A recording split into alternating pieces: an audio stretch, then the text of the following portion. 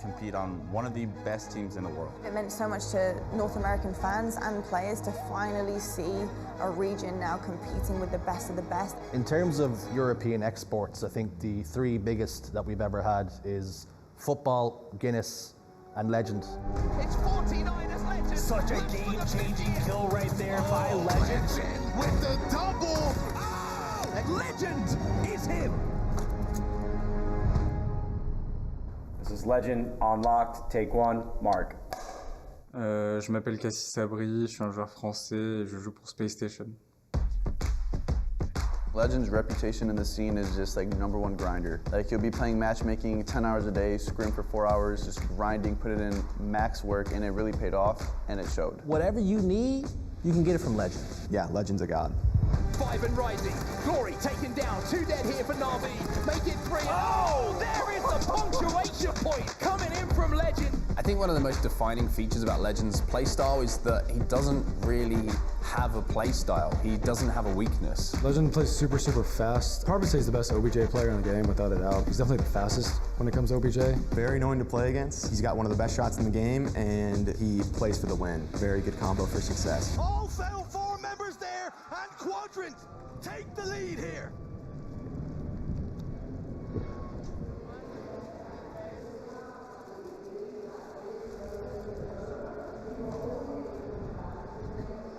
Back in the day, Halo to me was like a crazy game, like everyone in the world was playing it. So my big brother was a gamer, so I just followed the logic path of being a gamer too. I mean, I feel like I was naturally good because like I was playing against my dad or my brother who were like older than me, and I was like still being able to like beat them, so.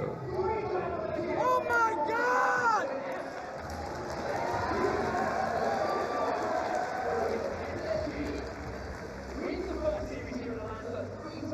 It's really hard to be an up-and-coming player, but to be an up-and-coming player in Europe, it's a whole different level. It was kind of like parallels almost. Like I was coming up in America and he was also coming up in Europe. He also, like, no one really knew what he looked like too, so it was kind of like we were both mysterious. We were like the same, just like different sides of the earth at one point. So like looking at it, I was like, it's actually really cool.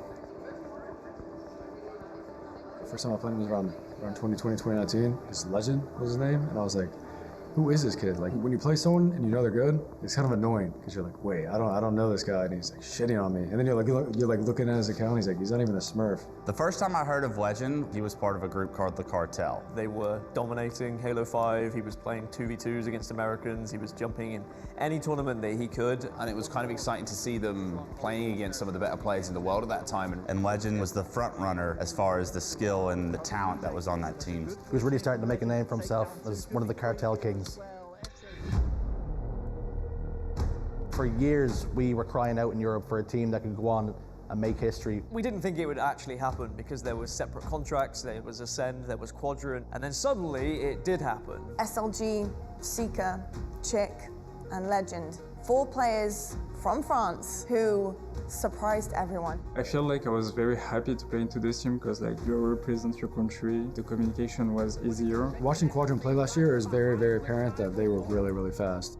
They're just super quick on their rotations last year, and just how like fast they could get a setup and just hold that. And that Quadrant team just became one that separated themselves from, it felt like European Halo. You have your standard European Halo teams, and then there's Quadrant, which is this step above. This Quadrant roster immediately went into a series against the world's best, figured out a way to win, and that's when you know they had a little bit something that nobody else had. And Quadrant are about to do the unthinkable by clean sweeping the world champions. When Quadrant beat Optic, it was the biggest upset that I think we had ever seen on the world stage from a European team. That was a message to North American teams that the rest of the world is no joke. It was kind of one of those things that you wear as a badge of honor. It was finally a team has made it, and finally Europe is being recognized. Legend was the most clutch player. He would never fail, it felt like, in those big moments, and was always the player to step up for them. And that kind of flexibility and intelligence as a player is something that really started to separate him from the rest of the incredibly talented players on that roster. There were some rumors flying about. We heard whispers and murmurings of Legend being poached by some of the top teams. This rumor went around for so long, it was like months and months and months. When you perform like he has on LAN, opportunity comes knocking. Going into the offseason, I think we knew we wanted to make a change. With Quadrant's success last year, it was kind of like Legend was the guy. Me, Eco, and Stellar, we all knew that he kind of fit our playstyle of playing fast. I received a message on Discord from Eco, and he was like, are you interested to like play for an American team? I think when SSG gives you a call and offers you an opportunity to try and compete for championships, you take that. It's still a hard decision because like, even though we're teammates, like I'm really like close friends with them, so like I just like choose what was the best for me. When it comes down to your career, you got to make the best decisions for you. Leaving France, leaving my friends, leaving my family behind me was like really hard, but fortunately Bound like offered me to live with him and his family, and they have been very nice to me, so the transition has been really, really easy. What kind of games are we going to play? Like Atari games, like Pong and shit? Oh, okay. You ever play Pong? It's like the first video game.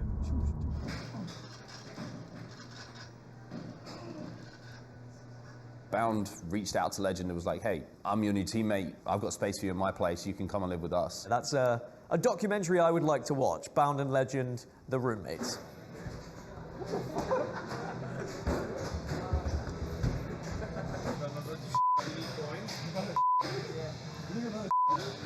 No, you're not. You don't know how to drive. So Bound as a roommate, I think is like pretty chill. He's really like easy to get along with, and like he's actually a really nice person. Oh my God! It's almost like they get to experience a lot of this up and coming potential together, and I think that adds a bond between those two that it's going to be tough to break. A young man to move over to another country, but be there with someone that he's going to be playing with, surrounded by people that he's going to be more comfortable kind of making that move with, creates the environment for him to just play Halo and succeed. Success doesn't always come instantly, but for this SSG roster, I guess it did, and they looked damn good doing it. So when we first saw SSG at a LAN with Legend, we didn't really know what to expect, but I was maybe expecting top 3 again. SSG came out the gates firing, and they looked dominant. They get to a grand finals at the Optic Major in Arlington. A proud moment for Europe, a proud moment for Spacestation Gaming. They are your champions. Massive moment, not just for Legend, but for the entire region. He, in that moment, became the best European player of all time, without a doubt. Legend has answered the call, and he has shown up for SSG in a monumental way. I'm a person who's had to watch European Halo fail for 10 plus years. So to see Sabri get over the line and the rest of SSG lift that trophy was such a massive moment, obviously for him personally, but for a whole region to be supporting him along that way, I think is one of the most special moments we've had in Halo for quite some time. They can confidently go into the rest of the season knowing they're good enough to get the job done. They just have to play like it. When we're all playing good and we all have like that confidence flowing in us, I think we're unstoppable. Looking forward for this Space Station roster, they demand championships, they expect championships. This team has everything that it needs to win championships. The sky is the limit for them. All 4 of those players, when they click on any given Sunday, they can win a championship. Legend's going to be a name that you will remember forever in Halo's history. He's making history, and he will continue to do so. By winning that event, it gave me like a lot of confidence. I'm pretty sure we're gonna win everything.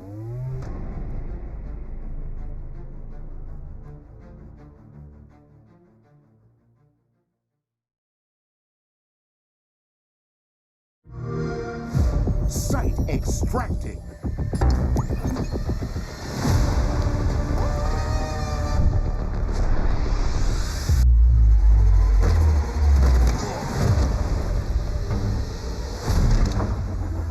Device converted.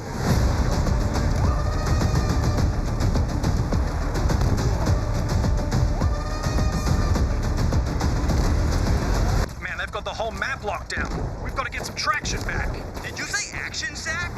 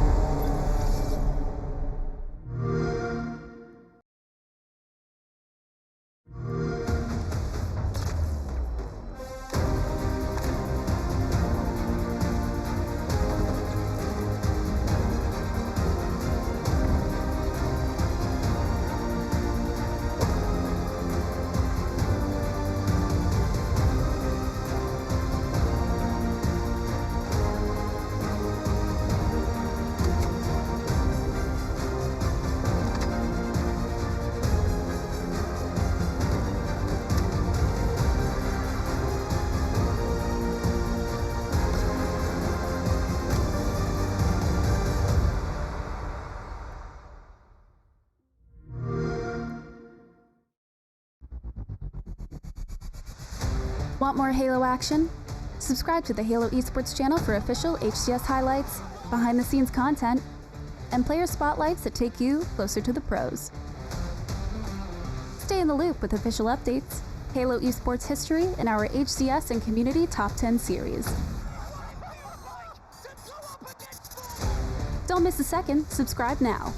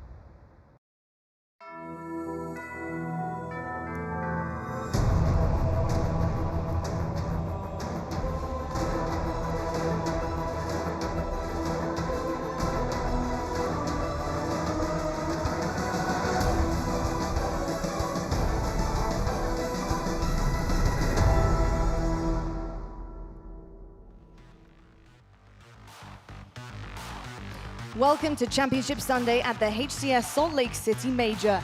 The dust has settled on 2 days of electrifying Halo, and now it all comes down to this.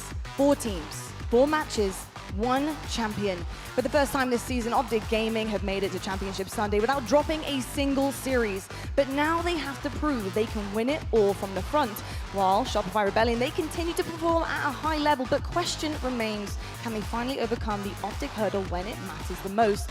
And of course, FaZe, their first LAN appearance as a roster, they're turning heads, but is this team built for a sprint or a marathon? And of course, the hometown hero, Spacestation Gaming, can't forget them. They're fighting for their tournament lives in front of their own crowd, and it's one last shot to complete the comeback story in Salt Lake City. Today, history will be written, rivalries will be tested, and legends may be born.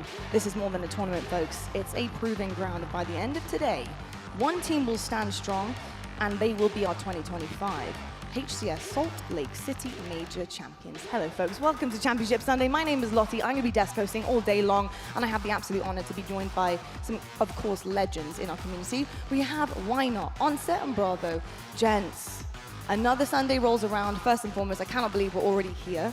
It feels lightning fast to me. I was very much enjoying all of the gameplay the past 2 days. And day number 3, I'm really hoping that it's going to step up to another level like it so often does. Tony, how are you feeling? I'm feeling great. I mean, yesterday's competition was absolutely incredible. We saw almost back-to-back Game 5s in the semifinals to kind of put us here. And now you got everybody's kind of 1 and 2 seed coming into the event. And on top of that, the best rivalry in Halo. I'm ready.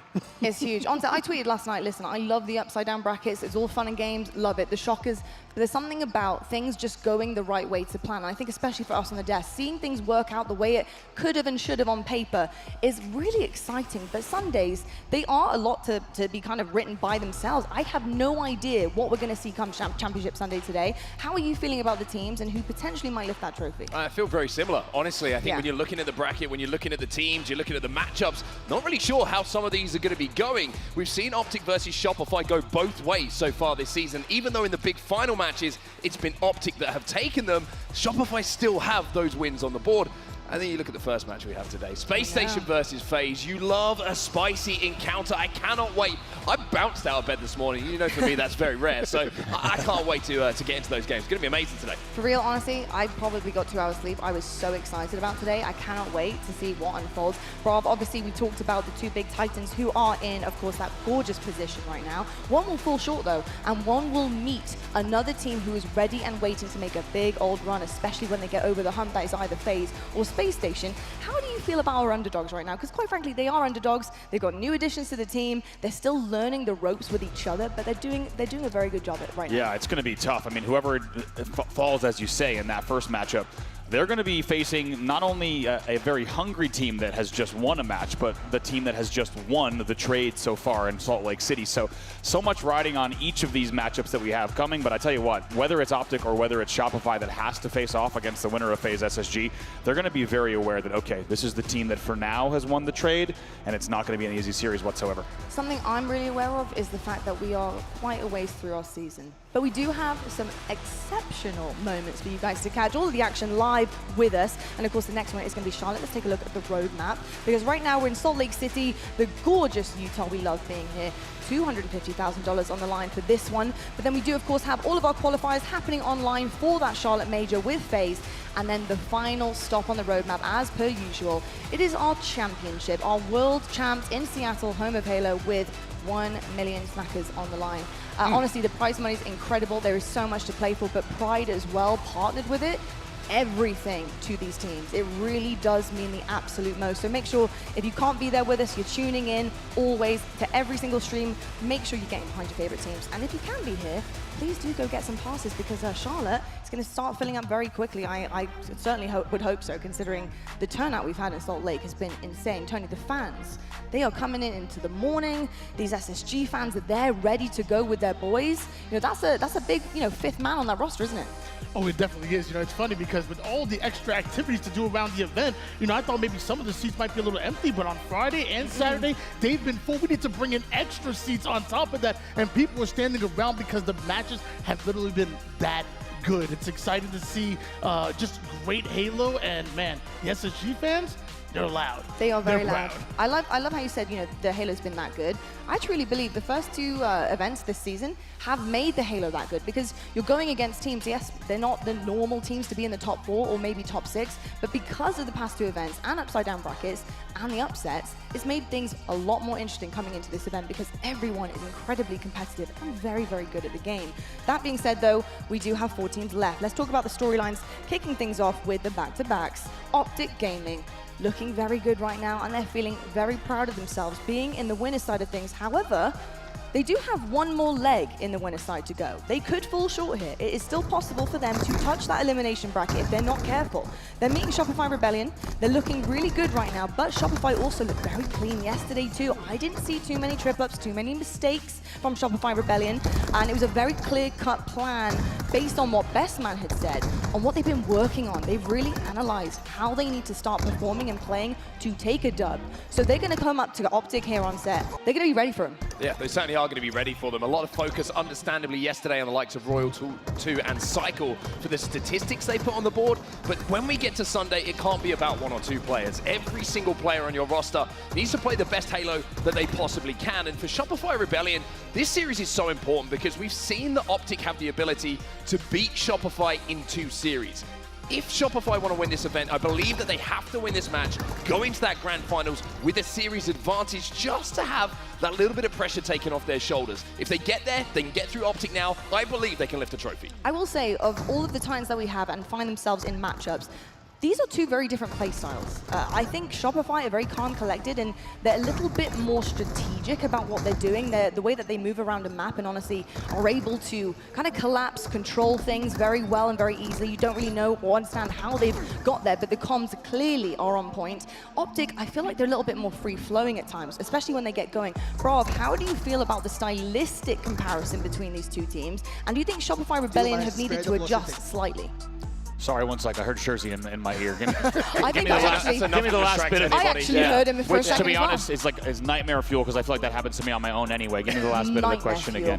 I was just wondering, stylistically, the comparison between Shopify Rebellion and Optic, and do you feel like Shopify need to adjust to kind of meet this here and hopefully take a win in the series? Yeah, I think it's a really great question and a really great way to look at the series. It's a fantastic lens into what this matchup will look like, specifically because I think when Bound and Legend, are playing their best, they are playing in-your-face Halo. They are the first 2 spawners, and they are already challenging you in about 1 to 2 seconds faster than you thought they would.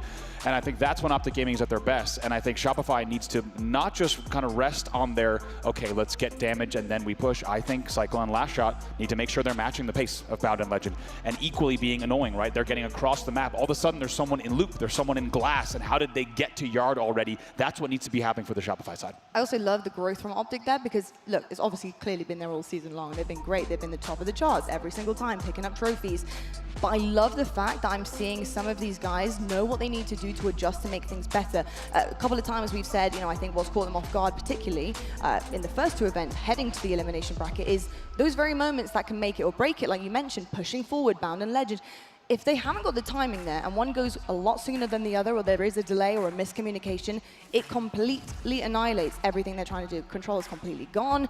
But the fact that they have managed to kind of adjust here, and it's looking really, really good for Optic Gaming right now. I'm loving to see some of the young guns, some of the ones are hungry for the slay, they're hungry for that kill, but they are being patient, they're being disciplined. That's pretty scary, Tony. It really is, and both teams talked about both Optic and Shopify Rebellion. Bestman during one of the interviews, and I was listening to the Optic podcast, and they said the exact same things. They wanted to widen their game mode and map pool. They had their strengths, but they also had their weaknesses. So coming into this event, it was about just getting better. And for example, Shopify Rebellion, they had a glaring need to improve their King of the Hill and their oddball. Well, look at them now. I'm not gonna lie. They're undefeated right now. I literally... That's incredible. This tells the story. Insane. Yeah, I was looking out thinking, is that what it really is? They're first in every single category from this weekend? That's absolutely wild. I think Optic fans are seeing this graphic and they're like, what? No, let's go. No, I think we're good. I think we're all right. And then I think they're realizing, wait a second, this series might even be more intense than they had realized. That's quite a graphic there. All right, well, I'll tell you what, on the flip side of things, I will say it's great to be perfect, but sometimes you can't learn from perfect. You need to make some mistakes along the way and make sure that you're bouncing back in the right way, because if you do find an opponent who starts to throw you off your game, you don't know how to adjust to that. So we'll see with the Pitch Perfect versus Optic, who have had a couple of stumbles here and there, but have pretty much been roughly up there with Shopify Rebellion. Another team looking to make a massive run here. And again, brand new roster additions for them too is FaZe. Now this one is a pretty personal story, especially against the guys they're going up on the main stage with, and that's Spacestation Gaming. But FaZe, they have found themselves pretty much Optic Gaming from past, minus Formal, but with the addition of Snakebite. And personally, I couldn't think of a better addition. If you're going to not have Formal on your team, Snakebite is certainly the one you want to pick up here. Tony, how are you feeling about FaZe, their run so far on the tourney, and of course, unfortunately, a shortfall with Optic Gaming. They didn't quite get it done. Sorry, excuse me, not Optic, Shopify Rebellion. They didn't quite get it done, but they have a chance to bounce back, and they did last night with Nemesis. Yeah, I think FaZe were absolutely fantastic all of yesterday. In fact, they were close to actually getting to a Game 5 in the winners bracket semifinals if they would have just got it done on that final capture the flag. I think FaZe have been great. I think they have a lot to prove, and they're going to prove a lot of people wrong. Think about the roster, 3/4 of that drop off of that Optic roster, even half of them dropped off this very SSG roster they're going to be going up against. That's a lot to prove, and they're going to come in and show everybody what they're made of. Just looking at these statistics, one that certainly jumps out is the kills per minute versus deaths per minute, right? That shows that they are valuing staying alive. Maybe the aggression isn't there, but I think we can take away what FaZe's game plan has been, not just from those statistics, but from the eye test as well. They are so good at setting traps. If 4 are alive, they will always bait you in to that first kill, that first death. And from there, that's where they start to progress on the map. Their map control, when they have 4 alive, is superb. My question always for FaZe is what happens when you start to die? When 3 or 4 dead are happening consecutively, how do you bounce back from that? Indeed. I will say, looking at the Slayer stats and considering how good they have been, and to be honest, it saved their kind of bacon in most series, I actually somehow ran into Snakebite yesterday. Did you? Don't know how, but I did. I had a run-in with him, and he actually mentioned how they weren't very happy with their Slayers yesterday. Even though they managed to squeak them away, they had a lot to work on with them. They were not happy with how they were actually handling them. And he said, but that is testament to how good we are. When we are not on, and they did not feel on yesterday whatsoever, that they're still up there with the best of the best naturally. And he said, that to me is everything I need to know to have full and utter belief in this team. But anyway, it was a great chat with Snakebite. Hopefully I'll see him at some point in time. But yeah, Spacestation Gaming, let's talk about the hometown teams, because they are going to do this in front of their home crowd. And you, boy, oh boy, do you think that they're going to go out without a fight, because Stellar is on point, Eco is showing up, and I will say the roster changes of Foul and Suppress are looking incredibly good right now. I think there were a lot of question marks online coming into LAN. I think you said LAN is king, right, Tony? And there's looking like 4 kings on the stage, so. LAN is definitely king, and let me tell you, SSG, when they have that LAN and home field advantage, man, they just take it up another level. They've already won back-to-back here in Salt Lake City. Falcator is shooting at a 1.21 KD. It's so impressive. Excited to see Spacestation Gaming, but one thing I do want to point out, you talked about FaZe being undefeated in Slayer. SSG, their weakness right now is Slayer. Can they bounce back? That's a big, big question. Big question. Onset, do you think we're going to get some answers on that? Have they adjusted overnight? I mean, they would have gone away and done the work. You would expect that of a team with the established veterans that we do have on this roster, but it is a concern, and especially the fact that we're not in the best of 7s yet. That's save for the grand final. We are still best of 5 territory in these games. So it's an interesting one. It's a tight one. Those Slayers are still going to have a big impact on how this series can go. But I think for SSG as well, if you win a game 2, all of a sudden you start to think, hey, we can win a trophy here. Because if you can win the game type that you've been struggling with on day 1 and 2, then all of a sudden the objectives are taking care of themselves. Indeed. I will talk about this a little bit more as we get into the matchup, but I just want this to be noted right now at the beginning of the day. This is very personal, this series. Yeah. This series is fresh, it's on their minds, it's raw, and both teams have something to prove here. This is going to mean a lot, not just, of course, for the placement to move on, but it is very, very personal. And if I know anything about personal series, it's going to be a banger. It's going to be incredible. You're going to see these guys hit a whole other level of Halo Infinite, so I hope you're ready for it. But I will say I love what Foul and Suppress are bringing to the team. I'm seeing a lot of comfortability, just not from them alone. Honestly, I think they're better than they were on FaZe in the last event, and they had a great placing. But Stellar and Eco, what it's doing for them, opening them up, and I really think it's meeting in the middle, whether it be Stellar's playstyle and Eco's, or whether it's Suppressed and Foul's. Something is happening, the adjustments are there, and I'm really excited to see what they bring to Championship Sunday. Well, with that being said, I just quickly want to get a thought from you guys about how our players have been performing, because we know we like to make sure the players know how well of a job they're doing. Tony, has there been standout players for you this tournament so far? Yeah, on one side of things, you have both Lucid and Snakebite dropping a 1.15 KD, which is really impressive to me. And then on the other side, Falcated and Suppressed have been not only doing in the KD department, but also objective efficient as well. Want to give a shout out to them, both of the new players going to the respective teams and really showing off, being valuable for each org. Love to hear that. Let's take a look at the bracket, shall we, Tony? Because a lot of these players that you're mentioning have a big hand in where their teams have ended up. Upper finals, we've got Optic Gaming versus Shopify Rebellion. On the winner's side of things, Optic are looking to keep this one close and get into the grand finals finally this time, doing it with only one series having to go their way.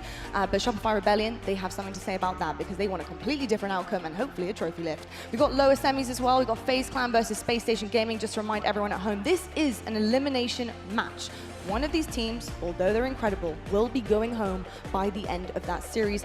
One will move to the Elim finals, where they will meet the loser of our winners finals here. There is so much jumping around going on in this later part of our weekend, but I promise you, it is honestly the best part of the entire tournament. We are seeing some incredible Halo today, so make sure you guys are tuning in. Should we have a look at the schedule, though, because we have a lot to look forward to. First up, we got FaZe Clan taking on Spacestation Gaming in that very elimination semi-final. Will your hometown team hold strong, or will FaZe Clan prove a personal point? We got Optic Gaming after that in the winners finals versus Shopify Rebellion. Both these teams have the safety net underneath them, although they certainly do not want to drop down into it. After that, 3 p.m., we got elimination finals, and finally, the big one, the grand finals, where we have seen so far this season 2 bracket resets.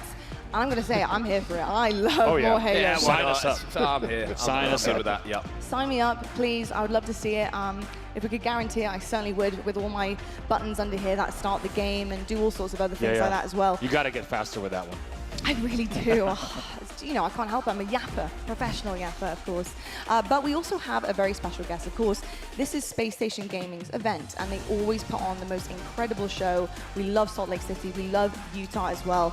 And there is a very special individual behind this org as well, and we love to hear from him, of course, every single event. It's Sean Duras, and he's on the main stage right now. Let's hear from the man himself and get this crowd going.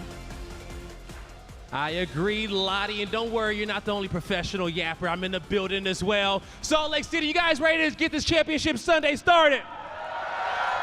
We love that. But before we do, we want to bring Sean Duras to the main stage, the owner of SSG, as he has something that he wants to say to you guys. So everyone give him a round of applause for Sean Duras.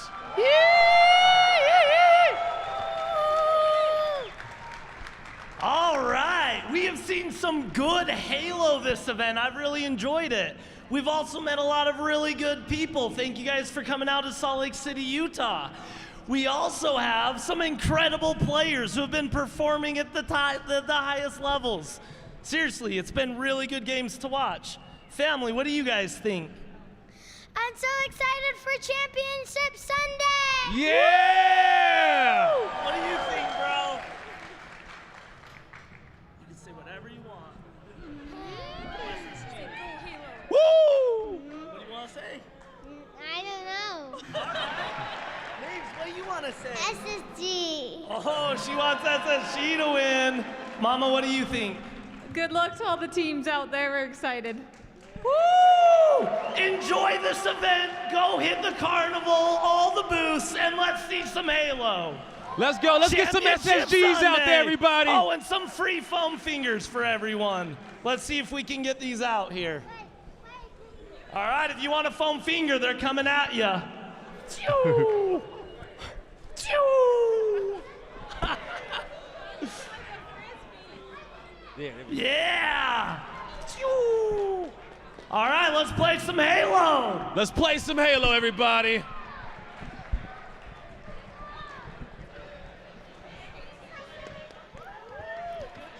All right, there we have it. We got the SSG family on the main stage. I've got to say, the kids are my favorite. Sean, I love you. I think you're an amazing person, and you do a great job hyping everyone up. But I've got to say, the kids, It's true. they're just the best. And also, I'm with him. I don't know. Sometimes I don't know, and I think that's totally valid, especially when it comes to Halo, especially when it comes to our actually season. Maybe the fairest response to today. Yeah. Because if you have noticed predictions from Talent, I'm never on there, and because my response is, I don't know. Same. And I think it's truly the most, I think, on-point response, to be perfectly honest, with predictions. That being said, though, we have some special players, of course, in our HCS. They are all amazing, and you may have noticed every single Championship Sunday we have commendations. And it's hard to choose who really deserves it, because it does chop and change as we get through the weekend. Sometimes players have the most exceptional day one, or a day two that's really saved it for their team. But what we're looking for is consistency across the board. On set, what is consistency for an individual player, whether it be objective, slayer, coaching, or support, give to a team truly when you're battling for a trophy here? Consistency equals trust. That's how I see it in a teammate. If you've got a consistent teammate, you're going to trust him in the big situations of big games, in game fives, when it's 49-49. If you have a consistent player alongside, you know they're going to win that battle that other players might not. They might feel those nerves in those big situations. So consistency is what everyone looks for. And if you're playing at a consistent level that is elite, well, you're going to be in the grand finals most of the time. Very, very true. Well, I'm sure a lot of these players on the stage in just a moment will be. Let's look at your event commendation players. Blaze, take it away. Thank you so much, Lottie. As you know, everybody, every event we have to honor the 4 best players of our tournament who gave everything in which they have on this stage to put on a show for you guys and to be able to hoist this trophy. And to help me present those medals, I got the one and only Richie Hines coming to the stage. Make some noise for him, everybody. All right, now get even louder, because now it is time for our players to come out. Get loud for our Commendation winners.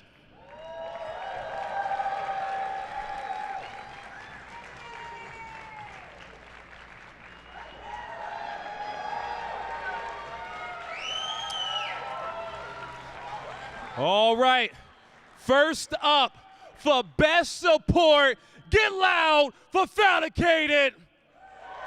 With a 1.92 KDA and a positive damage differential in all modes, he is our best support.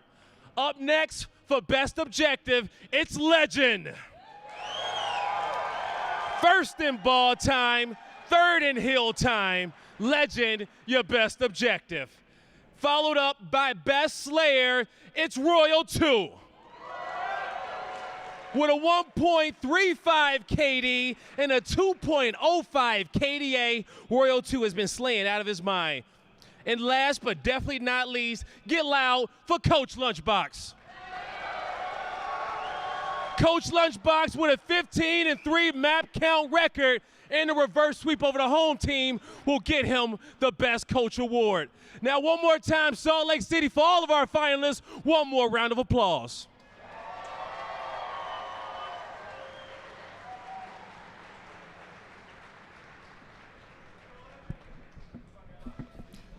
Love every single one of those players on the main stage, rightfully deserved there for the commendations. A lot of hard work put in, actually off the sticks as well as on the sticks, off season, in season, you name it. These guys are constantly grinding to make sure they are at the top of their game consistently.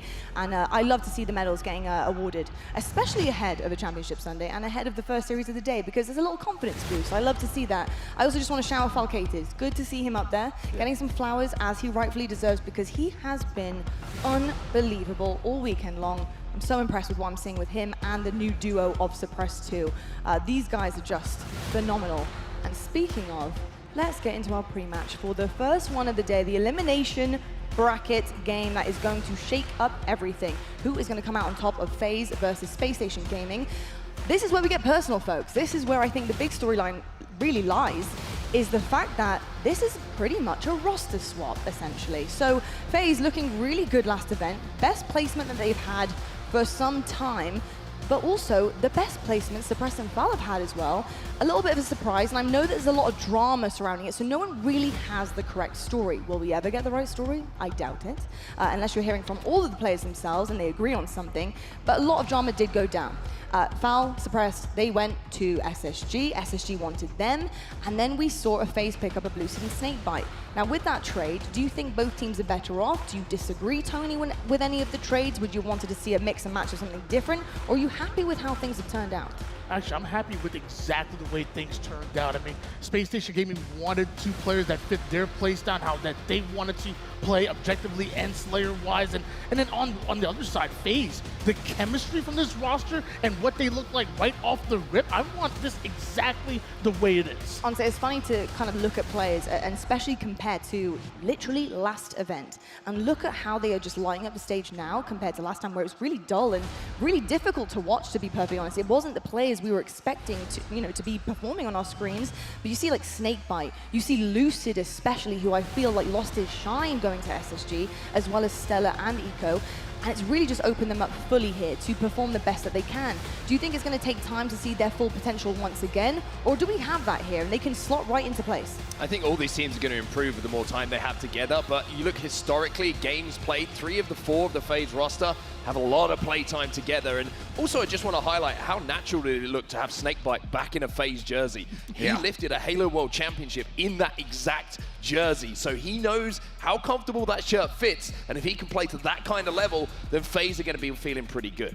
We can see right now with the stats, some overview, some results, there's lots to take in here, and of course the Slayers is a big one for FaZe. They're 6-0 in Slayers, although with that tiny little bit of information, the fact that they're not actually happy with how they've been performing in Slayers and how they're approaching it, although they're getting away with it, and honestly significantly well, because they're not close scores. They've been close to steak dinners in some cases for other teams against them, and others honestly not even reaching the 40 mark as well. So looking good, but they're perfectionists, I guess. Map count's looking pretty clean too, 16-6, and then a very similar story on the side of SSG. Honestly, these two teams right now couldn't be closer, Rob. It's insane. Yeah, this paints the picture perfectly to have both teams 5-1, to have both teams with perfect pools. As you said, 17-7 and 16-6 respectively so far. Unsurprisingly, nothing separating these two, and that's exactly how we'd want it. However, it's only going to be a best of 5 that decides who gets to keep playing today. Indeed, Tony, I think one of the big things that came from the roster swaps was play styles, right? It's all we were talking about. They don't want to play like this. This is too slow. We need to get fast. There's lots of memes flying around in Twitch chats, or you name it. It was happening, right?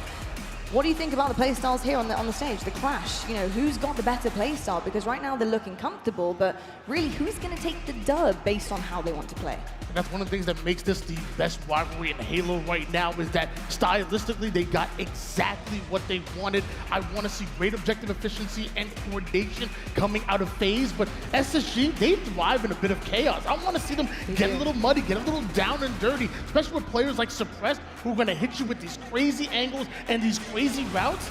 I think stylistically they match up against each other, and it's going to be really fun to watch. I think it's really interesting to talk about stylistically how these two teams are going to approach it, because FaZe, I think, when I look at this FaZe roster and the way they want to play the game, they don't mind giving you a little bit of extra map if they can bait you into a position where they're going to pick up a first kill. The other side of it, they'll take the map. SSG want to take the space and take the fight. So it's going to be this wonderful kind of chess match on some of these maps that we're going to see of who's going to take the space and win that first fight, or is it going to be the trap that's set for FaZe and they're going to win that engagement and get that first kill. Love chess, love the analogy. What you don't want is to sacrifice yourself on that stage to make sure that you guys are getting through that series with a dub. Well, this is it, folks. First one of the day, a big, big series, and they're going to be like that all day long. Spacestation Gaming, your hometown team. Spacestation fans, you better get loud. Those boys need to hear you. And FaZe fans, if you're also rivaling, you better scream your lungs out, because you're going to need them. Spacestation versus FaZe on Set Bravis, over to you. Let's do it. Big, big game to start the day. Bad, bad blood between these two teams as well. If you don't know what happened, go and have a look on social media. Check the Twitch logs, because there were some words exchanged between teams, players, but now the beef gets settled. FaZe versus SSG, and we start off with CTF Fortress. This is the match that we came for, make no mistake. Just because this is an elimination semifinal, these are the two teams that we wanted to see everything settled between. As we said, a lot of words exchanged. This is not just a traditional esports rivalry. This is bad blood right now in the water. And only one team will be able to say after this series that for now they have won the trade. That has been the question for the past 2 months. Which team has gotten the better deal here? Which team will outdo the other? Well, guess what? We get to settle that between them in a direct 1v1 matchup here. It's not about where they place in the bracket. It will be decided here in your first match of Championship Sunday. And it is an elimination match as well. So it's not just we beat you, it's we sent you home for both of these teams. FaZe versus SSG. SLC, are we ready for this one?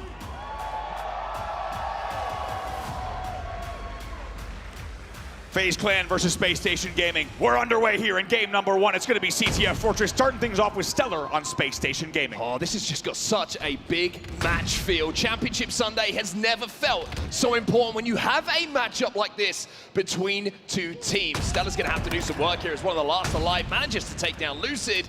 But on the back foot early on here, SSG, a Snakebite will sneak into the spiral. It's a quick no-scope and gets that snipe out of the hands of SSG and into the hands of FaZe. Man, this is nervy. Keep in mind, some of the first shots of the day, and they have to face off against now their biggest rival, as we said. With so much exchange, not just in the community, but the trash talk directly between players who are now ex-teammates on both sides of the stage. So much riding on this game number 1. 2 dead on either side at the moment, but good early aggression coming in from FaZe, which is something to certainly note. Lucid tries to tee up Falcate and actually helps both players stay alive in that situation. Now they're going to reach out. Fal stays alive thanks to Stellar. A couple of extra bullets as Trippy will respond.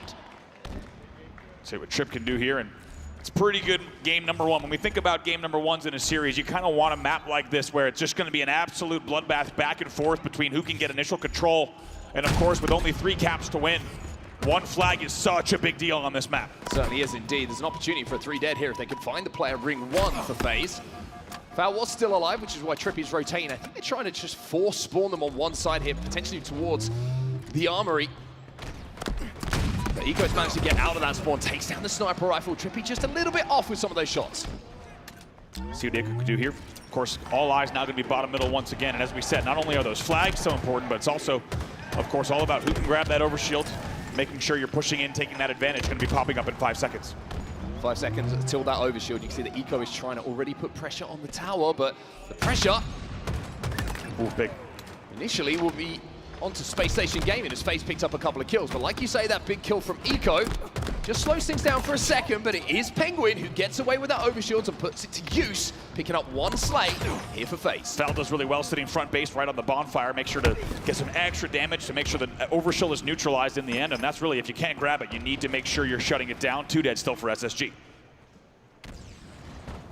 Suppress just having to play nice and slowly here inside of his base, just waiting to see where the FaZe push is going to come from.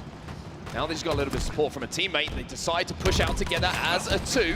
Stellar gets that kill. Penguin will trade out the kills, but Stellar is still alive until Penguin slides out for his double kill. Going to be a 2v2 split on the map. Here comes Penguin trying to fly across. Eco's in the same exact spot.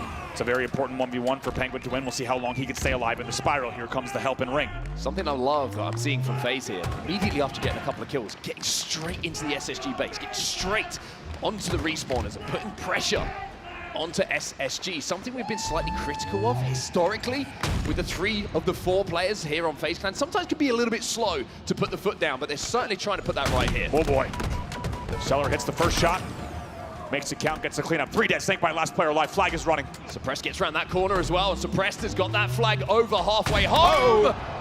And Stellar's hitting domes. That's a nice shot from him, and that flag is still moving. They're letting it go. Snakebite's not even going archers. This flag's going to go without a doubt. FaZe is actually going to let it go in. SSG with the first flag on the board, with some great slaying coming in, and Stellar not only hitting that snipe, but I love how he uncharacteristically did not fly right to the arches for Snakebite. Instead, he goes ring and looks for the spawner on the back flag, and you can tell Snakebite wisely knew, hey, if we lost our first spawner, I am not going to solo push arches in a 1v4 and make anything happen here. FaZe is forced to let that flag go, and they find themselves 2 dead yet again.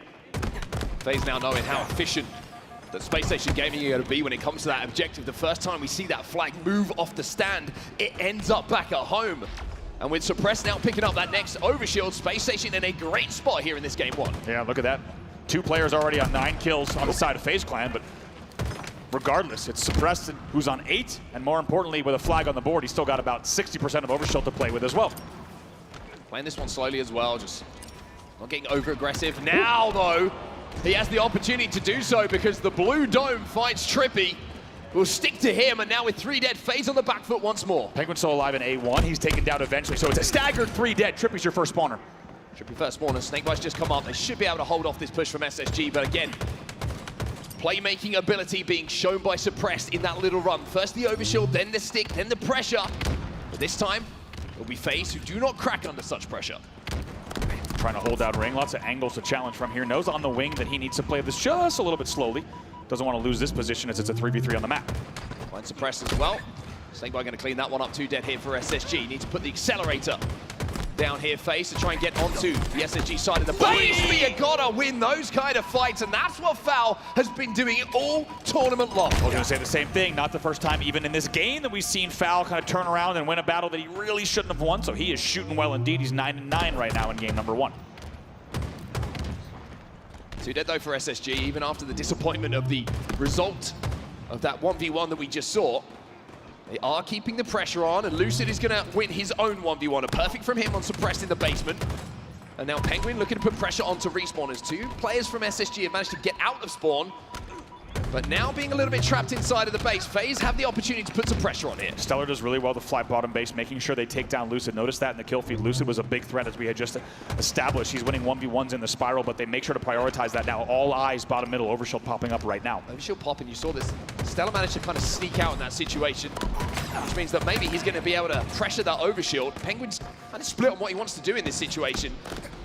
And Falcate actually going to get away with the Overshield, but FaZe set up to absolutely melt it. 3 dead here for SSG. An opportunity for FaZe to get that flag moving. This has been continued pressure for the past 2 minutes or so from FaZe, and they've slowly inched their way, as you have to do on Fortress, to the flag. Here comes the flag run. Everybody respawning on the snipe side. The mortar strike comes in as multiple grenades will take down that flag run. You wonder if he hit the G-slide. Yeah. Maybe he has an opportunity to get that into the ring. And FaZe now find themselves 3 dead, and Lucid has to hit some shots. Well, there's the first. Hit a shot, he does. I agree. I think everyone watching who's watched enough flag runs on Fortress or tried to force enough flag runs on Fortress, he did not get that front base toss the way he would have wanted Penguin. Shots continuing to connect for Lucid. And instead, that flag kind of stayed. It was a little stuck on the front door, and then he gets trapped in the bond. And you could tell if he maybe had a different timing, anywhere between a half a second to 1 full second, he might have been all the way in ring and avoided those grenades. Still a 1 flag game here, as Lucid is looking to clean up his own damage. 2 dead. There was another player just snuck past him. He's going to find that out. Luckily, he has a route which just, I thought for a second, was going to be enough to keep him alive. But Stellar now is last player alive for SSG. It's a big kill.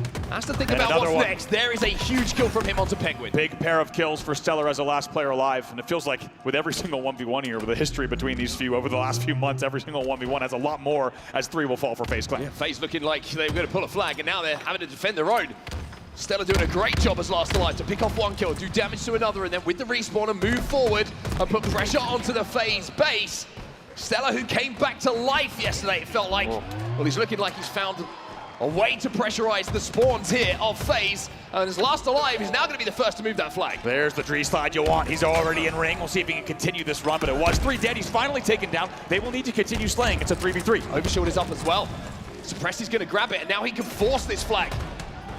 He could go brute force if he wants to. Get that one back to the courtyard, but FaZe Assignis around him. It's 3 dead now for SSG. Wow. Stellar and Foul quickly off the spawn here. FaZe have not got that return. Stellar going arches. We'll see if they can double stack this return. It looks like they will have the timing on it. And my, oh my, Suppressed kind of just ran into a whole lot of trouble there with the Overshield. He couldn't really make up his mind on how he wanted to engage. And in the end, tries to run the flag and runs into a whole lot of resistance. As a result, 3 dead for SSG. They will keep the game at 1-0, but also, let's not forget, 3:24 on the game clock.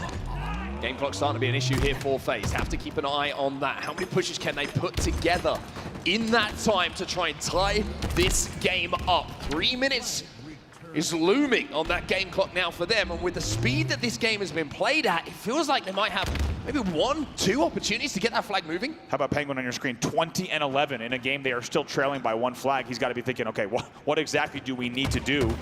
As their numbers look so strong and they are out slaying, what do they need to do to get a flag in? They're trying to figure out that piece of the puzzle right now. Penguin's done everything right in this game so far. A couple of players are going to catch him off guard potentially here as Foul will try and chase him down, but look at the movement from Penguin. He stays alive long enough to allow the rest of his teammates now to move up into the base.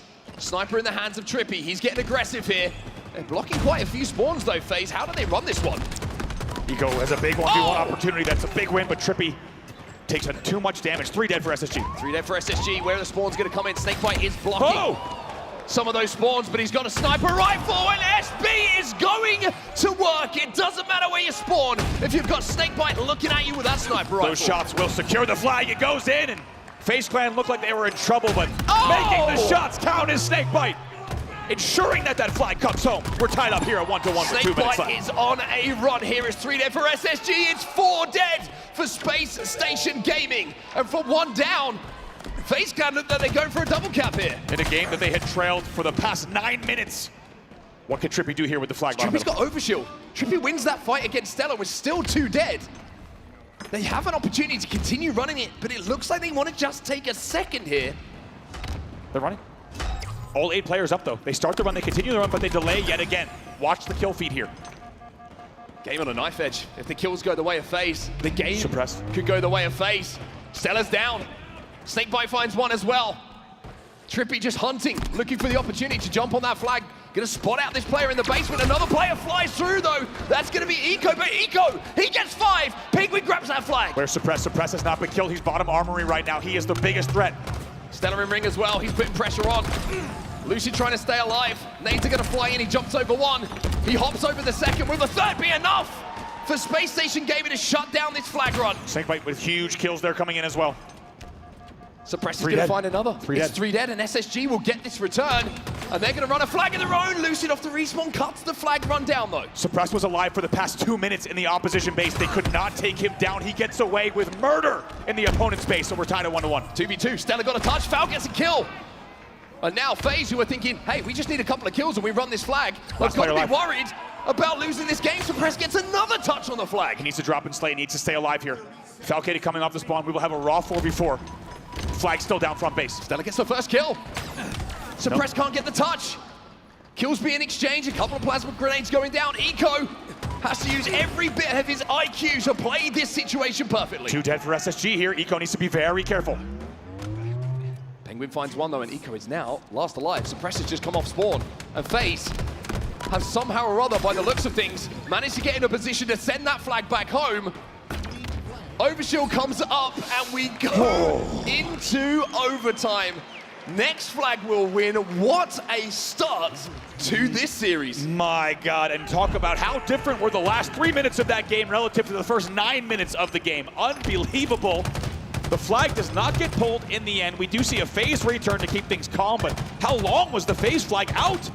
How long was Suppressed alive? One of the longest, I would say, lives in main stage history on Fortress.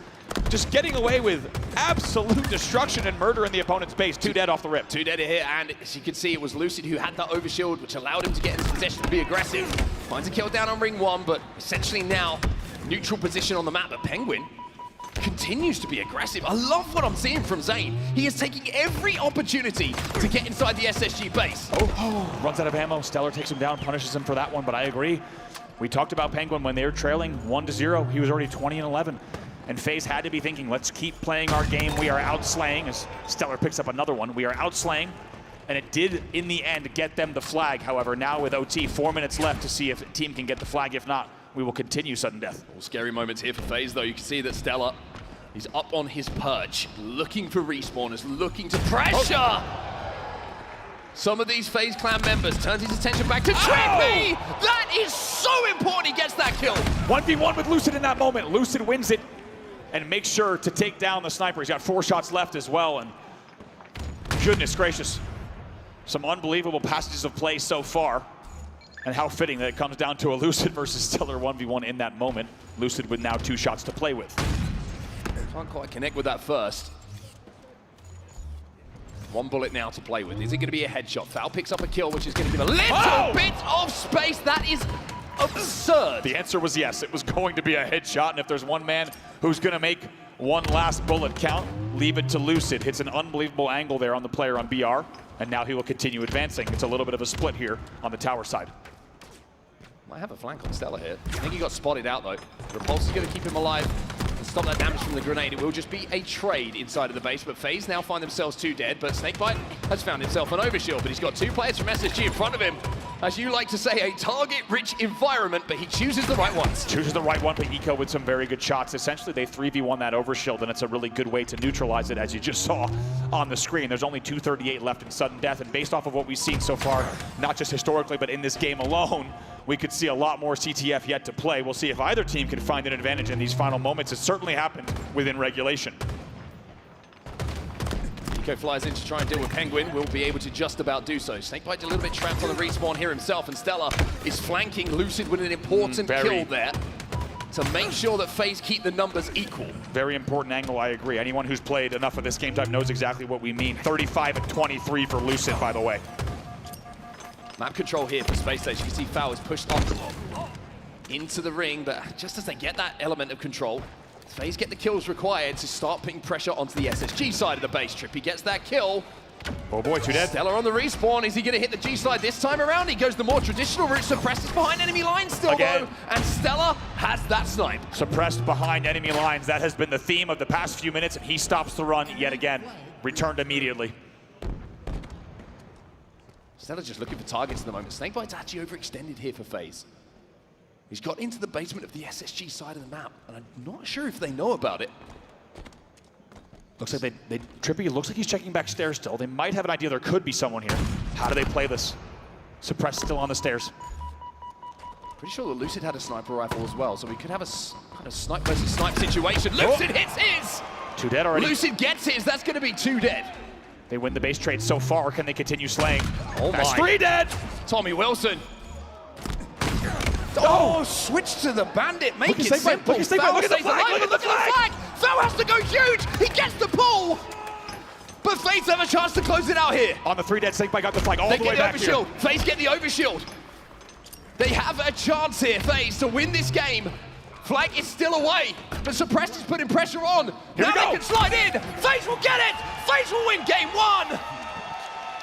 But my goodness, what an introduction to this series.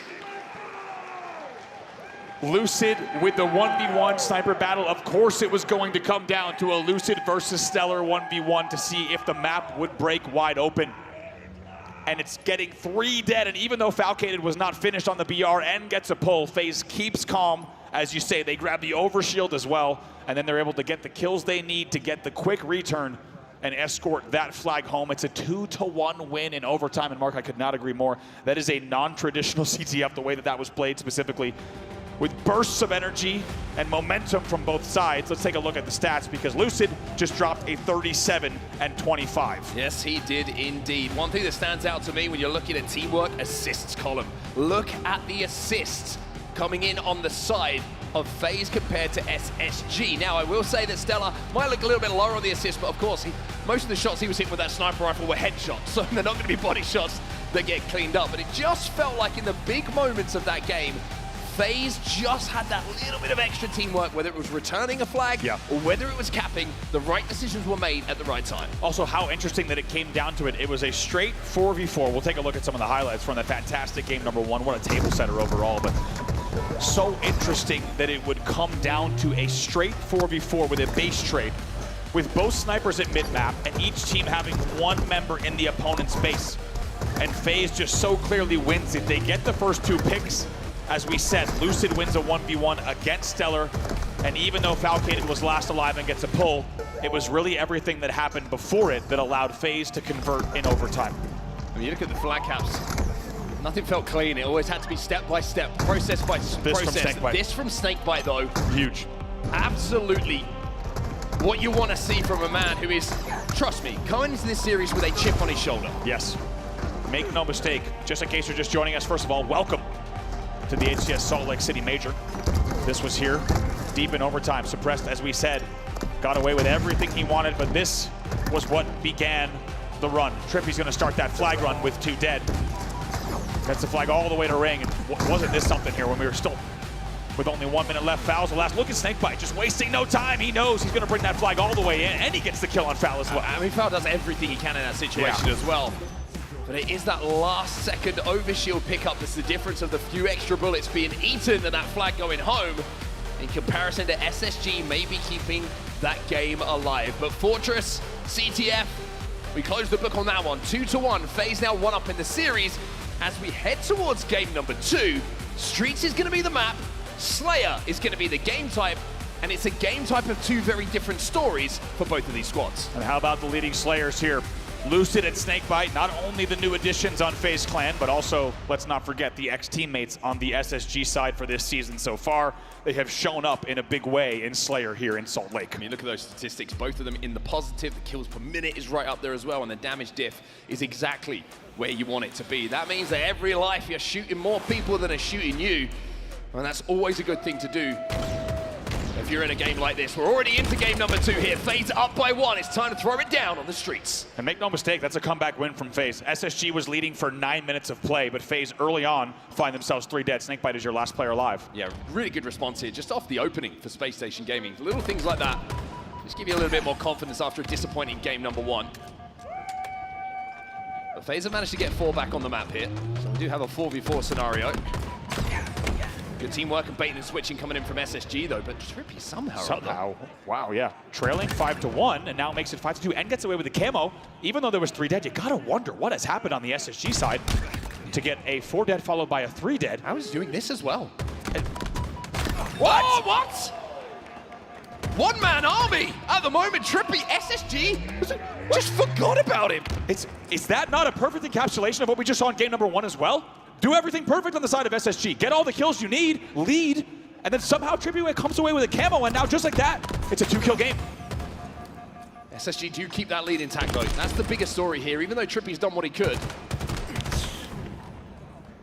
It's an advantage that SSG will hold on to dearly. Another kill now picked up by Falcaid. As SSG just starting to find a little bit of confidence here, a little bit of momentum. It feels like they're getting that first pick more than once in those team fights. Absolutely. Stellar wants to make sure he turns this series around. He's already 5-1, shooting very well here. Is of course a big contributor to that 3-kill lead early on. Things going to slow down just a bit until we see that next camo in play. Yeah, it doesn't surprise me at all. We're going to see step by step, tiptoe by tiptoe, when it comes to moving around this map, when all teams have every player alive. 10 seconds left, and you think that SSG, the game plan's got to be, make sure we don't let that camo get away this time. Absolutely. As your last player alive, Trippy started to just absolutely poke holes in the SSG setup, and just like that, now a 1-kill game. Here's camo up bottom middle, and there's 3 dead for SSG. Yeah, Stella was last alive. Camo goes to FaZe. Tie game. Trippy had his fun last time with this. This time it's Snakebite who's got the camo. So far, when it has come down to it and a play call needs to be made, FaZe continues to win them, and now they take the lead for the first time in the game. Snakebite gets the pick, stays alive, keeps the camo, gets the info, and puts some more damage in. But look at Suppressed. How annoying is this? He got the Stalker Rifle. And even though it looks like the trades are going to be even across the board, Suppressed did a really good job in that position to actually eke out a couple of extra kills. How well did Snakebite do with the new skill jump here on B-Stairs? Just continually popping back up with the camo and dealing damage exactly when he wanted to and how he wanted to. And he stays alive from the nade as well. They lead now by 3. You mentioned the start that Stella had. He's 5-3 at this point. Well, Snakebite's 5-2 at this point. Lucid finds an opener, but immediately going to be traded out. There's another one. 6, 7. As a double kill is picked up here for Snakebite, and you bet he's challenging Foul. 3 dead. Falcaid stays alive in the L. He also has pink spawners. But most importantly for the side of FaZe, they take advantage of not just the camo, but they now lead by 4. On me. Watch out. There's 2 guys. Let's get into it. Listen. Sorry. I'm looking purple. Got one more. Fight this guy's fight. Music, guys. Music on me. I'm trying to come back. Music. One shot. Yep, kill music. I'm looking. Camo's in 30 seconds. 30 seconds. Camo. One shot, Joey. Oh my God, PJ. You have to be real. The RDP1, Joey. RDP1. Look, turn around. I don't see him. Camo's in 20 seconds. 20 seconds, camo. I see him. He's close. I don't see him. He's just hiding. Camo's in 15 seconds. Yo, do something. Two drive a week. Well, I'm behind you, Joey. One Mando as well, guys. Yo, I have a smoke, Joey. Yeah. Go. Yo, just smoke it for me, Tommy. Yep. Camo in 3 seconds. Yeah, top out. 2 shot top out. Top out and bottom sub. I believe Joey. 2 shot B-stairs. 2 shot cuts. It's gonna be 2 left. And one guy going bottom mid. Oh, look right here. Look mid and right. Look mid and right. Cuts, low cuts. We're leaving left side. Spikes? Yeah, look P1. I'm just hiding from I'm hiding back tower. Looking left. Yep. Aimbot, lock it down. Guys, I have a repull sticky. I'm going tires. Yo, tires in arcade. I'm leaving you right, Tommy. I'm leaving you right. Alright. Tires one. Go, dead end. Have shields, Joey. Dead end. Flowers. Go on, Joey. Nice, Joey. No, only one more. P1. Last guy. He's benches. Running out. He ran out. I'm running this. No, wait. Let this. Camo's out, Joey. Your camo's out. He got out. He's top out still. Yo, I'm sitting posters. I'm not helping PJ. I'm not helping you. As we go out the listening phase, you could hear everything was going right for them. They get their third camo of the game as well. And Trippy says, hey, I've got a sticky repulse. I can make a play here. Make a play, he does. And that means Trippy is 10-2 at this point. Unbelievable. I think we're seeing it time and time again, as we said at the beginning of the game. When it comes down to it, when play calls need to be made, FaZe Clan is the team that is doing it. They now lead by 10. Now trying to escape with no shields. He gets cut down. Space Station's so split across the map at the moment. You see the Stella's going to be on his own. Trippy gets another kill. That's 12. He's plus 10. He's plus 10. And there's only 32 kills on the board here for FaZe. Unbelievable the way that this game has played out. I'm so glad we got to hear that listening at the exact time that we did, because keep in mind, FaZe had only just gone into the lead by 1 off the back of the second camo.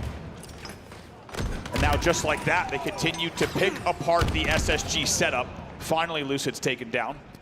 But as you said, it's Trippy. How much have we talked about Trippy in Slayers? He's 13-3 and tied for the most assists. The entire squad has 6 assists apiece. They are firing on all cylinders and firing together. Well, during his previous run on Optic Gaming, where they became world champions, he earned the nickname Big Game Trip. Well, it's going to have to be Big Series Trip here if FaZe want to come through this against Spacestation Gaming. But he was one of the players who was exchanging words in those Twitch chats once these team trades went down. And him and Snakebite at the moment are just dominating in this game too. Here's the question, can Stellar turn this game around? He's got a little bit of camo left, and they only trail by 7. This is still within reach, despite what we've seen so far off the first half of the match.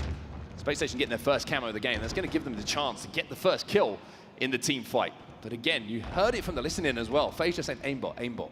That means lock down lanes, focus on something together, and make sure that we get information. Penguin gets that first kill though. Stellar gets 1, but you imagine he'd be traded out, but no, Eco's there to keep him alive. Not over yet.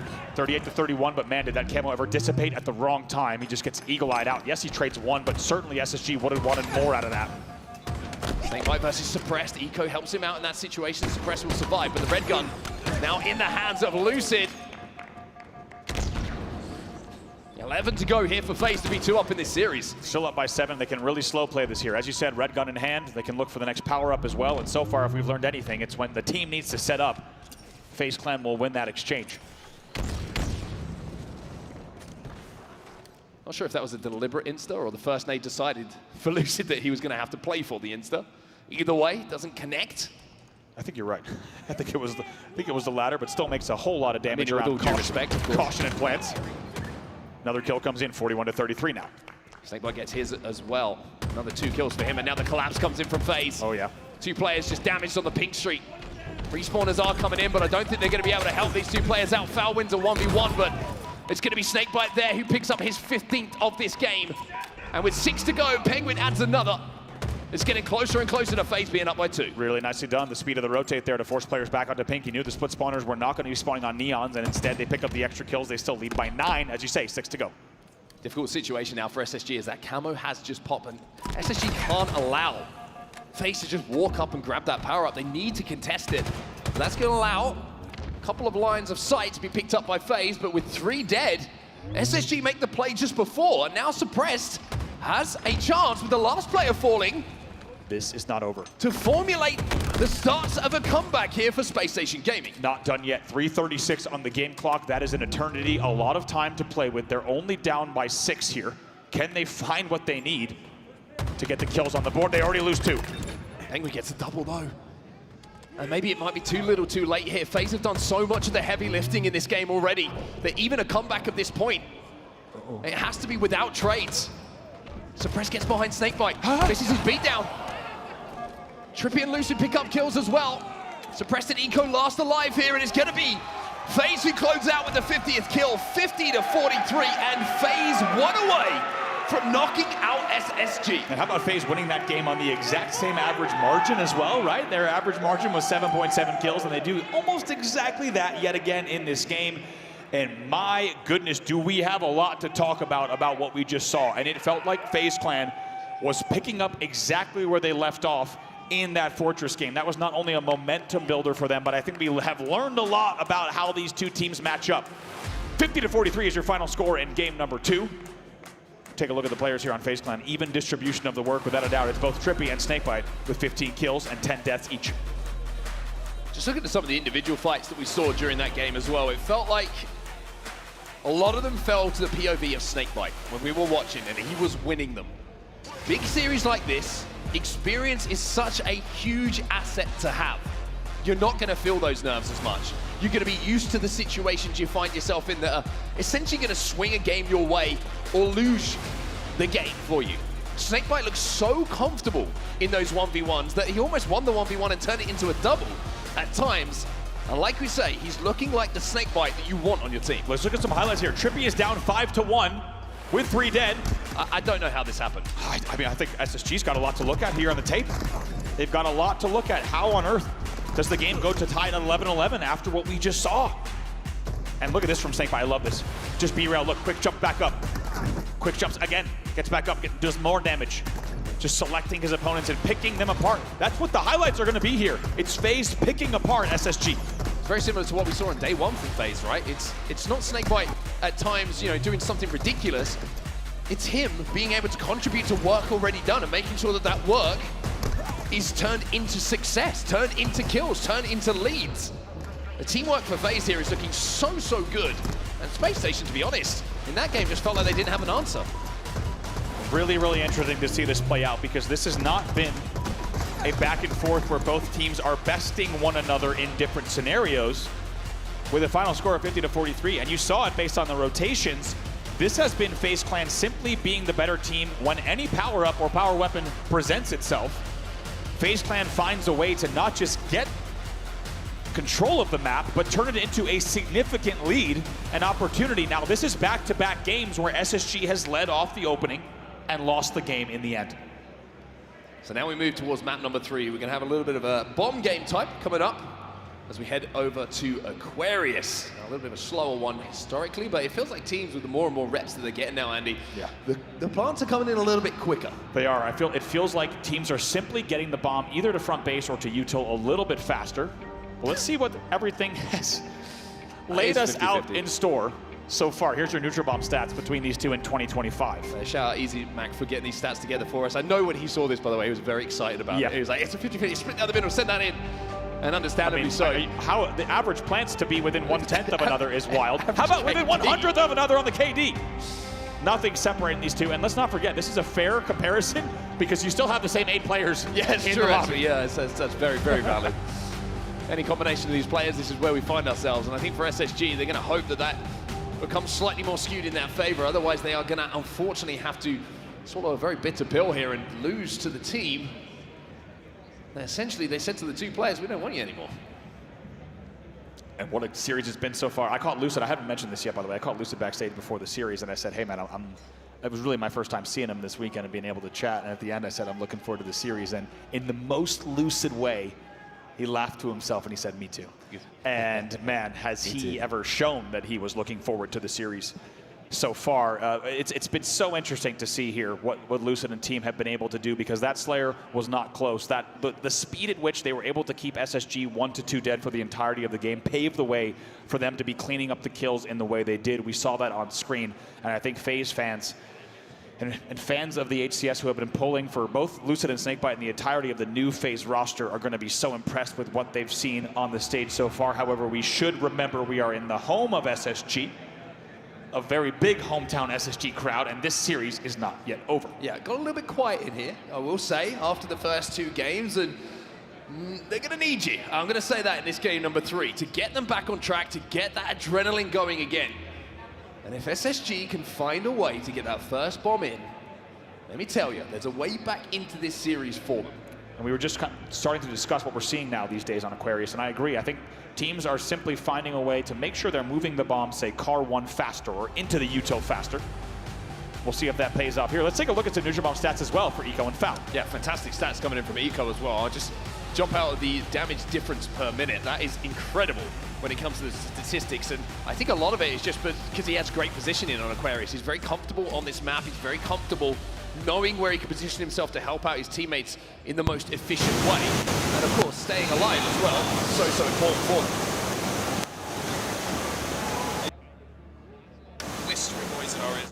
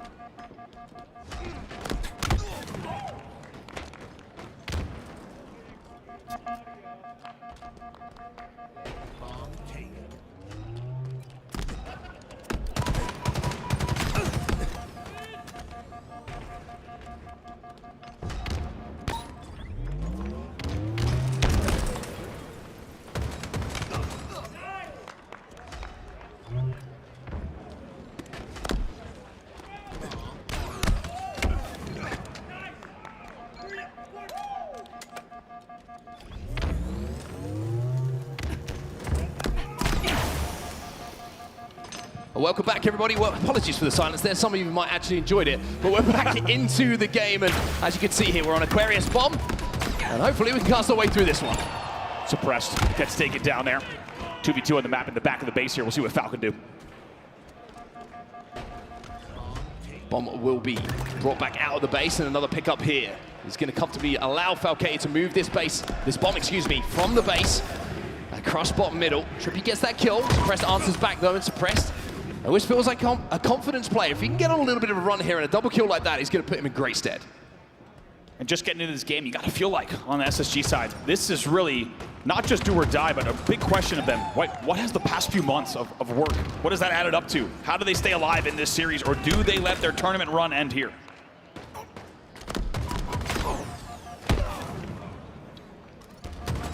Stella top pink at the moment. You can see the camo is about to pop.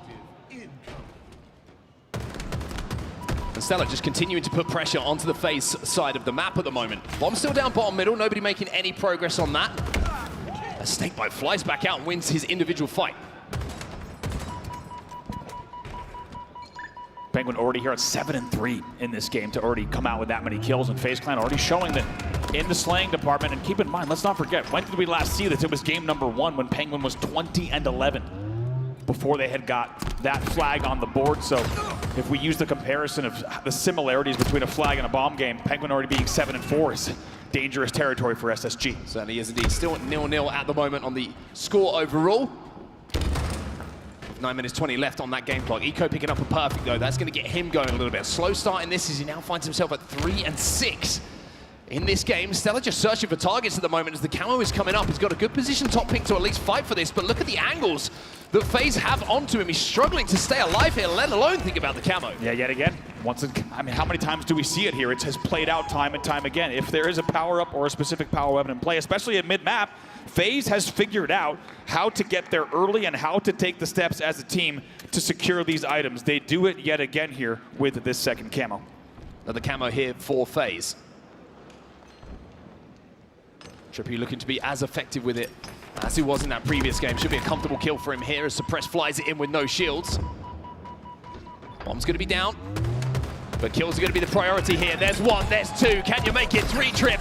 Can you give us the 3 stars? You got to deal with Foul. Does a great job to stay alive. A little bit of deja vu. Falcade, your last player alive, and in the end, he gets the trade. However, this time, it's a little bit of a different circumstance. He stays alive long enough for his spawners to help, and now Suppress will start to move the bomb. He's also leading on the team with 8 kills. Suppress having to move it, though, in a position which is away from the base, just at mid-map. But now with 3 dead, Spacestation can think about moving forward. Last player alive is going to be trapped on the pink stairs. That's going to be Snakebite. It will be back flag or gen spawns here. For FaZe, Suppress is going to be flushed out, though. It's such an important kill, but the trades are coming in. But where is that bomb? Have they got it progressing towards the base? 3 dead, Lucid, last player alive. There is 1 spawner in play. It could be Snakebite now, who's a staggered last player. Now 4 dead yet again, and it will be a camo for SSG as the SSG fans start getting loud. I don't think Eco really wanted to move that bomb in himself, though. He has the camo, and I think he was waiting for someone else to take that responsibility. Unfortunately for him, nobody did. So he had to drop down with that camo, move that bomb, and now he's last alive. FaZe defend extremely well inside of their base, but just a hint of inefficiency from SSG. Really well done. Also, all the way back to Lucid staying alive on stairs, just long enough for Snakebite to enter the fray, and they keep things chaotic enough where Eco is forced to, as you say, be the last player alive with the camo. He will convert on the Lucid 1v1. Trippy, by the way, also 12-9 on the other side as he takes the lead in the game in kills. Big push coming in from FaZe, though, on the gen side. You can see where that bomb is. From a 3-4 dead situation now, Spacestation having to fight back into their side. Ooh. And it's going to be Penguin who wins an individual again against Eco. Falcated now on the car side trying to stay alive. Penguin's going to get some help from Lucid, and that bomb, even though it's been repositioned down bottom middle, pressure is on the SSG base. You'd put your money on Eco to win that one with the thrust in the back pocket, but in the end, as you say, goes the other way. 2 dead here for SSG. Here comes Penguin. 3 dead. Really good shots. He should win this one. He does win this one. It's a 4 dead, and the bomb is moving in. The bomb is being planted, and FaZe might be close here in a second or so to going up by 1. They get the plant, and FaZe in a great spot in this game now. And how about the fashion in which they do it? They found themselves, as we said, 3 dead, 4 dead. A staggered 5th kill comes in. Regardless, FaZe fights out of their base to get the first bomb on the board. And Trippy's still inside of your base, which is a problem, especially when you're still 2 dead. Falke tries to fight his way back in. The defensive back nade comes in, but oh my, Trippy! He is feeling himself in this series. Ex-teammates there, and you're going to see continuous ex-teammate 1v1s happening in this series. It's been a pleasure to watch. And so far, FaZe has, as you see on the scoreboard, both on the series and the game, had the upper hand. The obnoxious thing here that FaZe are doing as well, they're keeping that bomb moving towards the SSG side of the map. They're forcing SSG to turn around, even if they get kills, which is looking tough at the moment with the way that Trippy is shooting. They have to be so aware of that position of the bomb. You rightly made the comment that it needs to not only be big game Trip, but big series Trip. How about him being 17 and 11 in this game right now as well? 2 players trapped on the gen, both of them low shields. Trippy wants to be a difficult death though. You can see Lucid finds one, finally SSG will double up onto him. As Lucid will now be last alive, but he's inside of the SSG base again. And look how frustrating this is. Lucid's just making 2 players come all the way back to deal with him, and now FaZe are already on the ping side. Yeah, really well done. We'll see if FaZe can even capitalize. Snakebite gets to the fridge right away, and he has help from Penguin as well. 5 minutes left for SSG to find some rhythm, find an opportunity, find a way to get that bomb across the map, but they're being so heavily outslayed at the moment. It feels, from the POVs that you're watching, it feels impossible to get across the map.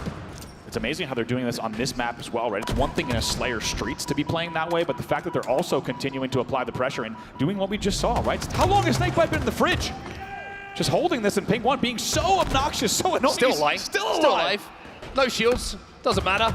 Trippy now, down ping 1. He's been shooting pretty good and continues to do it. Man. How many fights is this man gonna win? And it all goes back to, as you had pointed out, it all goes back to Lucid staying alive in the back of the base, which paved the way for them to fly in. Now here they come with the bomb. Look at the control that they've got as well. Everybody is stacked up. Everybody is holding hands. The arm comes in. Doesn't quite go in, but Snakebite should be there to finish it off. It's 2 to good. FaZe are looking dominant. 3 dead yet again for SSG. Foul, your only player alive here down in pink 1. And once again, it comes down to Lucid, last player alive. They hold fridge in pink 1 for about 1 minute 30 seconds, and they just wait. They wait for the kills to come in. They bait the hell out of pink side and the fridge side. And guess what? SSG takes the bait, and they cannot get the kills. And off of that advantage, off of the actual slay advantage, they get the bomb tossed up right away. Before you know it, Lucid's already in their base, starting the arm, and they finish it. They lead 2-0 here. Bomb moving again here for FaZe. 3 players having a wrap back for the pink side. Penguin's here, but Penguin explodes in a hail of frag grenades. That's going to be 3 dead here for FaZe. This is the chance, though, for map control for SSG. They need to get up the map here. Not over yet, as we said. With the talent on SSG, 3:30 left, 2 bombs here. It is still possible, but my God, will it ever require something special with the way the FaZe clan is playing. Well, they get up the map. The problem is, individual fights being won again by FaZe inside of their base at the mid-map point. Suppress now last alive. And if you're last alive, you can't even think about considering going towards that bomb. You can't even think about putting the pressure on the FaZe base. And Snakebite flushes him out again. Might even get another one here. Look at the damage coming out of Snakebite right now. Might be 14 and 12, but 14 assists to his name. Oh. And gets the finish as well. By the way, we should check it on Penguin. 23 and 14 right now. Unbelievable, monstrous numbers coming in from him. Should be another kill going down here. 2 dead for SSG. Fouls across the map. Bomb being armed. 2 dead for SSG. 3 dead for SSG. 3 bombs planted. 3 games in the bag. It's going to be FaZe Clan with the sweep against Spacestation Gaming, and they send them home. Little shrug from Lucid to the crowd. And let it be known, in Salt Lake City, FaZe Clan will send home the new SSG at home, a 3-0 clean sweep. And for now, we can say FaZe Clan has won the trade in Salt Lake. Of course, there will be a lot more Halo play this season for SSG. Nothing tastes.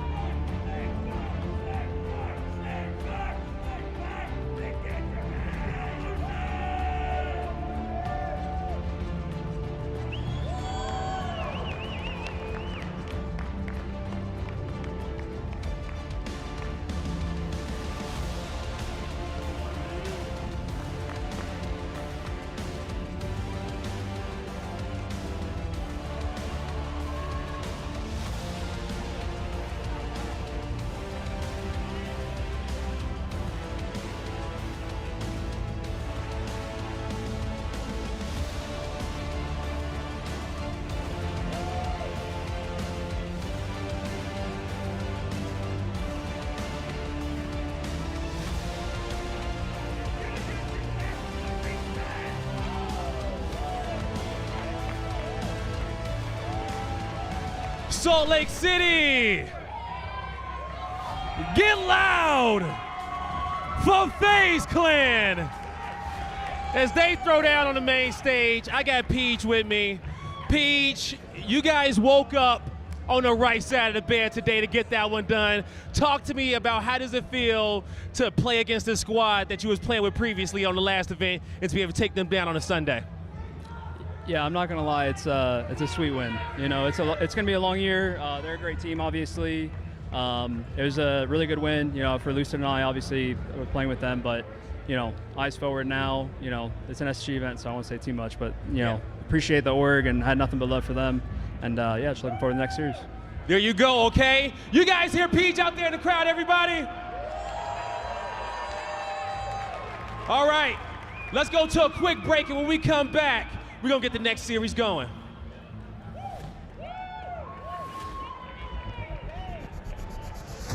Want more Halo action?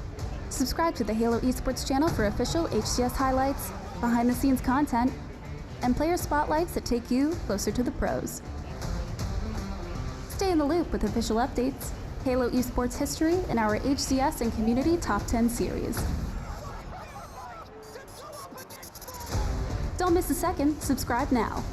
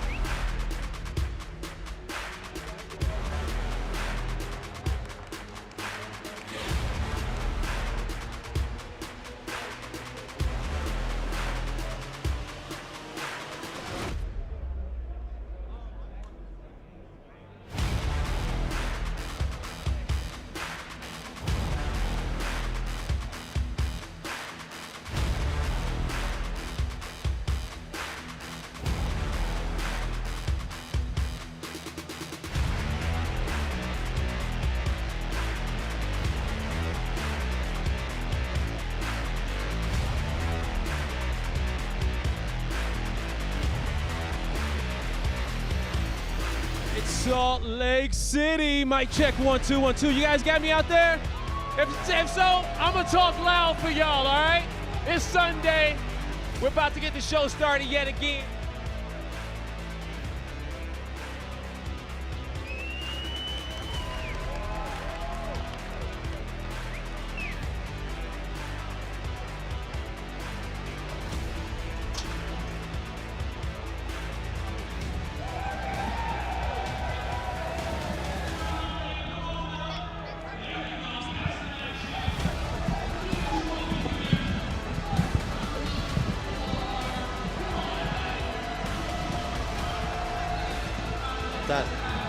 Dan.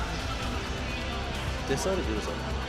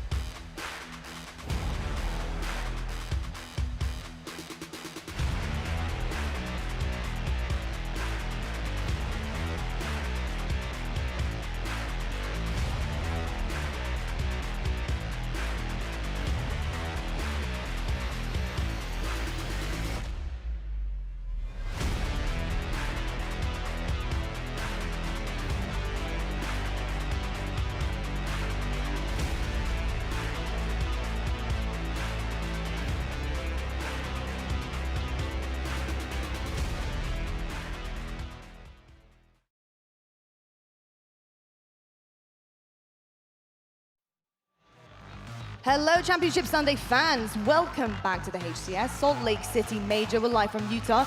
And right now, live action happening over on the Spacestation Gaming booth because we have two incredible human beings who are doing signings right now with fans. It is Onset and Bravo, two of our wonderful casters who actually recently have done a collab with Spacestation and of course their incredible content piece, the narrative. They are always making sure they're keeping you guys up to date before majors, before minors, whatever it may be, giving their input, podcast style, sitting down with one another and just chatting it up as friends, but talking all about Halo. If you guys want to get your hands on some of their merch right now and also a cheeky signature, go head over to the Spacestation Gaming booth. All right, back to the action, back to the main stage, and back to the desk. Hello, guys. I'm Lottie. I'm joined by Clutch, Gaskin, and Schurz. Right, lads, real quick, because we got some business to attend to, but we have to just quickly talk about what we just saw. FaZe versus Spacestation. This was unbelievable scenes, and to be perfectly honest, I'm quite surprised with how that went down. I think there were times, Clutch, that it was close and it was getting pushed to the limit by both sides, but a 3-0 from FaZe, that is some clean stuff, especially with Spacestation hitting their stride early on in the tournament. To me, it was all about game one. Going into overtime, who was going to make the play to set the tone in this series? SSG had so much confidence coming off of such a close series against Optic. I honestly favored them coming in with how good they looked and how poor FaZe looked against Shopify yesterday. But this FaZe team woke up today on a mission for vengeance for Snakebite and Lucid from the previous team on SSG. There's a lot of bad blood between these two, make no mistake about it, and it was Lucid who made the game-winning play. I mean, this guy dropped 37 on Fortress CTF in game one. That's how you set the tone for FaZe Clan, and I can't wait to see what FaZe has in store for the rest of the tournament. That's some Lucid stats right there. People have been asking questions about this guy. Where is he gone? Is he coming back? Where's year one Lucid? Where's Optic Lucid? Here he is, folks. He's on your screen right now, and he's back feeling comfy as ever because he's with people who know how he wants to play the game and enable him every single time he's on a map to do what he does best. And quite frankly, that doesn't just happen for Lucid. That happens for every single player on FaZe, and based on what we saw in the series, that's how it went down.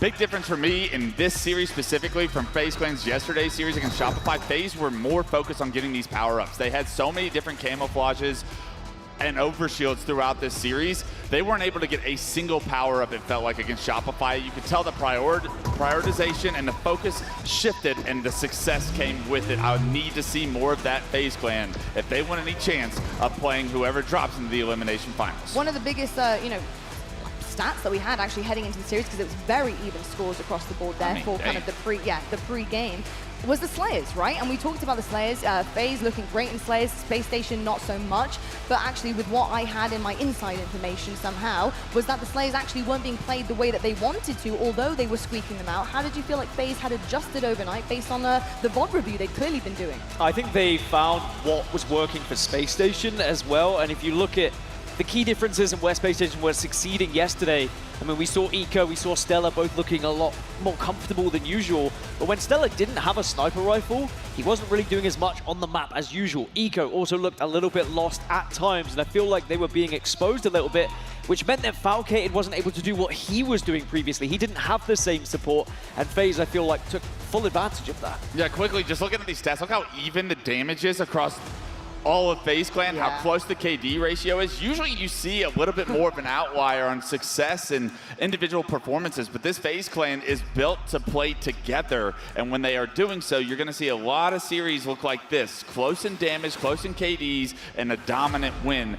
I love seeing stats like that instead of individual brilliance from one person. I'm not gonna lie, Shows, I have never seen stats on a team that close before. That is the closest I have ever seen the KD ratio, and like you said, damage. That actually could be a first, so the teamwork is clearly there. Team chemistry definitely on point, and Revenge is an incredible motivator, it must be said. You know this one meant more than just a typical win. Bragging right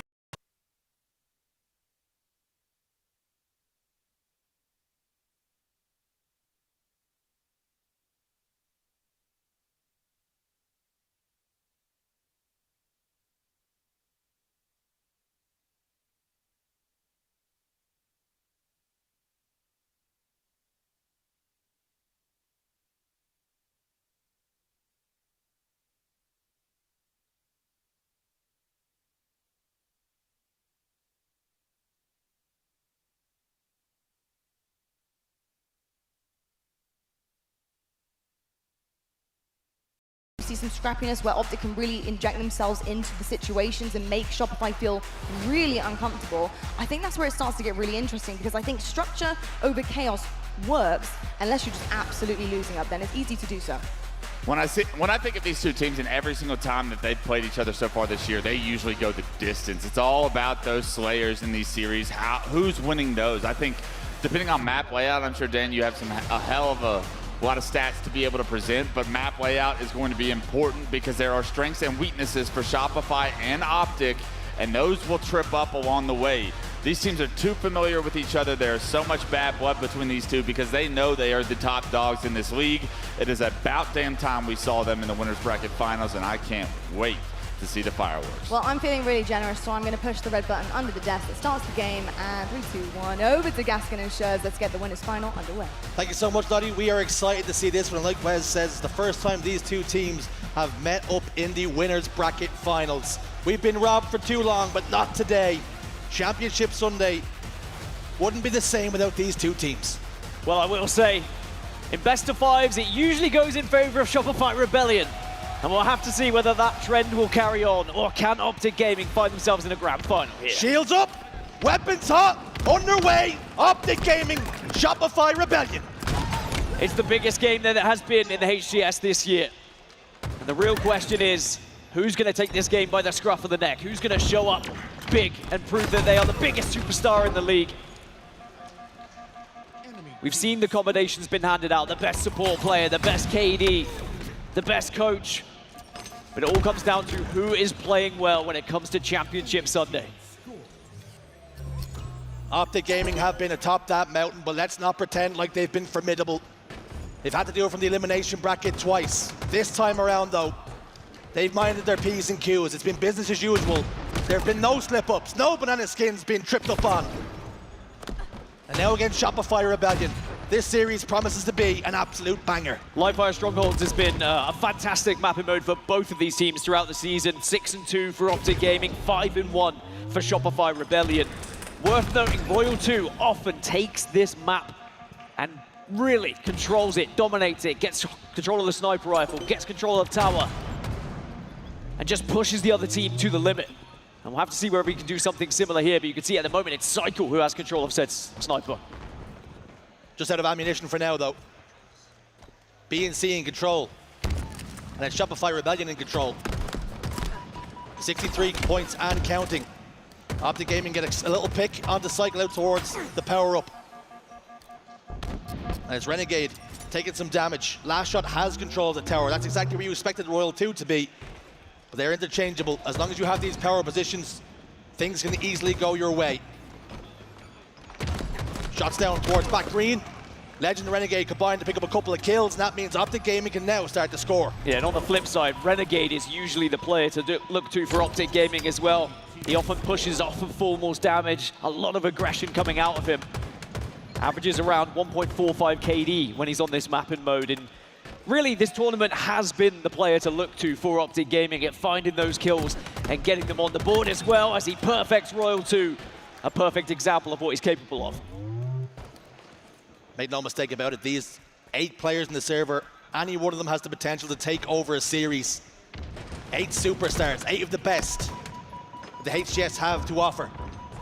But who's going to come out on top in this series? They've been back and forth all season long. Best of 5s, typically going to Rebellion. Best of 7s is where Optic Gaming find another gear. Frosty without a kill thus far. Does have 6 assists and does have a camouflage as well. And a chance to help Shopify Rebellion just secure a few more points here in Strongholds. They are going to control 2, and the sniper's coming up. And I think that's probably what his priority is going to be here. Either cover the sniper or get the sniper, and it is the latter. Sniper rifle in his hands now. Camouflage dissipates. Revealed to all now. But does he have a game plan, a strategy? Hit shots. It's pretty simple, but it's effective. Bye-bye, Renegade. Face ripped from the door. 4 dead for Optic Gaming. Rebellion could threaten a triple cap here, but happy to hold what they have. That is one way to get your first kill on the board for the map.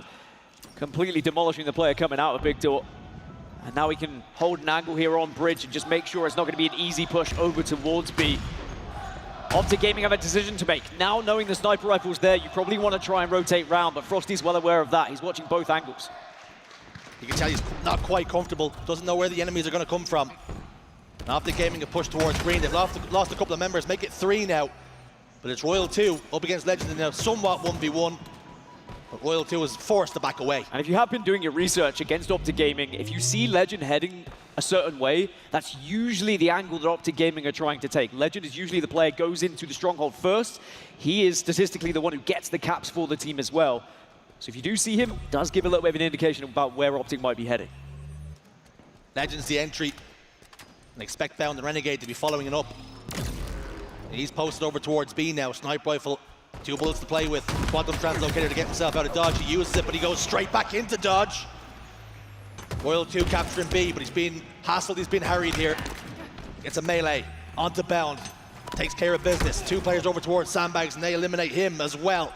Back and forth we go. Optic Gaming starting to close in on that lead. It was quite a commanding lead to begin with for Shopify Rebellion, but as we know, Optic Gaming, sometimes they just warm into a series. You look at yesterday against Space Station, they went 2-0 down before they really started to find their footing, but they won't want to test their limits again here. You don't want to fall into that elimination bracket, especially when there is a very hot FaZe clan waiting for you. Camouflage, the point of contention now. Renegade gets 1, trading out Bound's damage. Cycle trying to gain some space in the map for his team. Last shot's there to capitalize. Frosty to the 5 across the map as well. That means Camouflage will now go the way of Shopify Rebellion. Formal tried to shut down the Camouflage before it could really have an influence, but unfortunately for him, he loses his life. Damage capitalized on though. Bound, down bottom middle, gaining yards for his team. Royal 2 living up to his stats on this map as well. He so often is the player that they can look to just demolish another team, sometimes single-handedly. He does have to be careful he doesn't allow Bound, and that is a great nade from Royal 2, again, just making sure that there's no easy push happening. And we've spoken to Snakebite about Royal 2's playstyle, and he always says, when he's teaming with Royal 2, you never have to worry about his POV. You know he's making the right plays, he's doing the damage, he's getting the kills. And for Frosty now, this new role he's found himself in as this team's leader, the IGL. And it's been bearing fruit. They haven't quite been able to lift the trophy, but they've been so close. Is this to be the day they finally get their hands on the gold? Yeah, the first job is getting to that grand final yet again. So then you can start to wonder, you know, what was it that went wrong in those previous best of 7s? Have they improved their map pool a little bit? I did wonder, does Optic's map pool go a little bit deeper than Shopify Rebellion's? Is that why they keep losing those best of 7s, those grand final resets? They don't have to worry about that at the moment. This is just a best of 5, and as Clutch was alluding to, depending on how the series layout goes, it can favor one of these teams, and we'll get more into that when we see it later. What we're seeing right now is Formal with a sniper rifle. Hasn't quite had to use it just yet. Royal 2 gets picked. Bound goes down 2. Formal just trying to cover his back. He's not comfortable here over towards Nest. He will now touch base with his teammates. Spawn's happening around him. He's trying to contest B. Bound gets a double kill elsewhere. Naturally ease the cause here. Last shot though, a huge double kill. Sniper rifle changes hands once more. And is it last shot's turn? Can he start to find some faces? Can he open up the map for his team? Well, similarly to Legend, Last Shot is usually the first player in the hill. Last Shot's the one who gets those stronghold captures. Last Shot is the one who goes for the ball time. A fantastic objective player at times, but you know full well he can also get the damage done and get those kills. And that's what makes both of these teams so incredible, is that everyone can play their part no matter where they are on the map and no matter what they need to do. Neither team really able to get a triple cap. We're seeing points slowly amass for both teams. It's Shopify Rebellion in the ascendancy for now. They've just tipped over that 200-point threshold. Frosty's top tower bounds down to no shield. Cycle gets the kill. Formal trying to close the distance now onto Frosty, capitalizing the damage that was done. Gets 1. Needs help for a second here though. The nade's not going to do enough damage. Cycle puts him in the grave. And even though Formal sometimes isn't up there with KD perhaps, and it does go over towards the likes of Renegade as the standout player, it's the damage that Formal outputs which really makes him a terrifying prospect to go up against, because you know full well he is going to be drilling you from a distance and allowing the likes of Renegade to push in and finish off those kills. Danger signs now for Optic Gaming. They have gotten 3 dead. That will help the cause. They're slowly running out of time here. 232 points on the board and still scoring right now. Our Shopify Rebellion, and Royal 2 soars out and takes down Bound. Renegade knows he needs to block any sort of push over towards B. He does exactly that. As I say it though, he will fall alongside Bound. And it turns back to Formal to try and defend B. That's where the defensive focus is right now, because they are less concerned about trying to rotate Shopify Rebellion. They've been able to bully their way to B a few times this game. If they're unsuccessful, maybe a couple more times, they might have to start to reconsider, maybe look towards A. You highlighted Royal 2. You mentioned how good he is on this map. And last shot's up there with him, 21, 8, and 14 for the young gun. The experienced vet in Royal 2, 29 and 13 now with that death. But they have to mind their P's and Q's here. They can't think this one is done, because Optic Gaming will punish you. Shopify Rebellion did reposition, they did change strategy, and they have headed over towards A, but of course that opens up then a natural rotation towards C for Optic Gaming. But all the meanwhile, they've sent someone over towards B as well. It's the perfect distraction. The perfect flank. Legend trying to hold off, does so, but Renegade finishes off the damage. Is this to be the perfect opener? Our Rebellion about to take the lead in the series. A and B in their control still. B now being contested. Cycle's decision is going to be huge. Opts to try and go for a flank, gets one top middle. Turns his attentions towards C. Legend is coming back to try and contest it. He just needs to stay alive here. Be a nuisance, be a menace, and he's doing just that here. Optic go towards A, and again, Cycle is forced to rotate. Bound's getting kills. And this is where you can start to panic. If you're Shopify Rebellion, you cannot give up too many easy deaths. They're inside B. They're trying to capitalize on it. B and C in Rebellion's control. Time dwindling down, ticking away. They're starting to contest C once more. It's going to be there. Just a few more points now required. Optic have to send it somewhere. Do not! And Shopify Rebellion open us up here in the winners finals with a victory. That's just an appetizer of what's to come. Both teams so evenly matched, but it's Shopify Rebellion who just eke out a lead and take the series advantage.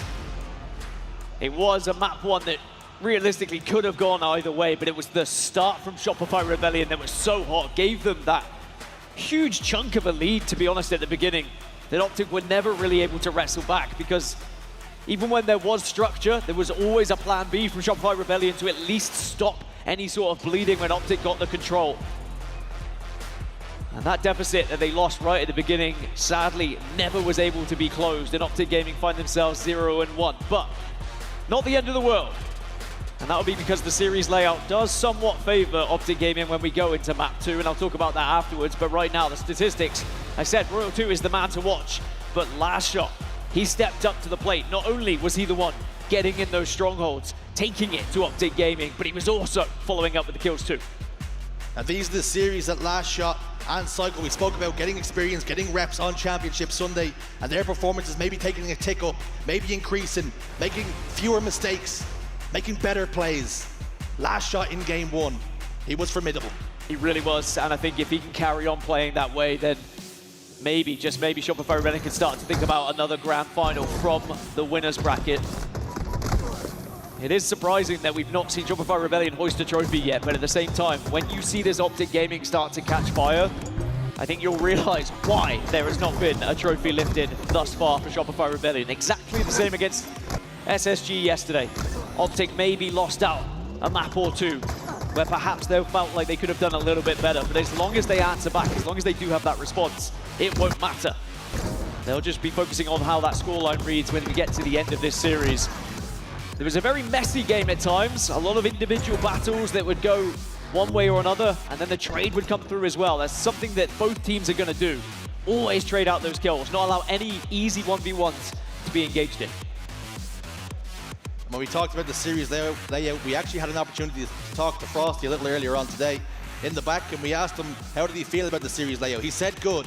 Now the issue is, he has to say that before the match, right? He says good, but we look at Slayer Streets, and it is Shopify Rebellion's worst Slayer. They have never won Slayer Streets. They are 0-5.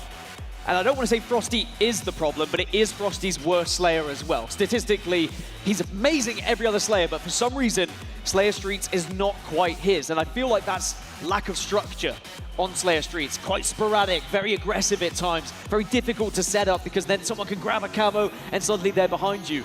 And this Shopify Rebellion roster, being led by Frosty, sometimes is all about structure. And maybe Optic Gaming can take advantage of this here, because Optic Gaming, it is a very good Street Slayer. They're 5-2 throughout the season. Renegade dominates when it comes to this map, thanks to that camouflage in particular. So maybe this could be the perfect game 2 for Optic to get back into this series. The Iceman on one side, Frosty, one to watch. Will his performances see improvement on Street Slayer? For Renegade, stark contrasts in performance levels. This is one of his best. Frosty opens us up, as does Cycle. 3 dead for the green wall. Optic Gaming will not be phased by being down by 1 down. We've seen them come back from worse. And if Shopify Rebellion can find that structure here on Streets, if they can slow it down where they need to, do not allow Optic Gaming to be able to just flank around comfortably. Think about what Renegade was doing yesterday against Space Station, taking angles, being brave, pushing on his own and creating openings for the rest of the team. If you can suddenly take that away from Optic, you might find that structure that you desperately need here on this map, albeit difficult to do. And if Shopify Rebellion can win their worst map in the HCS, suddenly you're 2-0 up going into a far better next 3 maps here in this best of 5. Sometimes this map can lead to chaos, and it's about thriving in the chaos, making decisions on the fly. Slayer's so difficult to practice for, so difficult to prepare for when the stakes are this high. An opportunity at a grand finals through the winner's side. Having that insurance policy, should you get taken down in 1 best of 7, you get to go again. 3 dead for Shopify Rebellion. Again, Renegade just looking for that opening kill, that opening sight on a player. He's so confident when he walks around this map. He's fearless. It doesn't matter which angle he takes, but he can't quite connect with it. And Frosty aware of it.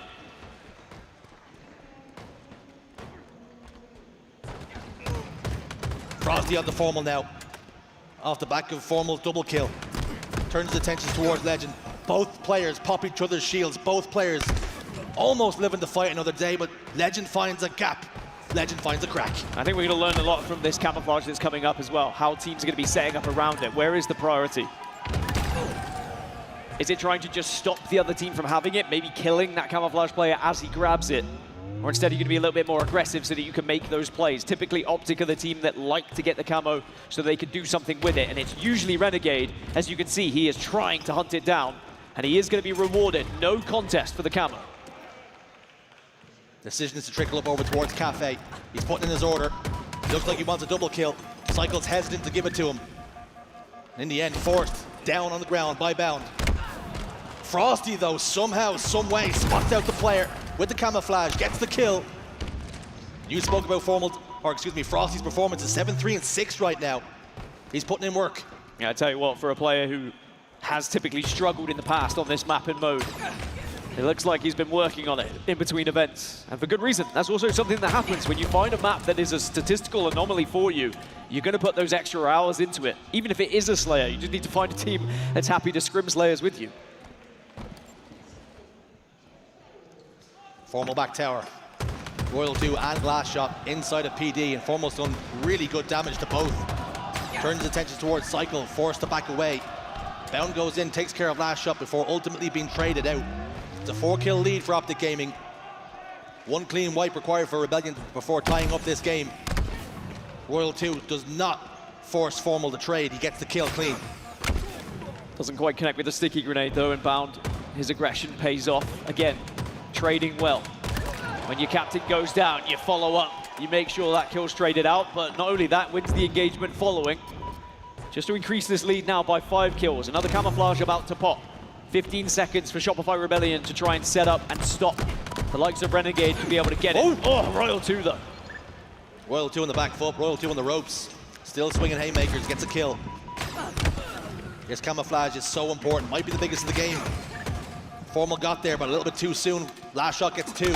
Bound last man standing, all 4 dead. Last Shot, stock rifle, camouflage, and this is where we can start to see a turn.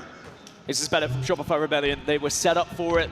They didn't allow it to be easily grabbed by Optic Gaming, but good prediction grenades coming out of Optic to try and find that camouflage, but Last Shot will get the chance to do something with it here.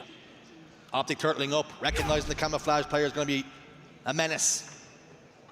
Great movement from Last Shot, getting information for his team. Formal's got the opener though. That's going to make this push very difficult. Legend gets one too. In step last shot. Doesn't try and fire that last shot. Bound making himself a very difficult kill here. Both players hesitant to try and push out. Bound will get one. Cycle will trade it out though. Renegade's not done though. 3 down for Shopify Rebellion. Whenever there is damage, Renegade is always there to clean up. He is the literal cleanup crew for this team. Such a valuable part of this roster. But it's still such a tight game, 34-32. Statistically speaking, no outliers. Slays even across the board for both teams. You can't point to any one player as to why things are going well or poorly right now. You can look at Legend, 10-3 and 8, +2 on the day, but Bound, 7 assists for his 10 kills as well. Getting a lot of value. When you watch all of these players compete, it's the bravery that they show as well as Legend picks up 2. They are not scared to challenge, even against some of the biggest names in the HCS. They are so confident in their own ability, and that's why they are in these winners final. 40-37, just 3 kills between it, but it is still Optic holding this very narrow lead at the moment. Camo's going to be up in 7. Cycle's trying to hold for it, it would seem. And actually, with one member of Optic going down, Rebellion might have the better chance of getting this one. We're all tied up for a moment. It's a 1-kill game now. Cycle takes control of Trash. Waiting patiently for his teammates to do some poke damage. He goes on a mission now. 1 tick damage into the arcade.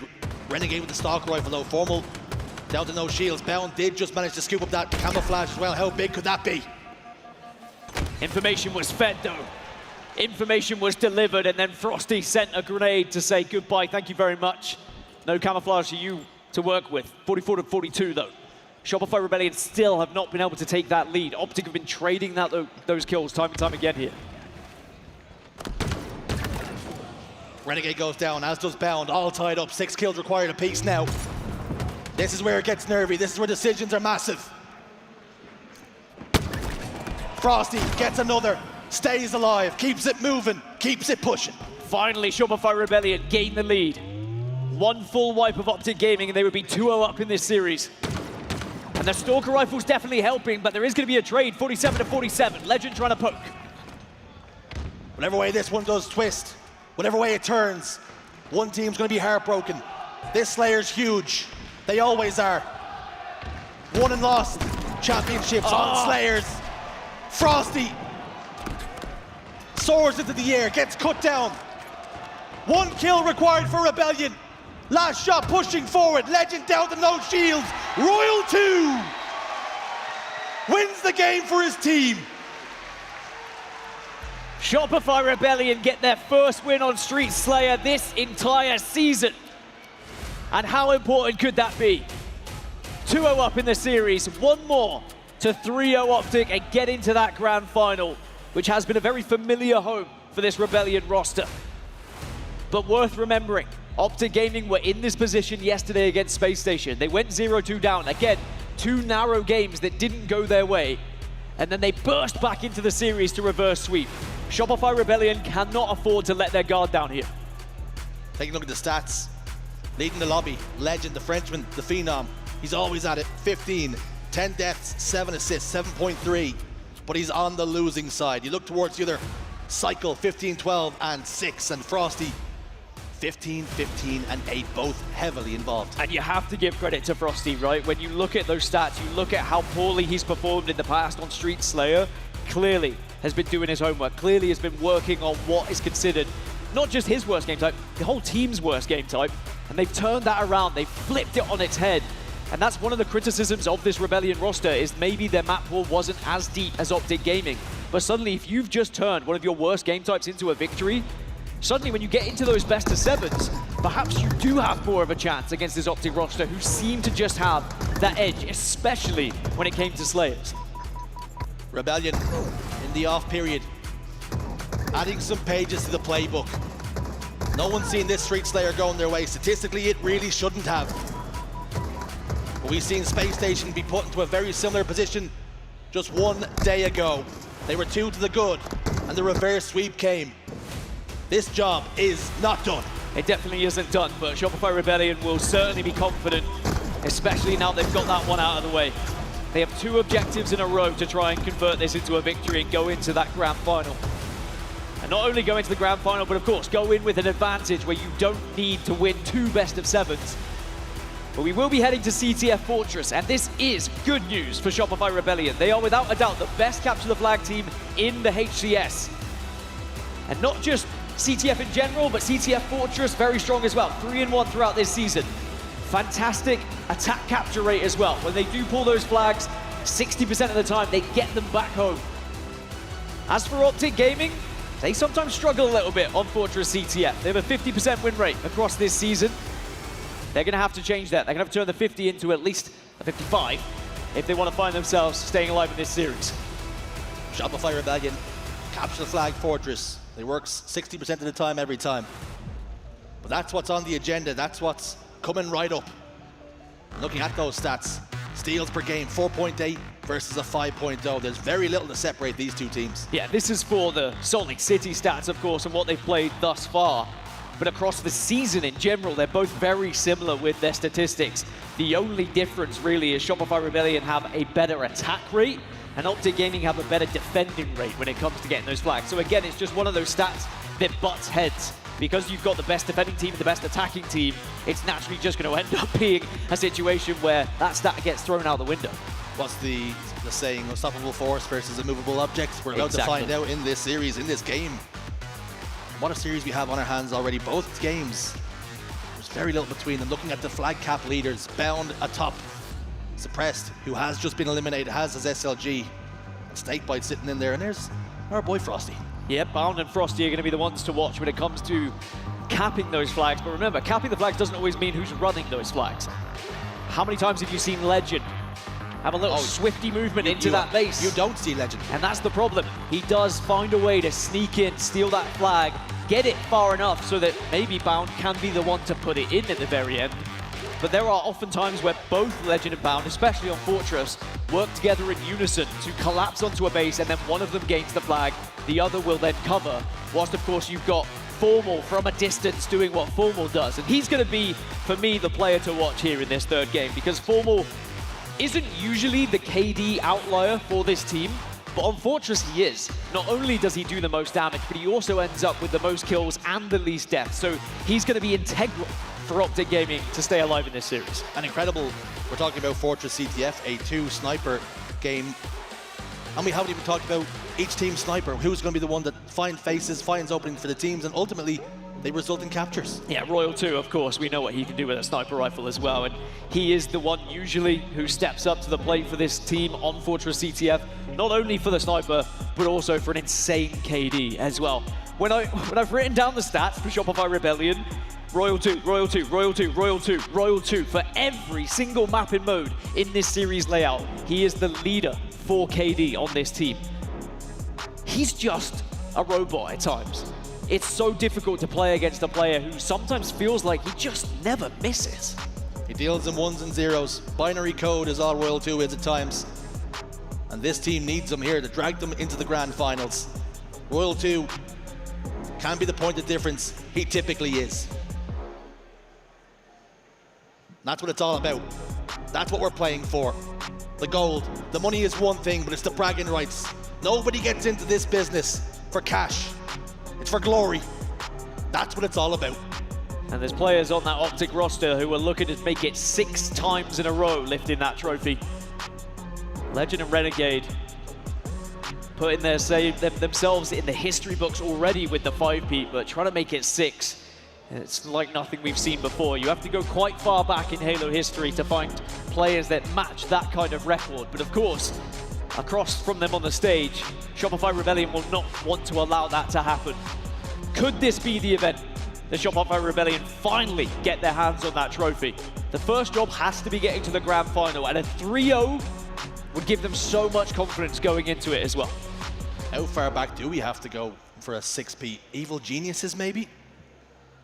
One way or another. Legend and Bound looking to make history here in Halo Infinite.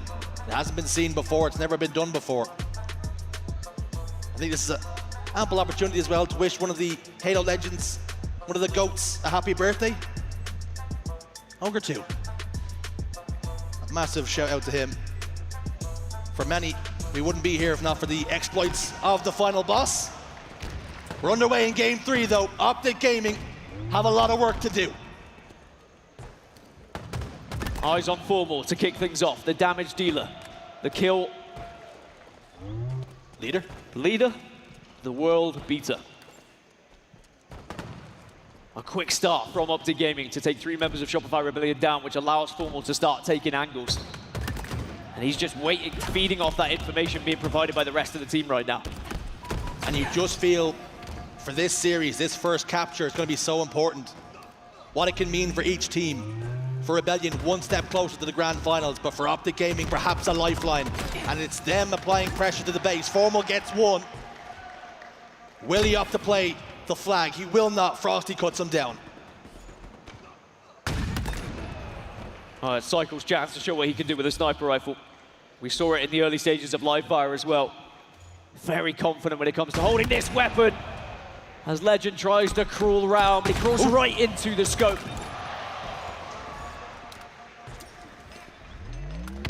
Gonna call Cycle the barber. He's giving haircuts right now. Royal 2 pulls the flag. 3 dead for Optic Gaming. This is a chance. This is a moment. This is an opportunity then. Optic back to a full complement of players, but only for a brief moment as Cycle rips the face of one more. It certainly will keep them at bay, not allow Optic to push out right now. That flag's going to get returned though, and the final bullet doesn't find a head in the end, but certainly Cycle demonstrating that if he's given that opportunity, even if you don't have Royal 2 on the sniper, Cycle's going to be doing a job as well.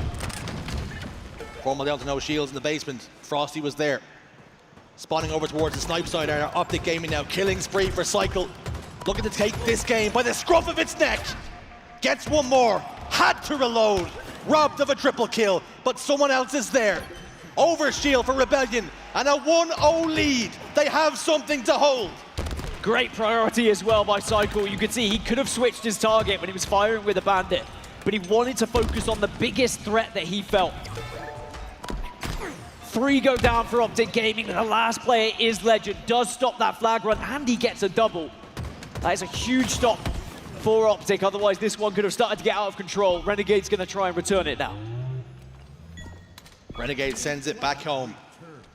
The map, even again, we reset neutral ground. Until now, Renegade pushing forward. Routine kill in the basement. So important that he stays alive here. The furthest man forward for his team. He needs support though. Legend is pinging players that are weak. Shopify Rebellion are forced to turn around here. They cannot think about offense until he's taken care of. Frosty's got his hands on the sniper as well. This is dangerous for Optic Gaming. And it's patience now for Shopify Rebellion. They have the lead. Optic Gaming are the ones that have to make the move, have to make the play here. 8 minutes, 43 seconds is a long time. But you can force this mistake from Optic Gaming and then take advantage and start to push. Renegade gets shut down. Bound is going to be the next target, but Frosty's just pinging and looking for help. Frosty exterminates the invasive species in his basement. In Renegade, and now can think about looking forward. Body shot connects, good enough for the kill for last shot. Formal on the opposite side, but Renegade's applying pressure once more. Old-time teammates jostling for position. This kill's important for Frosty. Just has to stay alive. He gets it onto Renegade. Didn't check his corners. Didn't watch the nooks and crannies. And how often do we see that pay dividends for a player? Overshield does get popped here. And an opportunity for Bound all of a sudden. Overshield in his chest. 3 down for a moment for Rebellion. This could be the time. Now remember, Bound has been the player that gets those flag cats, but this time he's just got to get it as far as possible before going down. And he does get it quite the distance here. But we do see 2 members of Optic fall. Rebellion have been able to perhaps stop this one, especially with Formal going down as well. This flag may well get returned. Flag might go home, but it might go from bad to worse. A big trade for Renegade. Far more valuable for him to get that kill than it was in reverse. 3 dead for Optic once more. And it's Rebellion again laying siege to the Optic Gaming base. Greenwall forced to hold the line, but they're looking shaky right now. Does anyone from Optic feel brave enough to go for a touch here? I think this is going to be one you have to just let go. You did get it one heck of a distance, but sadly not quite far enough as Shopify Rebellion will hold. Suddenly now that 8 minutes has ticked down to 7 minutes, and in theory, you just need to do that 7 more times and you could defend, win this 1-0, and you'd be heading to a grand finals. We have seen it happen on Fortress Capture the Flag. Sometimes this map can slow down. In soccer terms, you'd say it's time to park the bus. There is a lot of time to play with, and you maybe hand the impetus over to Optic Gaming. You allow them to dictate the pace of play. And how often do we see that go the way of the green wall when that starts to happen, when the machine starts to grind? But Frosty laying siege to the enemy base once more. But it's almost a 2-2 split in the map. They're invading the enemy base, but they've got some players and some riffraff across the course as well. Frosty and Royal 2 linking up here, and actually Cycle with Lasher have just taken down 2 members. Bound and Legend have fallen. Make it at third, and this flag can start to move on that right-hand side, and Frosty's in the perfect position to feed information about where Optic are going to be pushing here. Frosty stays alive. Pancakes 1. 2 dead for Optic Gaming. And he's actually looking to go towards Optic Gaming Sniper as well. 3 dead here, but the flag's being pulled. Double kill for Cycle. They could be about to double their advantage here. Royal 2 on position. Royal 2 slams home. Royal 2 doubles the lead. Shopify Rebellion now just a flag away from the grand finals then. And it's not something that's unheard of for this team. We've seen it time and time again throughout the HCS. But it certainly would be a statement of intent against Optic Gaming to say, you've done it twice, but can you do it thrice? And remember, it is a very dangerous FaZe clan that are waiting in those elimination finals, chomping at the bit to have a go at both of these rosters. But there is still 5 minutes left in this game for Optic to try and bring this one back. And we have seen very quick flag captures on this map mode combination, not only in the history of the map, but in this tournament. But Optic Gaming just haven't found their feet. They haven't been able to play the way they want to. Looking at Bound on our screens, 7, 5, and 14. How often do you see that? It's a unicorn performance. Usually he's the player doing the damage, getting the kills. It's 3 dead now, though, for Rebellion. They know exactly where the last player is positioned. This is the moment to go. What was I saying earlier? They thrive off structure through Shopify Rebellion. And this map sometimes is just the perfect foundation for that. But Legend has snuck one away. Just as he's done all tournament long. Out of nowhere, it seems, a flag goes in the favor of Optic Gaming. And it has Shopify Rebellion maybe just scratching their heads a little bit, saying, wait, we were comfortable, but suddenly we have to be very careful we don't allow that to happen as easily again. Are we about to see it happen again? Is Optic Gaming's plot armor coming back to bite Shopify Rebellion? They're as about as out of this series as someone possibly could be. Down by 2 in the game, down by 2 in the series. But do have Optic Gaming still have a little bit of magic in the chamber.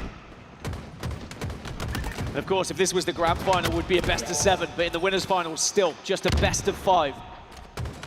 Shopify Rebellion only have to hold on for 3 minutes 30 or get a flag cap to put this one to bed, but Last Shot's having to fight hard. Putting it to bed, tucking it home, fast asleep. Shopify Rebellion with the clean sweep. Optic Gaming ripped apart by Shopify Rebellion. A commanding and dominant victory to send Shopify to those grand finals. And whilst it is not something that Optic Gaming are not used to being in the elimination bracket, it still makes this tournament that little bit harder to repeat their trophy lifting. FaZe Clan await them. And if they're able to conquer FaZe Clan, they have to go back into that grand final and beat Shopify Rebellion in 2 best of 7s. They're going to have to do it again. Before Rebellion, they win the best of 5 again. And now it's time for them to look forward. Whoever comes to them in that grand finals is going to have to beat them twice in a best of 7. Is this to be their day? Well, Shopify Rebellion certainly have put a dent in the hopes of that 6-peat that we were talking of for Legend and Bound. And of course, the 3-peat for the rest of the squad who have just looked so good this season. But when they have been asked questions, Optic Gaming, when they have dropped to that elimination bracket before, they've gone on a gauntlet of a run. This time, it's not as much of a run.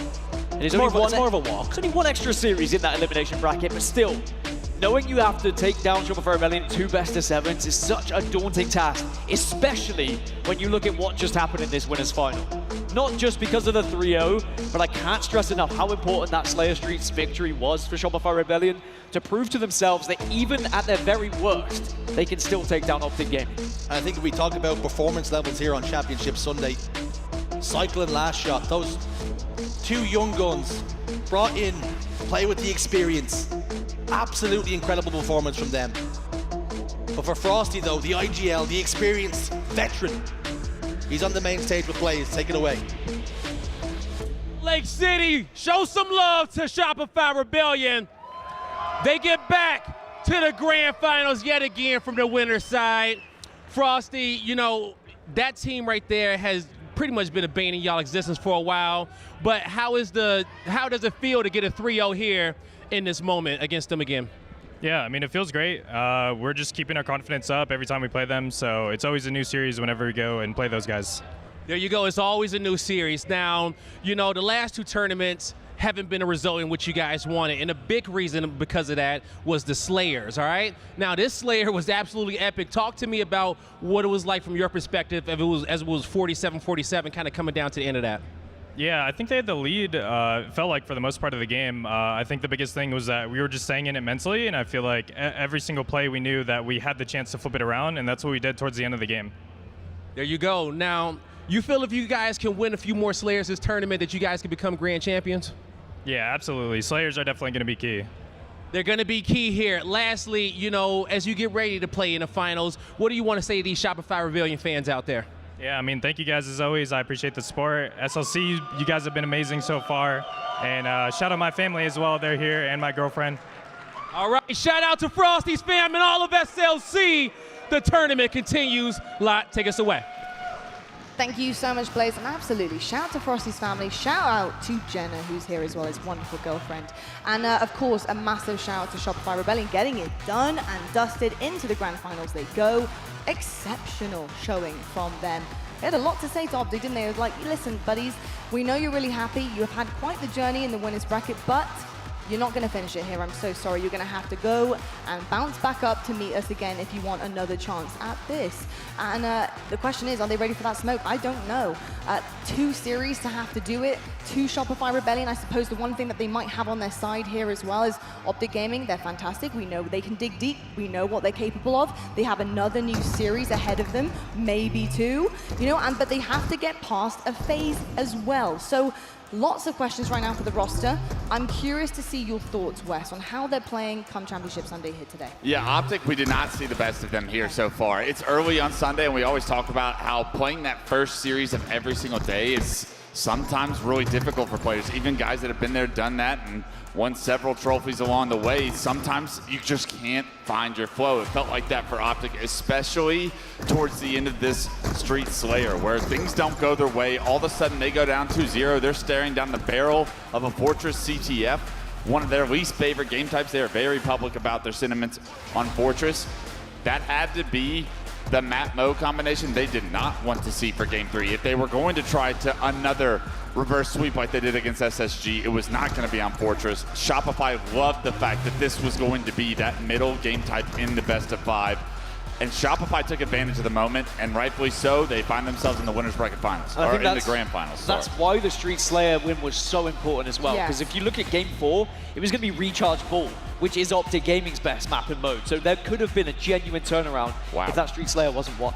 I gotta say, I'm just looking at the KDs here, and it's just funny because I mentioned this yesterday with Royal 2 being on the KD leaderboard. He finishes that off with a 1.31. He is technically their anchor player. This guy likes to sit back and just basically pepper their opponents and hopefully get finishes, and finishes he gets. Incredibly good stats from Royal 2 all weekend long, amongst all of the others too, who are putting all of the working, the numbers, the damage, you name it, assists. It's a fantastic team effort. I will say though, I do love the fact that, you know, we see on that CTF game, Royal 2 is his bread and butter there. Like, that's a fairground for him. There's so many different places he can bunker down and just pepper shots and just do the most. Yeah, a lot of anchor spots on Fortress for Royal 2, but I'm looking at Cycle. Yeah. He has been on fire all weekend long, and I said if Cycle is able to keep up this performance, this will be the difference for Shopify Rebellion this tournament. That is the reason they were able to 3-0 Optic. Cycle finally shows up in one of these big series and plays out of his mind. He is such an annoying player to play against. Similar, I've always said, similar to Pistola. When that guy finds his flow, he is an annoying presence at all times to play against. And Cycle popping off against Optic gives Shopify Rebellion a lot of hope that this Grand Finals is going to go far different than what we saw previously. Yeah, I think you look at that Cycle, 17,000 damage. We always know he has that superstar potential. Well, he started to show that now here on Championship Sunday when it matters most. 100%. I think something else that I love about this kind of dynamic is how they're uplifting each other. And I think you need to be performing at the exact same level as a team to be taking down opponents like Optic in that fashion. I think that's the only way it works. You'll see a close series if you're seeing somebody having a lackluster performance in one map, vice versa, switching around, mixing it up. And that's where you see the tight series where it's going game to game to game to game. But I will say, I'm really impressed with Frosty. We haven't mentioned him too much. It was a key thing, I think, for us coming into this tournament, for Shopify Rebellion, about him being consistently superstar. Because Frosty, he never plays bad. It's just like we're not seeing those moments, those like game-changing, series-winning moments from him all the time. But right now, this event, we certainly are. Yeah, I said it on Friday, brought up the stats. Frosty, when they have success and they beat Optic, Frosty's dropping a 1.20. Yes. When they are losing to Optic, it's a 0.8. A 0.8. That's massively different. The impact that Frosty has when he can find his comfortability in the server is unbelievable. He's a game changer, to your point, Lottie. And he did his thing as well. All of Shopify looks to be the best team so far throughout this tournament. That's why they have a Grand Finals appearance first. And I mentioned him going into that Street Slayer as well. It was the statistical anomaly. He has typically struggled on that map. But then we got to see a lot of his POV. And he likes to be in structure. He likes to be a player who plays throughout structure. He doesn't usually like the chaos. I feel like he embraced the chaos a little bit, and perhaps that's something he's been working on in his own game because he looked like a completely different player on that map. I think it's controlled chaos. I think Frosty thrives in these controlled chaoses where they're able to check tabs on every enemy player and start to separate them, start to like whittle them down. It's annoying to play against. And I think Psycho, Last Shot, even World 2, they all do it so well when they're playing their lives perfectly. That's when you see the best of Shopify Rebellion, and I think we saw that in that series. Indeed, I will say a scary roster when you see every single person performing the way that you know they can. That's when you know you're in danger, and that's when you know a team has come out to play, especially on Championship Sunday. Something we also saw with FaZe. That's exactly what happened. Incredible KDs across the board. Teamwork was stellar. So I'm excited to see what those two teams have in store for us. And of course, FaZe is still in the running. Let's take a look at the bracket because they will now meet Optic Gaming. And of course, we go down to that safety net, which has actually been cradling FaZe Clan for a couple of rounds now. And Optic Gaming, they are first to touch that rope currently here going up against FaZe. This lower finals, this is really an El Clasico, obviously a little bit of a different kind of frame system when it comes to the rosters here, but we always see the green and red somehow, some way on that main stage in one of the biggest series we can see in the season, because I think this is very much season defining. We're at a point now in this season, in the HCS, where roster changes are going to be very, very tricky to then now kind of push forward. You want to start to really make some adjustments, really approach some growth with a team, and consistency is so big. So this is going to tell us a lot. Yeah, I think that we've got, I think we've got the three best teams in the top three as well. Yep. No disrespect to TSM last event, but I think that they had a bracket that allowed them just kind of sneak through the top three. Whereas we've got someone who can truly test this Optic roster in this lower finals. I mean, especially the way that it's going to go down, because FaZe woke up this morning and hot 3-0'd SSG. They looked fantastic earlier this morning. Optic have to stay on that main stage and play back-to-back series after kind of letting that series go by without having anything to say about it. That's going to be a conversation. I would love to be a fly on the wall in that Optic circle back there on how they're going to regroup and get ready for a FaZe clan that looks prime and ready to compete. Yeah, these two teams look destined to collide pretty early on. I have to say, I'm almost worried about Optic Gaming. Where are their heads at now? They're going to play against FaZe Clan. This isn't a FaZe Clan of before. This is the kind of team that have dominated against SSG, one of their biggest games. And I think coming up against Optic Gaming now, are Optic going to be back to their best? Because they've just had a pretty devastating defeat against Shopify Rebellion. They were dominated against, and I'd like to see them bounce back here. You're right. There's definitely a balance there, though. I think Optic, they have done this multiple times, although they've done it earlier on. This time, they've had a really cushy kind of system going through the winners bracket. Yes, they fall short just at the finish line here, but they have a chance to redeem themselves once again for the 3rd time, by the way, which they picked up trophies twice before at the end of it. So we'll see what they can do. I know they're resilient. I know they can bounce back, but you're right. Against the FaZe that's looking really hot right now, we'll have to wait and see. Talking about FaZe though, folks, next up on our roadmap is going to be Charlotte. And yes, I know you guys are waiting to see exactly where we would be for the next one. And Charlotte was announced. Make sure you guys are grabbing tickets. There's some incredible opens to catch as well for all of our teams who are competing, trying to get the best seeding heading into that one. And of course, the major qualifier at the end of it. We'll see some open bracket teams as well, which is going to be incredible. So make sure you're keeping your eyes peeled for everything happening in between the majors, so you can check on all of our teams and how they're doing, because you never know. Some roster mania could be starting. We could be seeing other iterations of different teams as well that are in the mix who could be really pushing, I think, some of the titans here in the HCS. We'll have to wait and see. And that's exactly what we're going to have to do for the next series. We're going to head to a quick break.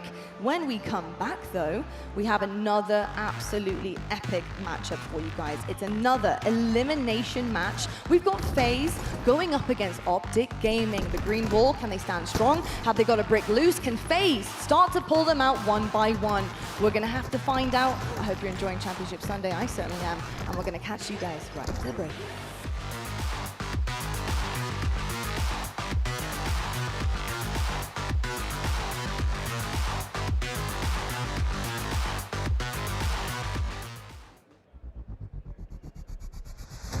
Want more Halo action? Subscribe to the Halo Esports channel for official HCS highlights, behind-the-scenes content, and player spotlights that take you closer to the pros. Stay in the loop with official updates, Halo Esports history, and our HCS and Community Top 10 series. Don't miss a second. Subscribe now.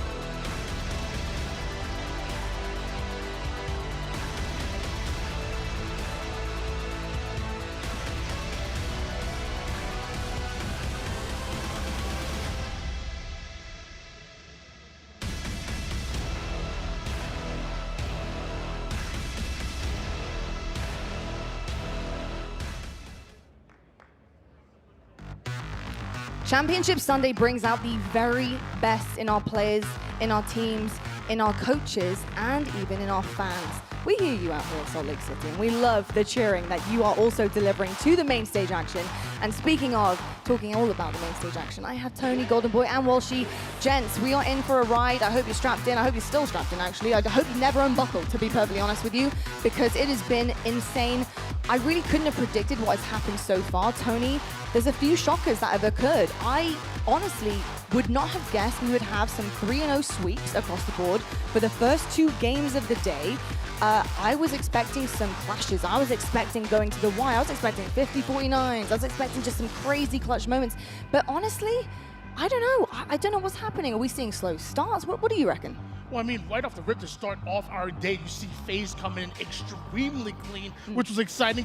They got a little bit of revenge themselves, and I have an opportunity to do something similar here because Shopify Rebellion came out so hot in the winners bracket finals, and I don't think many people are surprised that Shopify Rebellion can beat Optic Gaming. It's that the way they did it, a Shopify Rebellion looking scary here in SLC. They certainly are indeed. I think a lot of teams right now are probably, well, I won't go as far as saying scared. However, I think they're a bit shocked at maybe what occurred on the main stage. And I think they're going to have to really dig deep here. They're going to have to lift their spirits. And if there is something I know about the teams that are left standing, they certainly can. They're very resilient. They've been here many, many times before. Golden Boy, these names on the stage that are lining up here for our elimination final, by the way. One goes to the grand finals, one goes home. It's just absolutely incredible to see how good they can be even when they just got smoked basically on the main stage. So I expect a big one out of Optic here. Oh yeah, for sure. I think that if there's one thing that we know from Optic Gaming is that you cannot count them out, not by a long shot. They're going to need to come out of the gate swinging here. It's going to be a big matchup. And what I love about this, you know, it's got that big fight feel to it. You know, of course, El Clasico, FaZe, Optic, it doesn't get any better than this. But I genuinely do feel like for Optic Gaming, I'm looking at players like Legend. It was kind of shocking to see Legend not being at the top of the leaderboard for Optic in that series. I think he had like 39 or so kills across the entirety of those 3 games, which is not something you normally see from the Frenchman. So you're really going to be looking to see him step up in this situation. But I think if there's one thing we know about Optic Gaming is that they had that conversation and they're going to aim to do just that. I mentioned before heading into the Optic Shopify series that I was wondering how the playstyles would work out. And I thought that if Shopify got their way with structure and they really held on very tight and did exactly what they needed to by the book and literally chained the chaos of Optic, it would be a runaway series. It was that.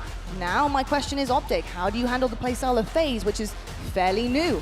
It's also similar to what Formal knows, but we have a different teammate here. We have Snakebite. How does that work? So many questions. Only one series to decide this for who's going home, who's going forward. The game is getting ready. Golden Boy, Walshy on the hand mics. Off you go, lads. Come on, here we go. Let's go, baby. Feels like I'm working a PAX event again. You know what I'm saying? That's what's up. All right, folks. We're getting ready to start this thing. I'm seeing a lot of butts in the seats out there, but I ain't hearing some life out of you. So SLC, you ready for the loser final? Dave, you want to give it a try? I mean, just to prove to Golden Boy, I don't even have to give the excitement. The fans know I love Halo, and they know I'm just a little better than Golden Boy. So, Salt Lake City, can I hear some noise? That's unfair. It would actually be nice if they didn't do anything. There's like, we ain't flying with that. You didn't have to do anything there, Dave. You absolute menace. All right, well, here's your series layout. If necessary, of course, you got Live Fire and Streets to close it out, but we're going to be kicking things off with Solitude, King of the Hill, followed by Recharge Slayer, Origin, CTF. For map number 3. This is a interesting series layout for sure. We'll see how this all plays out. I'm excited, man. Let me see. Is this working? No, it's not. Okay, we're still on the sticks. All good, all good. Solitude King of the Hill, though. I do get thrown back to that FaZe SSG game where FaZe got absolutely trounced on King of the Hill. How do they address this, and how does Optic look to take advantage of FaZe's missteps in that mode? I mean, that's the nice part is FaZe had a night to reconvene, to talk through, see what went wrong, and make a few adjustments. So they're gonna come out. I mean, you're looking at a FaZe who played incredibly well in their first match today, and an Optic who came out cold. When you look at that sort of momentum, you got to give it to FaZe. They got to be looking good right now. Here we go. It's now time for the Elimination Finals, and we're kicking things off with by far one of the most consistent players in this tournament. It's Trippy, and he's already gotten himself that camo. A couple players are going to go down here, and you already hear that crowd cheering on Optic Gaming. That 6-man to try and motivate this team into that into that grand finals, just like they've done in the past, Dave. Look at this cat and mouse game too. Both Trippy and Legend knew that that shock rifle was just bait. Neither one was going immediately for it, and they were testing it out. All right, well, I think our mics are good now, so let's do this. All right, now, as we see how they try and fight out of this one, you got Trippy, still staying alive down mid, and he's holding it down for the fort. Big fight coming in, good help there for Renegade to help out Formal. Had he died there and had no one been there to help him out, might have been problematic, but you're starting to see, though, good spread out by FaZe Clan, really pinning this Optic team on that tree side of the map, not really allowing them to get past that, and they need to force the issue over here on Cafe. And look at just these all-star players so far coming out of Formal and Lucid, leading their squads. 5 kills for Formal, 4 kills for Lucid. The rest of Optic really needs to wake up. Optic did have to deal with a very hot Shopify Rebellion who are just prepared to dominate the competition. And they don't have a lot of time. Meanwhile, when FaZe got their win, they got to take a second, see what was going on with Optic, see what was going on with Shopify, and build a game plan off of that, whereas Optic did not have that leisure to be able to do so, given that they just lost that game in the winners finals to Shopify Rebellion.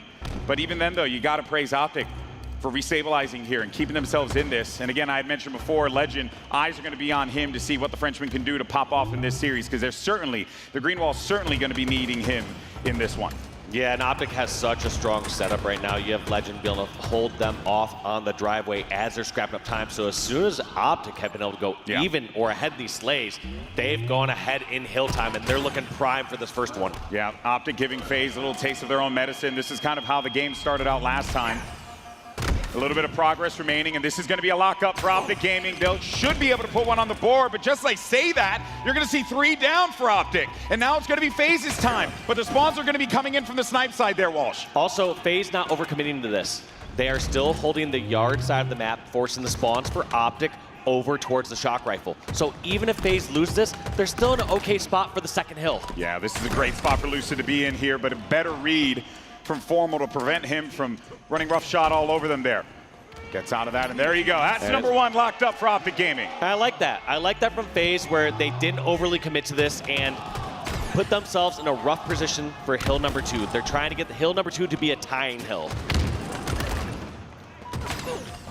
Renegade now trying to play his life, but Lucid was wise to it there. You do have 3 players down for Optic, for FaZe on the other side.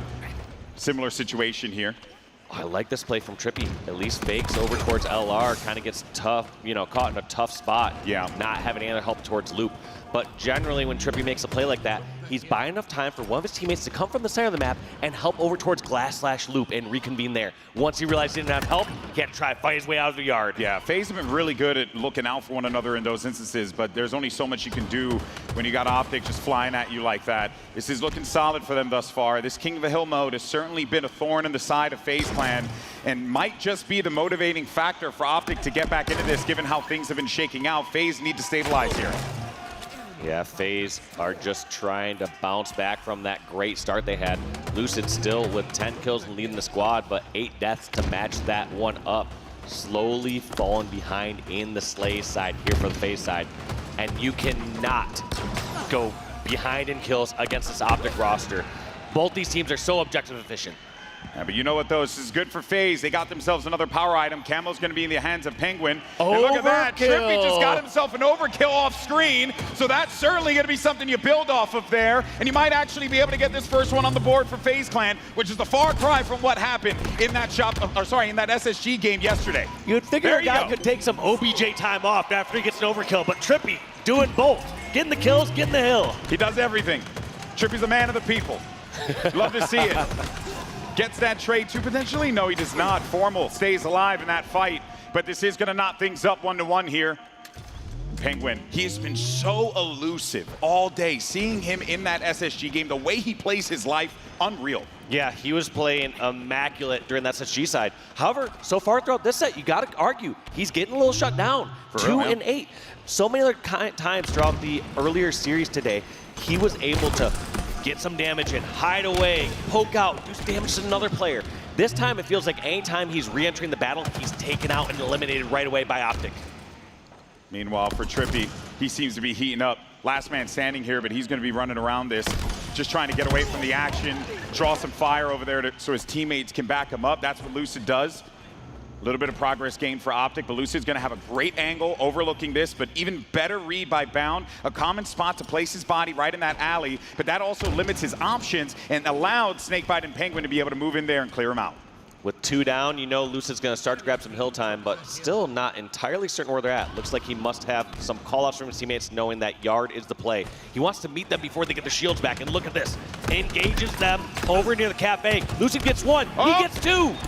Massive stick there from Lucid is going to prevent that drive from happening over on the cafe side. Now you're finally going to get to see that camo get picked up by Optic Gaming. Let's see what Bound can do with this, but he is going to be so weak. And the moment he goes for a shot, it exposes him, and he did, and Snakebite punishes him just for that, so that camo gets no play. Some people at home might be watching saying, why is he getting greedy like that? Why is he trying to force some action? Halo is a game of greed. You need to push your limits in situations like that. If you were to try to hide and get your shields back before every engagement, you're leaving your teammates out to dry. You need to be there providing cover fire whenever there's an opportunity to do so. Legend, though, now he's going to be pushing in for this trade.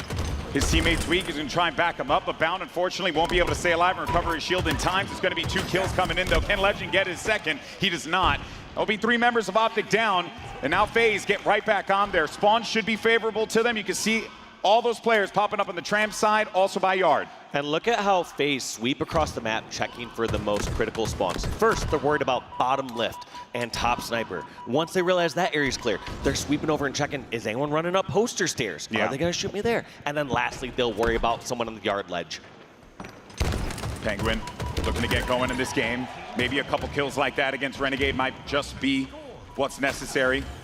That said, though, the help's coming in, and they're getting surrounded. Penguin's putting down a lot of cover fire here, but I think Formal's going to lock this one up. Indeed he is. That's going to be 2-1. Optic managed to get this lead, but boy, oh boy, are both teams making each other work for it.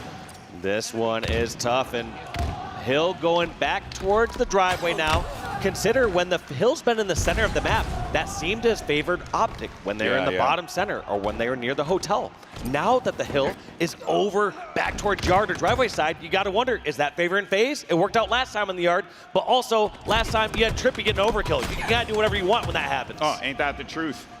That said, though, Trippy got that overkill, and since then hasn't been able to do all that much. So maybe with this camo, it's going to open up an opportunity here, and he's getting some info. He sees over here by top snipe, one-shot player, boom, that's going to be a solid kill right to the face of Formal. Good shot to prevent him from being able to do anything there. And look at that progress gained by FaZe as well. This camo is going to be such a problem for them to deal with as he wraps around the corner here. He's going to need to speed this one up because he was getting the comms. Hey, we got someone right above on yard. Trippy's kind of in a bad spot now, but that camo gives him a little bit of coverage. They need to remove Legend, otherwise they won't be able to get into that hill safely.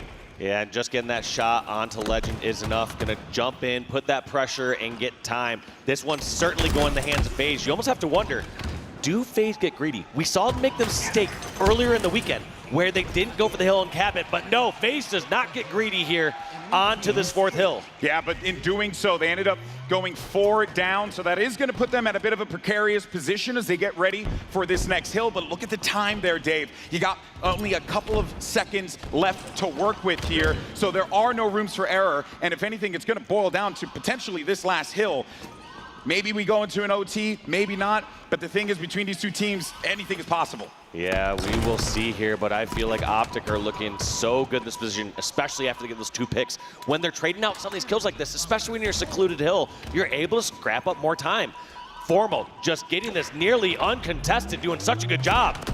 And he is going to stay alive. I was just going to say stay alive there, but instead a nade's going to find its way over. Optic's got this one surrounded completely, though. If FaZe needs to get in there, they have to do it right now. Otherwise, you might as well just concede this and move on to the next one and play for that 3rd cap. And then at that point, you're really desperate. Optic getting greedy. They are going to try to delay time on this top center hill to remove as much time as possible for FaZe to tie this game up. That's why they're barely tiptoeing into it. They decide not to press their luck too far. Now that Formal and Bound were taken out, they didn't want to put themselves in some sort of reverse sweep scenario on that shock rifle hill.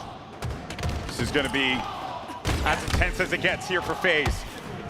Now, they were not able to pick up that first hill, as we noted earlier, but maybe this time around they could do so.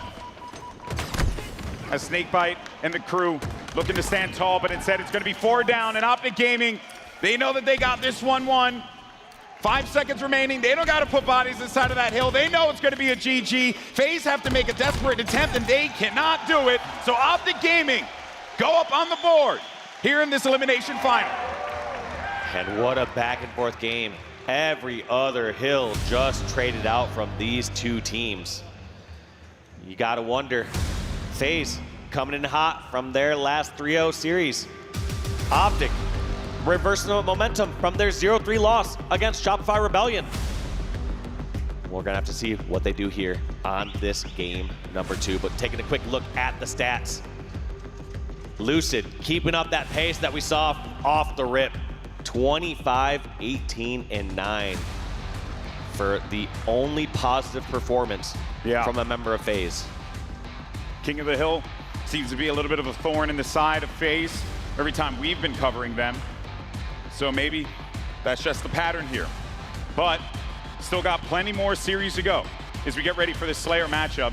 And I do got to say, it is a bit shocking to see Optic in this, well, previously in that position. I know that this is something that they have done in the past, right? They've lost in these elimination finals, and then out of nowhere, they just start leveling up. They start hitting these shots. They start doing the things that you expect of Optic Gaming. But I do feel like at this event, we've been seeing that parity between our top 4 teams, and most notably between our top 3 teams, getting a lot closer, which means that those moments where you think, oh, maybe that's exactly how it could play out. I don't know, man. In Halo, anything is possible. Yeah, at this point, I've kind of given up, like, really strongly predicting and believing in that. I'm just like, yeah, here's what I think could happen, but let's be real. You have some of the best players in the world slugging it out. Someone can have the game of their life and just flip that on its head completely. Ain't that the truth? But a great showing from Optic, and they needed that. Most importantly, they needed it. Because after what happened, a 3-0 sweep in that winter bracket finals, you know that they would have to be so frustrated. And this is just what they needed. And Optic, they're not making it easy for themselves if they're trying to win a tournament. They are giving themselves some rough roads, but that is the right start on this path with that 2-3 victory here on King of the Hill Solitude. Up next, though, we're going to see them slaying it out on Recharge. This one, I got to say, I feel like when I look at the two playstyles of this team, I feel like I would favor Optic's playstyle on Recharge. Yeah. A bit slower, a bit more methodical. Yeah. They can go, like, they can fly when they need to, but then peel it back, right? Yeah. It's a lot of those, like, the stopping and starting that actually quite helps them. And it throws your team off. When you're able to control that pace and not allow your opponent to feel comfortable, that really does dictate how that action goes. And, oh, wow, that's quite the artwork. All right. Coach Lunchbox and squad obviously well prepared for all of these maps and modes. There's nothing here that you'd consider bad by any means. When you're the #1 team in the world, you're going to be good at everything. Yep. FaZe know that. They know what they're going to be contending with here. As we get ready, players loading in. Pressure's on. Map 2. FaZe looking for their first. Looking to try and stop this momentum that Optic built up in that King of the Hill match on Solitude. And this is the time, Dave, here and now, to tie this series up and let them know that you're not going out without a fight. It is Formal challenging for this first camo. It's going to end up backing away. No, actually decides to continue to contest towards his camo. Looks like he gets help from his teammates over towards the control side. And Formal going to be trying to skip away with his camo. Unfortunately, drops that camo. Not what you want to see. Obviously, you want to see players getting aggressive with camo these days. You have to be pushing a little bit quicker and faster. Yeah. But at the same time, dying with it in the first 5 or 10 seconds, not enough. Yeah, well, we'll see here whether or not Optic can come back into this one. Obviously, still early goings. But we have seen so many times in these games where a team gets that lead in these closely contested matches, and it just goes back and forth, a couple trades here and there. Right now, FaZe know that they're going to be dealing with a shock rifle, and Renegade wants to rip some faces off here, but he's got to find the targets. And look at the pace of this game so far compared to what we've seen every other game. This Whoa. goes so much faster. Just completely sniffed out there. Not sure how Lucid snuck in, but Lucid making a hero play, getting a kill on the shock rifle, unanswered, gets a reversal onto Renegade, and that's a big swing here for FaZe, because that was Optic's chance to get right back in this game. They had a shock rifle, they had it slowed down. That's exactly what you're looking for your power weapon controller.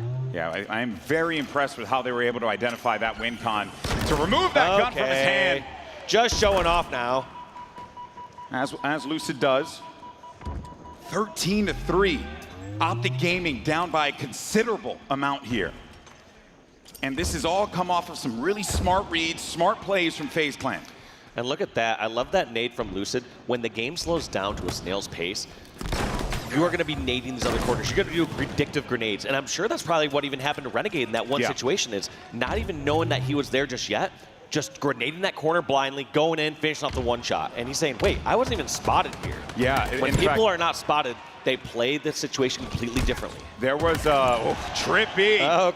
Trippy. All right, but I do want to note that. Great point you brought that up, Dave, because there were a few times you were seeing Lucid with some very deliberate bank nades where it was getting him like, he'll bank a nade on the top of the control steps and it'll go into the catwalk door. Like, it's, you know, just that time that they put into this game. And the reason why they're truly the best in the world, all of these players that are playing right now. But boy, oh boy, a 10-kill lead. FaZe have not let this one go at all. Optic need to find that gear to get back into the game, but you can see how FaZe are just meeting them kill for kill, and this is dangerous for Optic.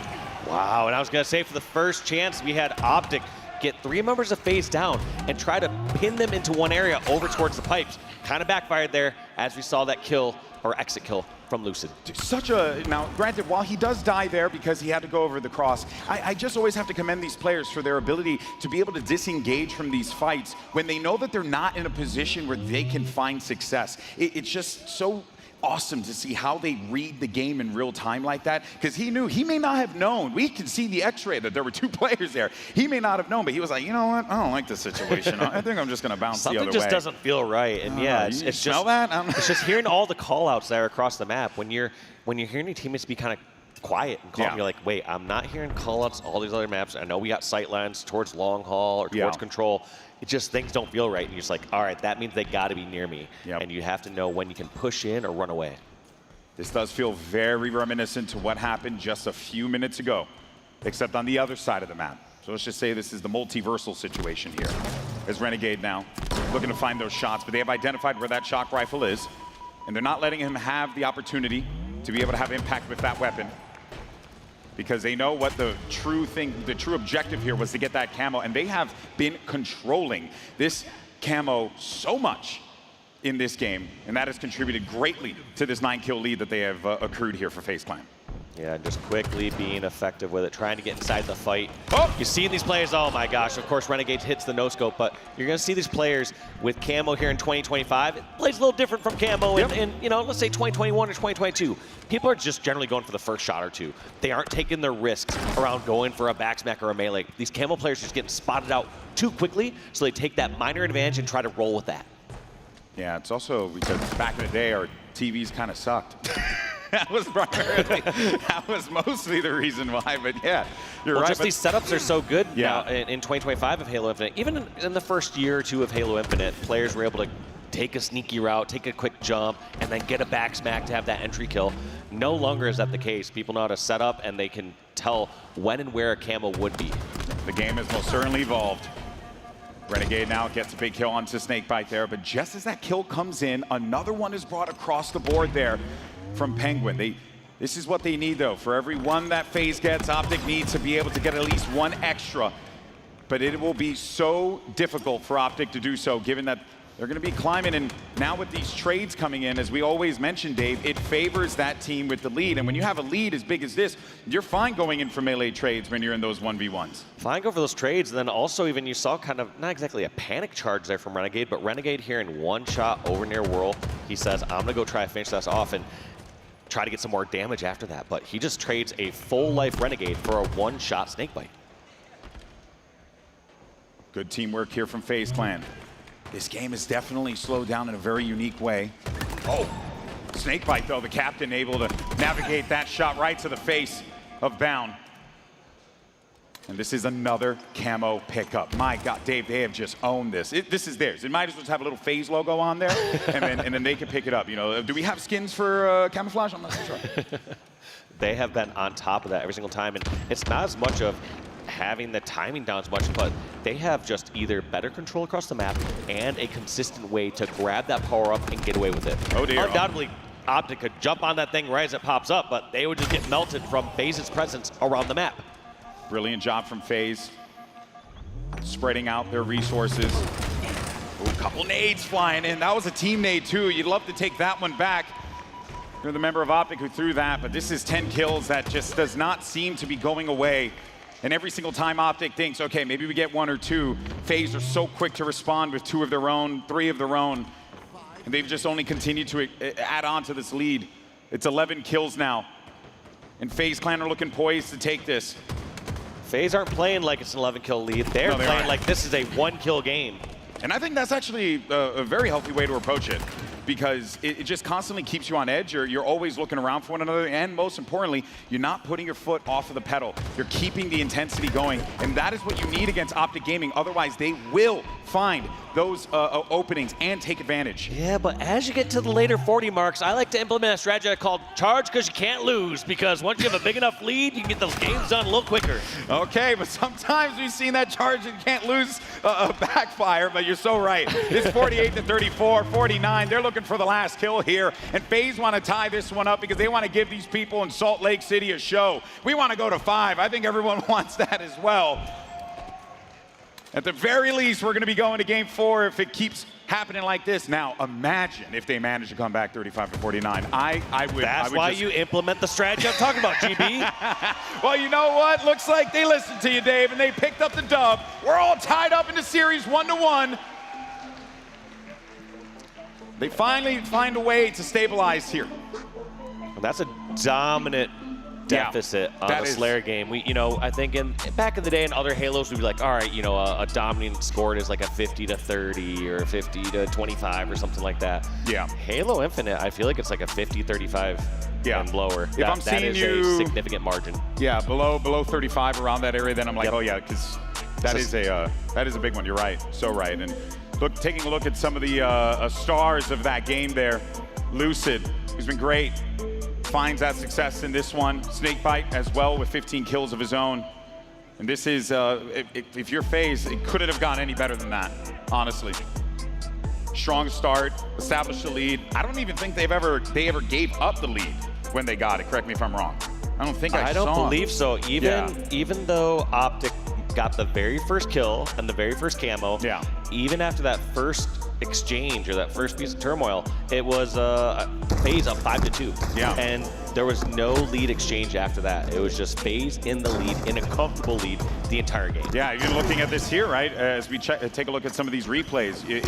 Yeah, I mean, they were sitting at 12-3 at one point. Credit to Optic for being able to bring this one as back as they possibly could, but not back enough to even have much of a chance to win this Slayer. But yeah, they never gave up that lead. So this was a FaZe dominant Slayer through and through, which I did not expect, given, well, actually no, because I think even at the King of the Hill game, that one too was also like a bit of a scrappy, like back and forth until the end. Well, you know what? Looks like they I like the sound of my own voice. I can only deal with one of them. Excuse me, sir? Production, just only 1 GB at most. I'm gonna introduce that in my next contracts. Gonna put it on your rider. No GB loop replays. All right, Origin CTF now, tied up in this series. Yeah, man, I kind of, my eyes get drawn to how close that first one was. And then how much of a blowout that Solitude Slayer was, the Recharge Slayer was. Interesting. I will say though that for Origin, I think that this is where we're probably going to see Optic really establish their map presence a bit more and not allow FaZe to do what they did on Recharge, because FaZe had everything, all angles covered, everywhere, all at once. Yeah, doing absolutely everything perfect on that one. We're gonna have to see, how these teams played on Origin. One thing we've seen consistently from squads here, though, as they're pushing across Origin, yes, you'll take control of sniper area or catwalk, but a dominating spot when you're pushing the opposing base has been their elbow. You've seen players just be so ratty around that area, laying down shots, and then they're in the perfect position as they get damage or as they get a kill to pull that flag instantly. And here are some very interesting stats going into this. What I get drawn to is the success rate, 54% to 41%. So that's actually quite nice for FaZe there, right? Because they're averaging around the same amount of steals per game, but that success rate for FaZe being over that 50% threshold tells me that, they have in more ways than one found that success, whereas Optic have that tendency to get stopped despite the amount of times that they're in there, which is 5.8 may not seem like a considerable amount more, but yeah, I mean, that's like 0.6. We're talking only 0.2 cap difference per game, so yeah, you're seeing just a larger percentage of flag grabs per game from Optic. Also, you have to take into consideration, we'd have to look in the stats and see what maps are they playing. There are certain maps that you are getting less effective flag captures and grabs on. There you see FaZe Clan poised to try and get this third map, but Optic Gaming do not want to let them get back into this. Optic have been in this position before in this elimination final, where they've had to dig deep to get back to championship glory, and they've done just that in the past. FaZe, though, this is a new look for the team coming into this event, picking up Lucid and Snakebite. It is fascinating, right? It's Formal's dream team versus Formal's old team, as some of our friends in the back were telling us earlier, which I think is quite fascinating. How much that guy right there has had such an impact on the way that the makeup of the league has kind of played out in this season. It's like, oh, dude, don't look up. My exes are on the other side of the stage here. Oh, this is so embarrassing. This is so awkward. Oh, hey guys, how's it going? Nice hey, are you here. Happy? You feeling good? Oh, you got a new job? That's great. So happy for you. Been seeing your KD stats. They've been looking good. You look happy for you. How's your mom? Oh, man. But what I also like about this dynamic is for Snakebite being the lone replacement, if you will, for that original World Championship winning Optic core. I mean, you can't really ask for a better team situation to jump in on than saying, hey, this was the #2 team in the world and you're replacing one member. Yeah. Like, you're just like, okay, I have a chance to be that X factor. Bring what I know about this game, what you build over the decades, into this roster and bring it to a championship team. And look, I'll be honest, one thing that I've always praised and appreciated so much about Snakebite is how he approaches the game. He's a student of it. He's constantly reviewing VOD, constantly improving his game. He takes this seriously. He knows exactly what's necessary to get those wins.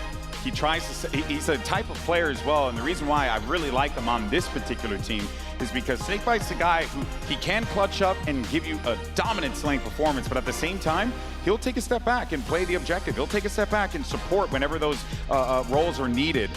And that just seems to be exactly what that, former Optic core of Lucid, Trippy, and Penguin needed as they reunited together here for Salt Lake City.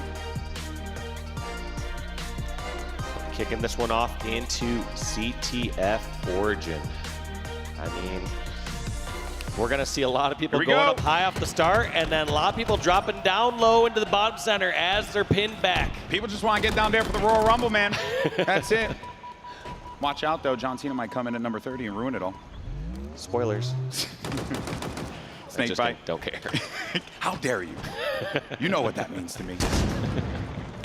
Oh, okay, from downtown. He manages to get that one on the legend. That is frustrating, to say the least. And that's another one locked in. But got caught by Forma on the side there, so good way to stop that one from happening. Yeah, and even though you got a good couple rocket kills there from Snakebite, you still got to give it to Optic up until they lost that sniper. Yeah, now that sniper's in the hand of Penguin, Optic on the back foot. Things are going to get a little interesting here. Good support. He does have eyes down low. That's going to be 2 players down now. Sniper's going to go back into the hands of Optic Gaming here. Bound, I think, did he scoop it up? I don't know if he did, but he's looking for where this player's located. He heard the footsteps, but he's going to be a little weak, and that's a big kill from Trippy. Huge kill from Trippy. Keep also, himself to the side. On that previous exchange, zero hesitation from Penguin to secure that kill if somebody just trying to sprint and run away. Being able to isolate that without getting ninja'd or getting tricked is so important. 3 down now. Might just be an opportunity here for FaZe Clan to get this flag moving, and that's what they're doing. They're starting to make the move happen. You're seeing where those spawns are coming in. A few of them are going to be down low. That's Legend. He's weak. 2 more players popping up by the cave. That's a big shot there for Snakebite. Exactly what we were talking about before. He can run the objective, but he can also give you the supporting slays to bring that flag across the field. And FaZe Clan put the first one on the board. Yeah, FaZe getting that first cap. They know Renegade's weak over at the maze. Gets him taken care of. And FaZe aren't satisfied with just one. Look at this. Perfect position and setup once again. This elbow spot I was talking about, GB. You have this player supporting as your teammates push in from snipe side. Snakebite not trying to overstay his welcome here and continue to peek. He'll go in for those shots, but that kind of goes back to what we were talking about before, where like, even though he's one shot, he's still trying to make something happen because he knows that that can pull attention his way. Yeah, anyone that needs to finish off Snakebite there either has to use resources like grenades or they need to expose themselves completely on the elbow. That's why you saw no members from Optic just run around the corner there, because they realized they'd trade themselves a full life player for a one-shot Snakebite where they're not even 100% where he's at. Now Optic with a little bit better map positioning. Rockets are going to be available. Renegade might be able to get hands on him here, but a few big nades are flying in. That's going to make him one shot. If he goes for that, he's going to die and more than likely drop those rockets down mid. So it will allow FaZe to just swoop on in and grab him potentially. So wisely enough, waits it out. And now you can see where Snakebite is kind of ratting there, waiting to see if anyone pushes through. He does manage to get the kill on the Trippy, but not before he does the same to him. Yeah, quick trade, I believe. Snakebite just ran past. Yeah. Didn't run past the rockets yet, but that's what they're looking for. Try to grab that one last rocket. And the calls have been made. Rockets low, rockets low. Don't want to let them go down there and grab it. Penguin does manage to do so, and he'll use that rocket. Doesn't really get much value out of it, but that's okay. It keeps it out of the hands of your opponent.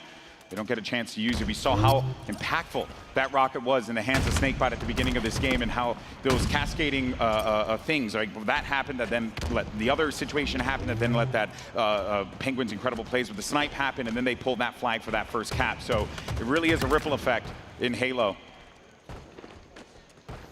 But the same set that we saw previously from FaZe, I thought we were about to see from Optic. You see Bound over towards elbow side. Instead, he decides to go towards front bridge. And you got to wonder, is this the right position or not? Now he's back towards the elbow, like we've seen before. This is consistently where teams have been setting up one of their players to get that flagpole after the slays. Gets the kills and runs it rocket side. All right, and he's got the support as well. Renegade manages to take out Penguin, but he can't move it quite yet. I think he needs to keep moving that. That is a worrisome play here. But Bound, since he's uncertain, he's just going to go back to slaying and try to buy some time for teammates to come help him out. Bound one shot, has to bail from this fight. Snakebite knows that he's here. Does he have resources to be able to take him out? No, he's going to do it the old-fashioned way, but it's all good for him. They are going to remove Bound, and that flag is back in their base. So it looked like an opportunity here for Optic Gaming. Fizzled very quickly. But Optic still in a strong position. Even though they're down a cap, they have more map control. It's going to be tough for FaZe to break out of this position. The reason that's so difficult here on this map is you don't really have any good ways to get high up power positions besides flanking down low. And people are going to see those predictable paths. They're going to know you're either going courtyard or going down your rocket ramp. Some big kills might be happening here for FaZe. Now they're doing what you had mentioned before, how difficult it is to fight out of that. They weren't prepared for that player in cave, which was Lucid. So because he gets that kill, because that happens, this leads to Penguin getting the rockets, and now potentially they can make this flagpole reality for them. Does this rocket give them what they need? Oh, okay, so he's just going to use that one out. But that is going to be 2 players down, and FaZe Clan, they're trying to get in their face, but well done by Optic Gaming to playing that defense. 3 down apiece. kind of anyone's map right now. You see Snakebite try and take up as much ground as he can. Unfortunately spotted, and now he's going to be ratting down towards the Optic base. This is going to be a crucial one-on-one. If he can win this and spot this, he can run this flag.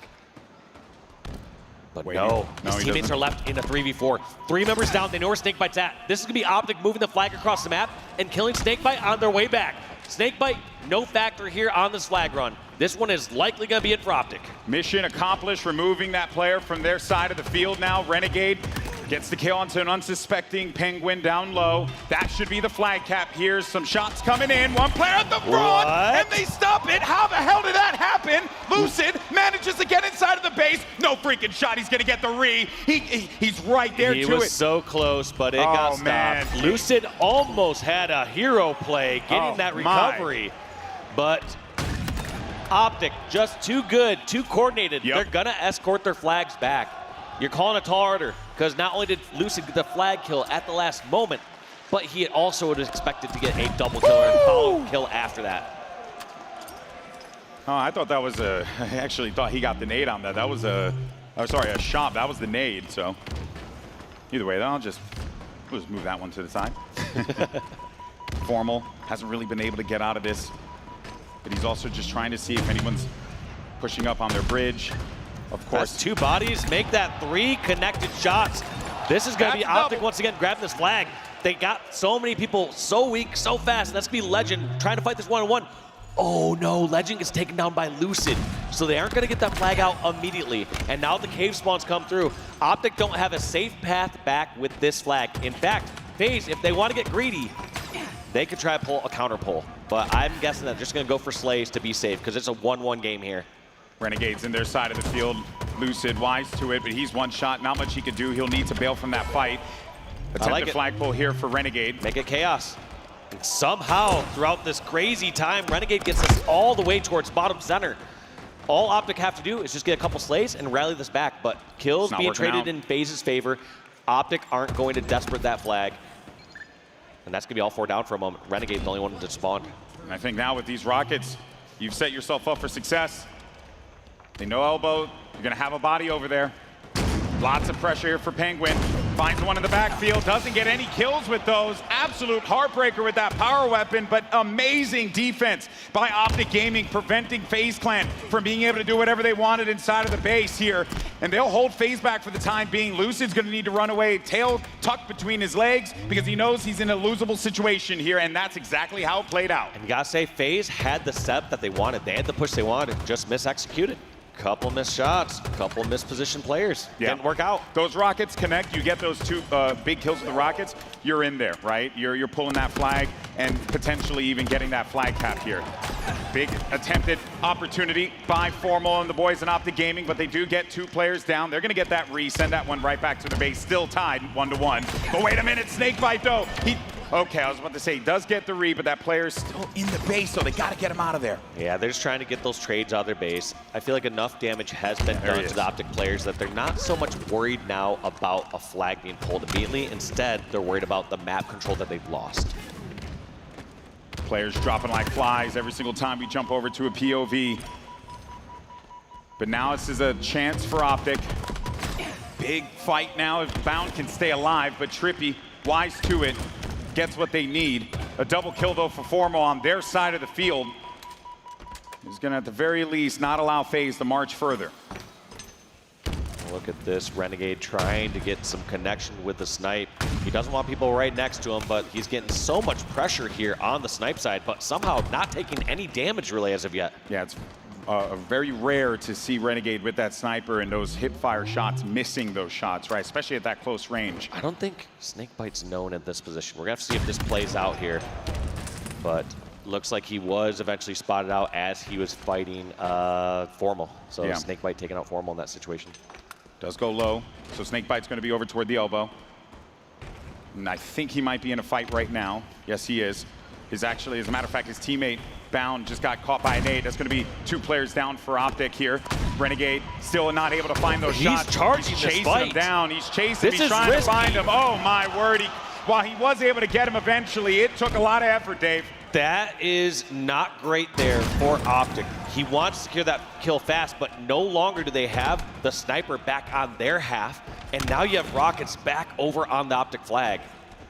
I think they managed to use both of them, though. So that won't be a factor for right now. What a close game this is. 1 minute, 20 seconds remaining. Could very well end up in that OT.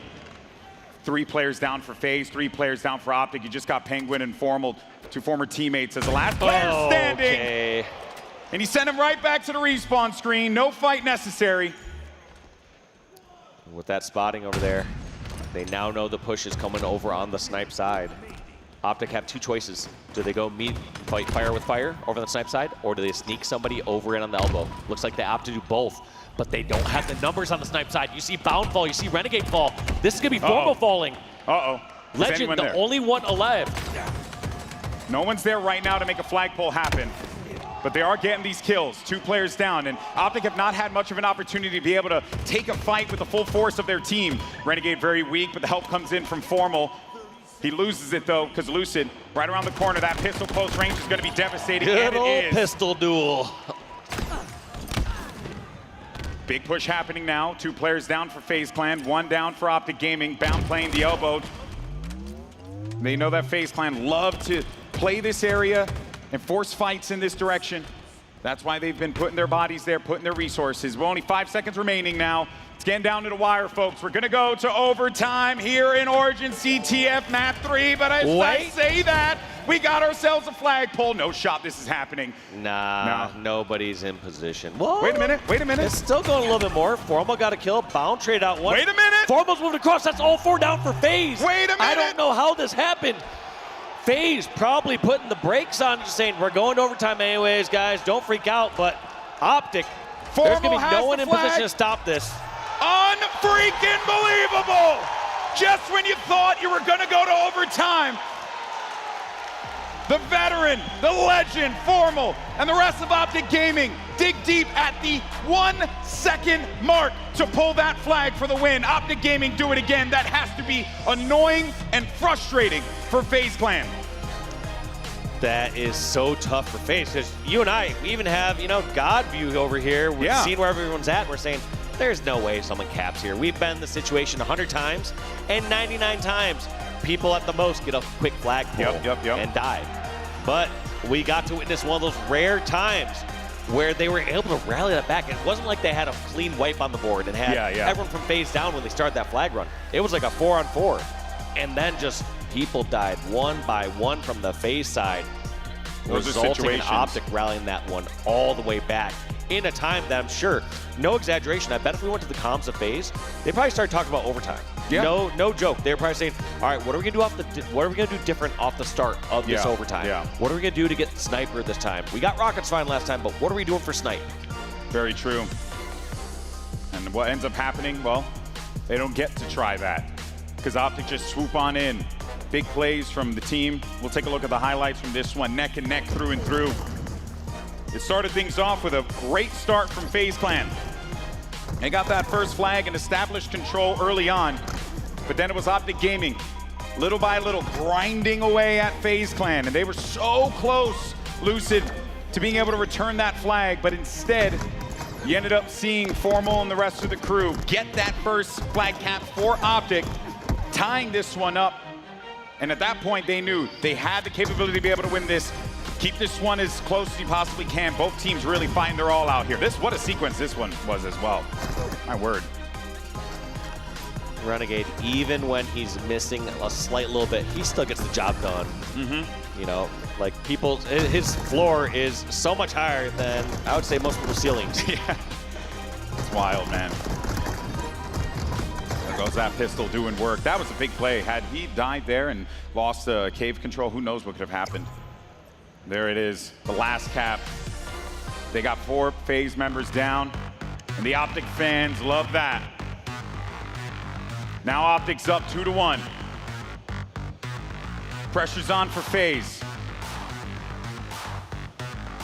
And we're going to oddball live fire next. I actually want to see the stats between these 2 teams if we have them, and to see who's really got that upper hand coming into this. Because if anything, I would say, Dave, that the way that this Origin CTF game played out, I do think that the stats actually did tell us a story here.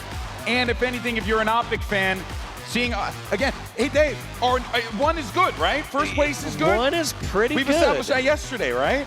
yeah, they're looking pretty solid here. Just, you know, a casual 17-1 on oddball. 6-0 on live fire. 6-0. Oh man. FaZe Clan. And Also, they the round know win this. percentage, meaning they haven't dropped a single round of live fire oddball.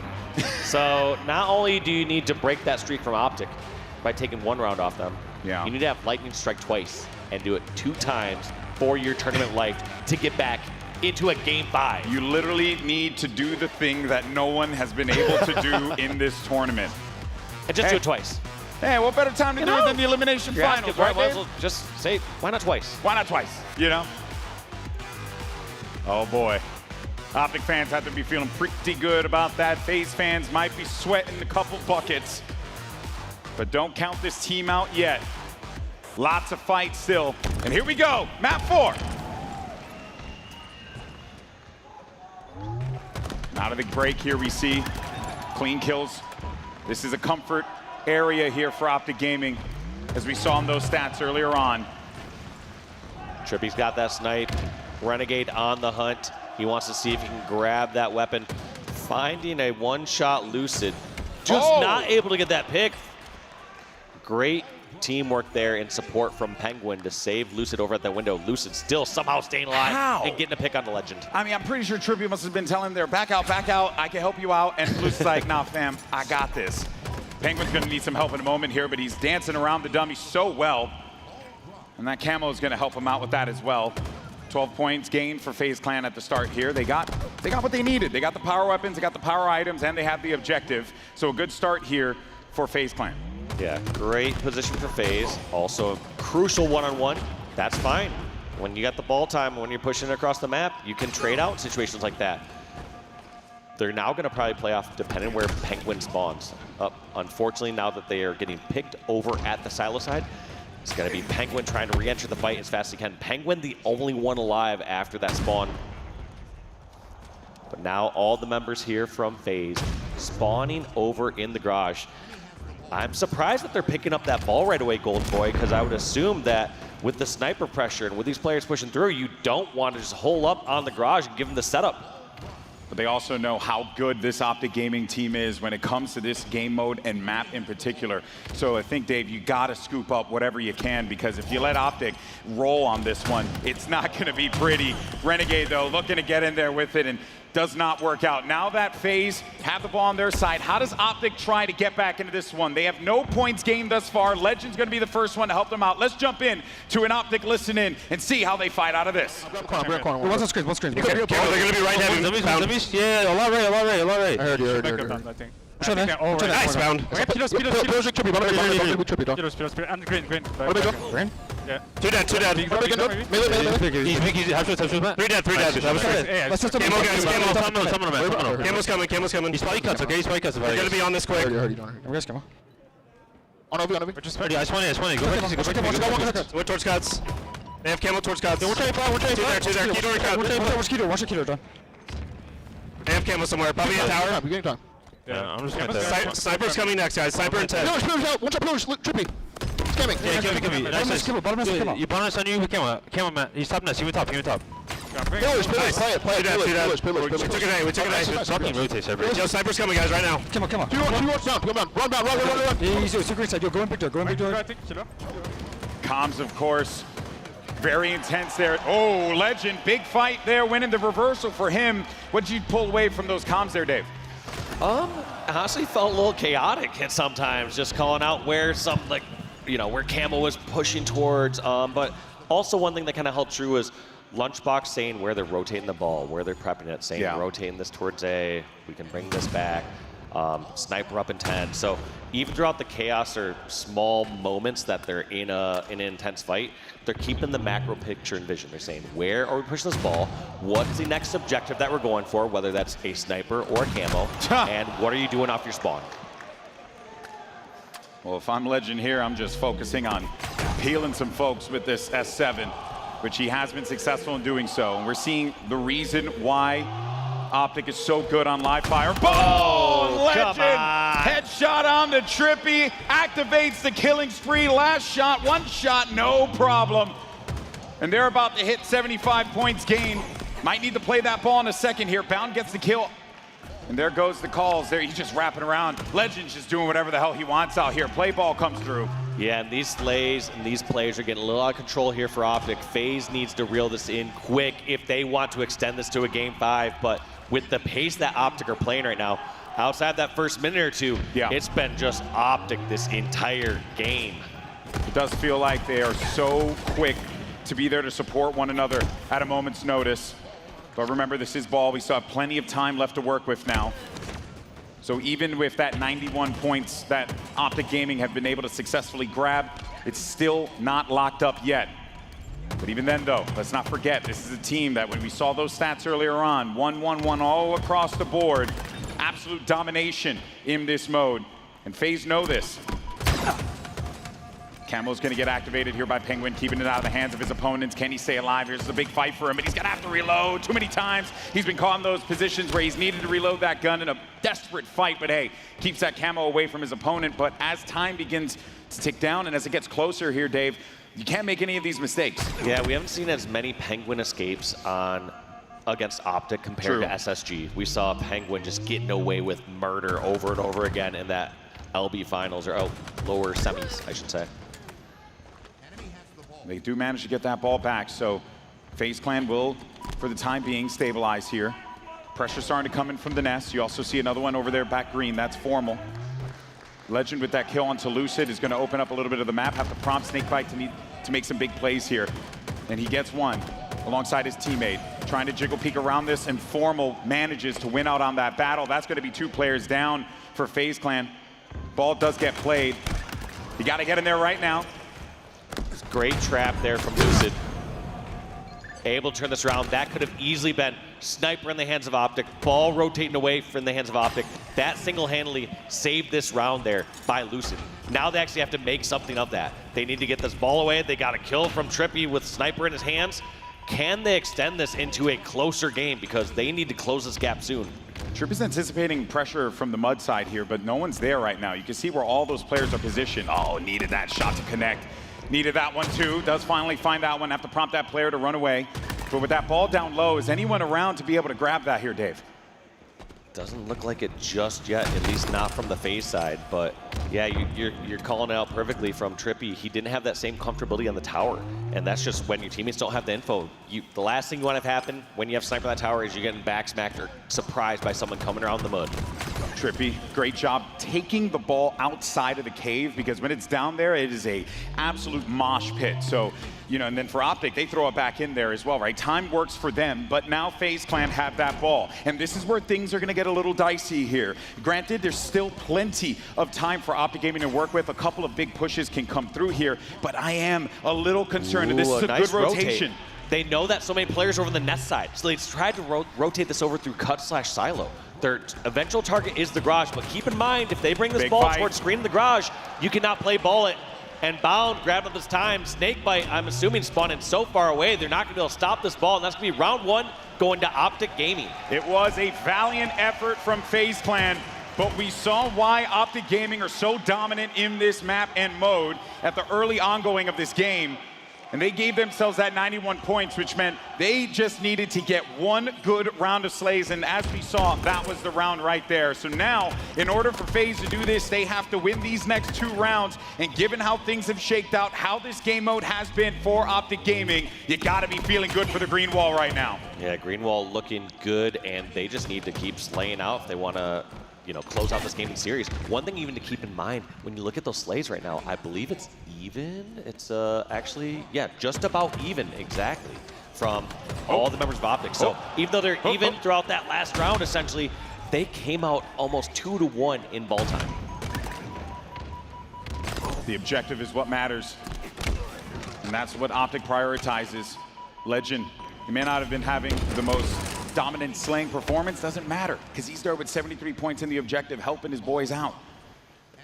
Now they have a phase with this ball again. A little bit different this time around. Good start.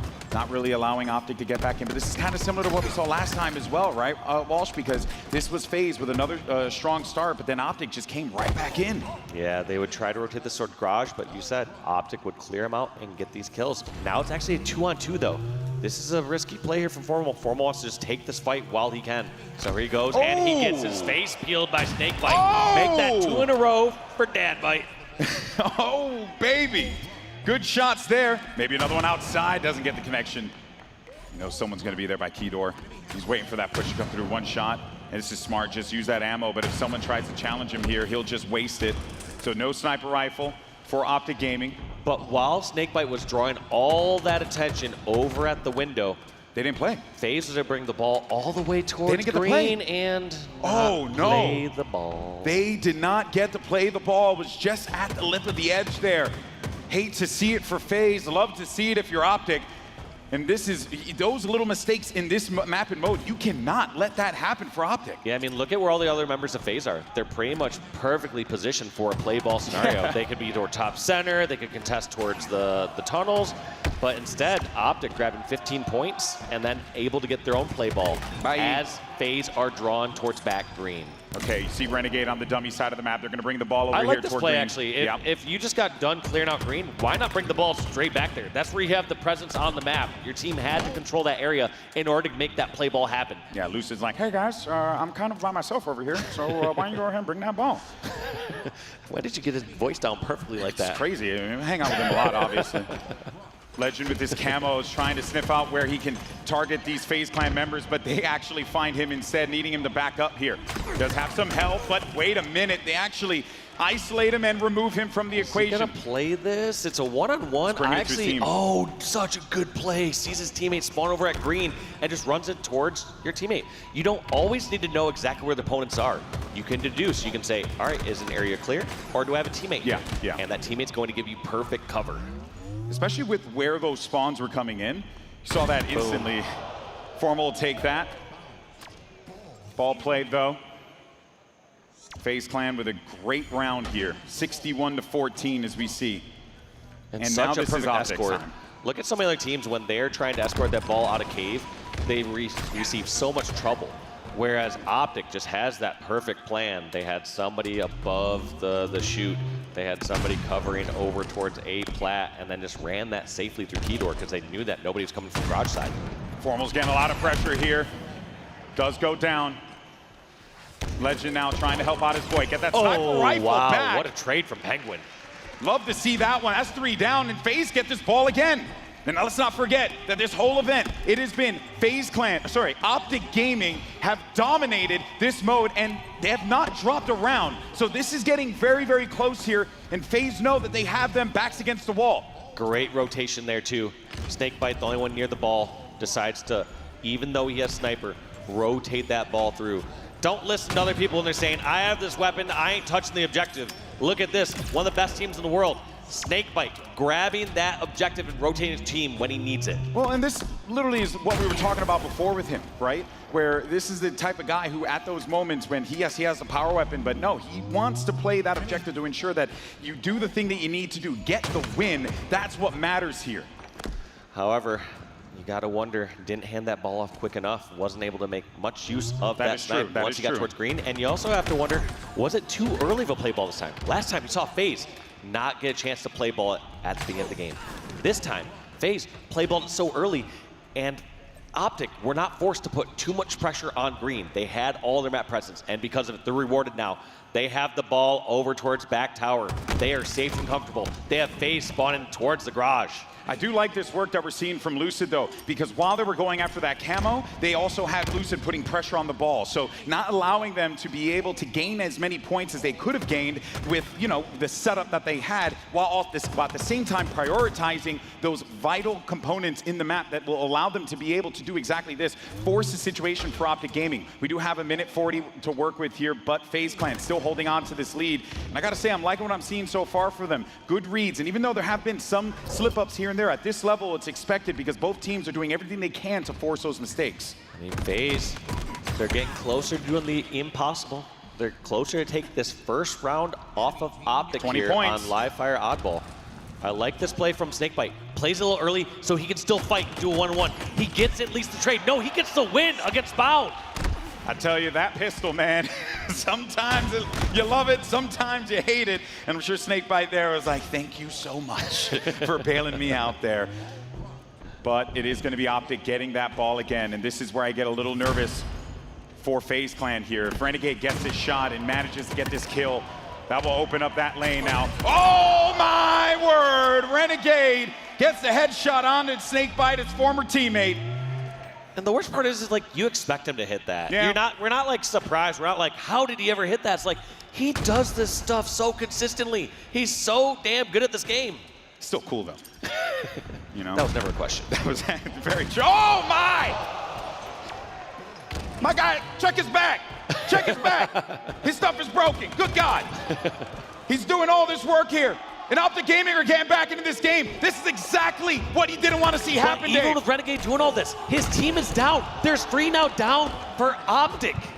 You would expect as Renegade's hitting plays like that his team is running away with the ball and getting a setup, but no, that was just to prevent FaZe Clan from getting a full setup. Not going to front though, I'm a little bit concerned about this because even though you only have 10 points to gain, you're inside of the garage and they managed to stop it.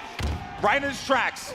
Members of FaZe surrounding. They could die here. And if they do, that means it's going to be a completely open field here for Optic Gaming to come back into this one. But instead, no. It's going to be FaZe Clan who manages to stabilize here. They got to get the ball back in their hands. They only have 8 points to gain. Ball in front of window. They're not overly committing. They don't want to give a free death or free damage to all these members pushing over from dummies. It's still not a safe play just yet. Now that there's 3 down, Legend left alive at Keydor. That's all dead. 4. Penguin grabbing the last 5 points. And we got ourselves a 1-1 game, Golden Boy. FaZe Clan doing what no one was able to do here in Salt Lake City. Take a round off of Optic Gaming and Live Fire Oddball. Folks, we got ourselves a game.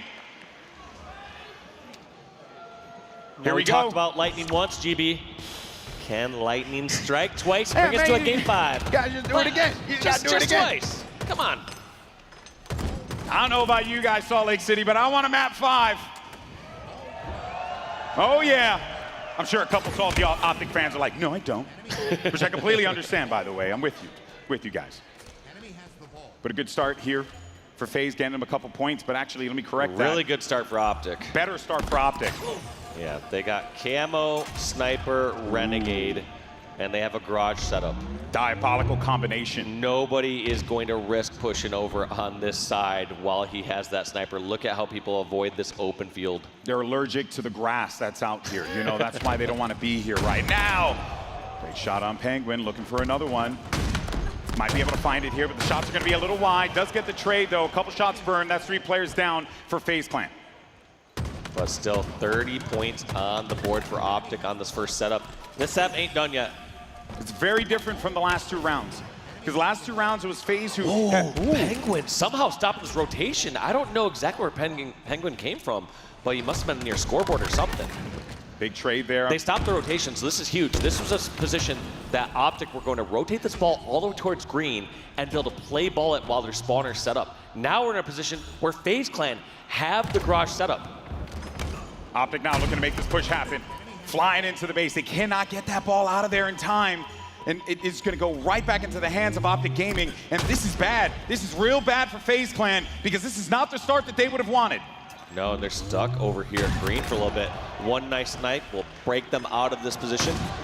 The only silver lining you have here is that they might get a garage set if they break through these kills. But no, Optic played so smart. They rotate the ball through tunnel as FaZe Clan were getting those kills and pushing in. And throughout this play, either Optic had the opportunity to push that further in tunnel and essentially make it a play ball, or if they got the kills, just like you saw when they secured those against FaZe, they can rotate the ball through Keydor back to garage. What a brilliant rotation from Optic. Optic seem to be running away with this one. Is this how FaZe's tournament is going to end here? That's what we're wondering as Optic hit that 74 points. FaZe need to wake up. They need to get in the face of Optic, not allow them to be able to get away with this one, run away with this third round. Bound is finally going to fall, and that is going to open up the opportunity here for FaZe Clan to get that ball, bring it inside of the garage. I'm not going to lie, though, Dave. I kind of want to see them mix it up a little bit rather than bring it in there because those garage fights have been real dicey for them. Yeah, if you're FaZe Clan, you can no longer really commit to a garage setup because as soon as Optic get control back, 24 points is enough in one full setup that they can get. They essentially need to move this ball from garage over towards green. So we're gonna see if FaZe Clan decide to rotate towards green, and that looks like to be exactly what they're doing on the side of my screen. They're getting it away from garage. No, ball is still in garage. They now just need to get these kills. If they don't get these kills, Optic can control garage and a setup. Lucid and a sniper has something different to say about that though. Gorgeous shots there from Lucid. And now it's FaZe's turn. But a big swing gained by Optic, but not big enough to the point where it makes it difficult for FaZe to get back into the game. They're doing it by hook or by crook, but it's going to take a lot here. Optic's going to make them work for it, and you see this pressure starting to come in right from the rat tunnel down low. Renegade gets that kill in the snake bite. Lucid needs to watch his back. Look at this. FaZe rotating the ball through tunnel, trying to get it outside of garage. No shot. Like I said before, they do not want to give Optic the ball in garage.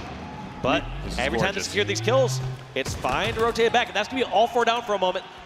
FaZe trying to spot where the spawners are. Lucid uncertain, just trying to run away. And they're opting to give away from this garage setup. I like this play. Yeah, move it out of there. They're bringing it over towards tower. They have the advantage of being in a tall position like tower. Also, they can play ball from this spot. It's been way too long on that side of the map. A good switch up here, change the approach, but just as we say that, play ball happens again. They can't get that ball off of the map, and this is now really dangerous. Oh no. Lucid was planning on that play ball. Even if Lucid was going to die down in bomb center, he was going to run that through the rat tunnel back towards garage. Now Lucid has to try to find his way towards tower, and there's only 5 points left before Renegade and Optic close this one out. Is anyone there to be able to stop it? Does not seem to be the case. No! Just at the final moment, Optic Gaming clutch out, proving why they're so dominant live fire oddball. And Optic will be moving on to the grand finals for a date with Shopify Rebellion yet again. And what a dominating performance there from Optic. You saw there, especially in game 4. I do think round 3 of oddball, just everything going their way. It was a hot start, man. Every other round started off at a bit more even capacity, but it was that third round. Optic came out with such force and did not allow FaZe Clan to have those chances to come back into the game. A brilliantly done job by Optic, proving why they're so dominant on that live fire oddball game. But commiserations for FaZe Clan. What an incredible tournament for this team. The Optic core reuniting alongside Snakebite makes me very excited for what this team is going to do going into Charlotte, as well as the Halo World Championship. And if anything, it just really lit up the HCS this season because, oh boy, our top 4 so close to one another. It just comes down to the margins, Dave. Also, one thing to note, on that last series, Optic actually outslayed by 5 kills. Being outslayed by 5 kills and having the majority of the time winning rounds 1 and round 3 is so impressive. I think the kills started, maybe they just got so heavily outslayed maybe in round 2 of the oddball game, but outslayed by 5, but winning the OBJ. Their objective efficiency for a Slayer God squad like this is not in question. Unbelievable. What a game that was. Round of applause for both of them. A show was given, but we still got plenty more to go. And now we got Lottie and Tony here joining us yet again on the desk. Guys, what a series we watched. Unbelievable series. And I will say, there is honestly, for FaZe, we'll talk about Optic in a second, there's lots of good things to say about them. For FaZe fans, wipe your tears, folks. That was everything that we needed to know about this roster. They have had their first LAN together. This is the first one, going up against the back-to-back champions. Being so incredibly close like that, that is everything I think that they wanted to see out of this roster to know it's going to work. And Tony, correct me if I'm wrong how you feel on this, but genuinely, like when I look at those stats and how dominant Optic were on live fire oddball, and I saw how FaZe took it to them in those first 2 rounds, heck, even in that third round as well, one has to wonder, like, that was a lot of progress gained. That was a lot of good work that we were seeing from FaZe Clan here. kudos to Optic, but FaZe certainly showing a lot of growth. Yeah, statistically, it feels like FaZe wanted to win that capture the flag, because going into an oddball, that is not something you want to do against Optic Gaming, but nothing seemed to FaZe clan. They went in and knew that they could beat no matter who was in front of them, and that firepower, that coordination, that's going to carry over, not just in SLC, but the rest of 2025. FaZe up. FaZe up indeed. I will say, I think one of the biggest problems with that oddball in particular was the fact that Optic applied a lot of pressure, and it was phenomenal. FaZe answered that pressure. Unfortunately, in the case of this objective gameplay and mode, you need somebody to be holding the ball. It required FaZe to have all gunnies up in order to do that and apply the same pressure back to gain map control. And unfortunately, we were seeing some milky holds, nothing really of structure, a lot of back green, a lot of play balls that were coming in a little bit too early. I mean, you could literally see the difference in a household from Optic as opposed to FaZe. It was quite uncomfortable the entire time, and that's because of the unbelievable pressure Optic put on every single time. I will say, before we head on to Optic and about what they were able to achieve here, which is incredible, I just want to give a massive shout out to Penguin. My goodness. I mean, I'm actually gutted that they didn't get away with maybe even going to a Game 5, because what he was able to do on that live fire map, that deserved the Game 5 to me just on itself, because he was unbelievable. What an incredible player. Penguin is one of my favorites to ever do it. He is absolutely insane. So GG's FaZe, commiserations. They go out of the tournament there, top 3 once again, but with the new roster, and we'll see what they can do next time. On the other side of things though, Optic Gaming, my gosh. Okay, so many challenges coming forward. You know, facing a new team as well. A new team who are really feeling good. They're feeling the vibes. Maybe a honeymoon period for them as well. Optic stands strong. You know, they've got their back against the wall. They're thinking, gosh, darn it, I'm in the elimination bracket again. I got another 2 series that I have to get across the board in the grand final if we get there. But they held their heads high. They've been here before, Tony, and I think they're ready to do it again, apparently. Yeah, when you look at Optic Gaming, you got to look at the playmaking ability, you know, whether it's from the slaying standpoint or the objective. That clutch capture the flag right in sudden death was absolutely huge. And specifically, Formal and Renegade. Formal was so consistent in the damage department and getting his, but then Renegade, which oftentimes people think that Renegade is at his best when he's getting to consistent 1v1 battles. No, Renegade loves it when Formal's putting down max damage, and he's finding these sneaky angles to sneak away kills and to sneak out of these engagements. Renegade, he is a main slayer for a reason, but he don't fight fair. He certainly is good. I want to talk about some other members as well. I will say though that CTF with that near overtime I was really hoping for, because I thought that was going to be really spicy and exciting. You know, I personally think that was just mistakes made on the side of FaZe. I think what they needed to do was ensure a really tight defense. They didn't. I don't know what they were doing, to be perfectly honest with you, but they just let that flag go. They had Legend who snuck into their base. Yes, they killed him, but I don't know why you're not hopping on that Reese sooner and guaranteeing that overtime. They thought it was over, so it's not over, folks. You need to make sure you do guarantee that one, because honestly, this could have been a very different series if that had gone their way with overtime. Who knows what could have happened? But I want to say also, in terms of playmaking, Legend really stood out to me. Legend was a thorn in the side of FaZe here. It was unbelievable things coming out of this young man. Yes, he may not have the highest KD, but that's not exactly always what you want to win a series. Yes, it's great to have openings, to have your main slayer. You talked about Renegade. He's been unbelievable all series. Formal with the snipes on Origin. My goodness me, insane. But Legend, just time and time again, putting FaZe in such a difficult position where they really struggle to get out of it. They're thinking they're safe and warm and cozy. Maybe we could have a hold here, guys. And then here comes Legend, just absolutely turning everything sideways, because he's managed to find the most unbelievable routes. Walshy, when it comes down to players like Legend, obviously he's young, you know, first European player to join North America and to really make some noise here. You know, he's nearly on a 6P. That's insane. He's breaking all the records. Like, all right, save a few more records for some other European players. You know, first one to win a major HCS tournament, first one to win a season MVP, first one to, like you said, possibly 5P, 6P, just going off.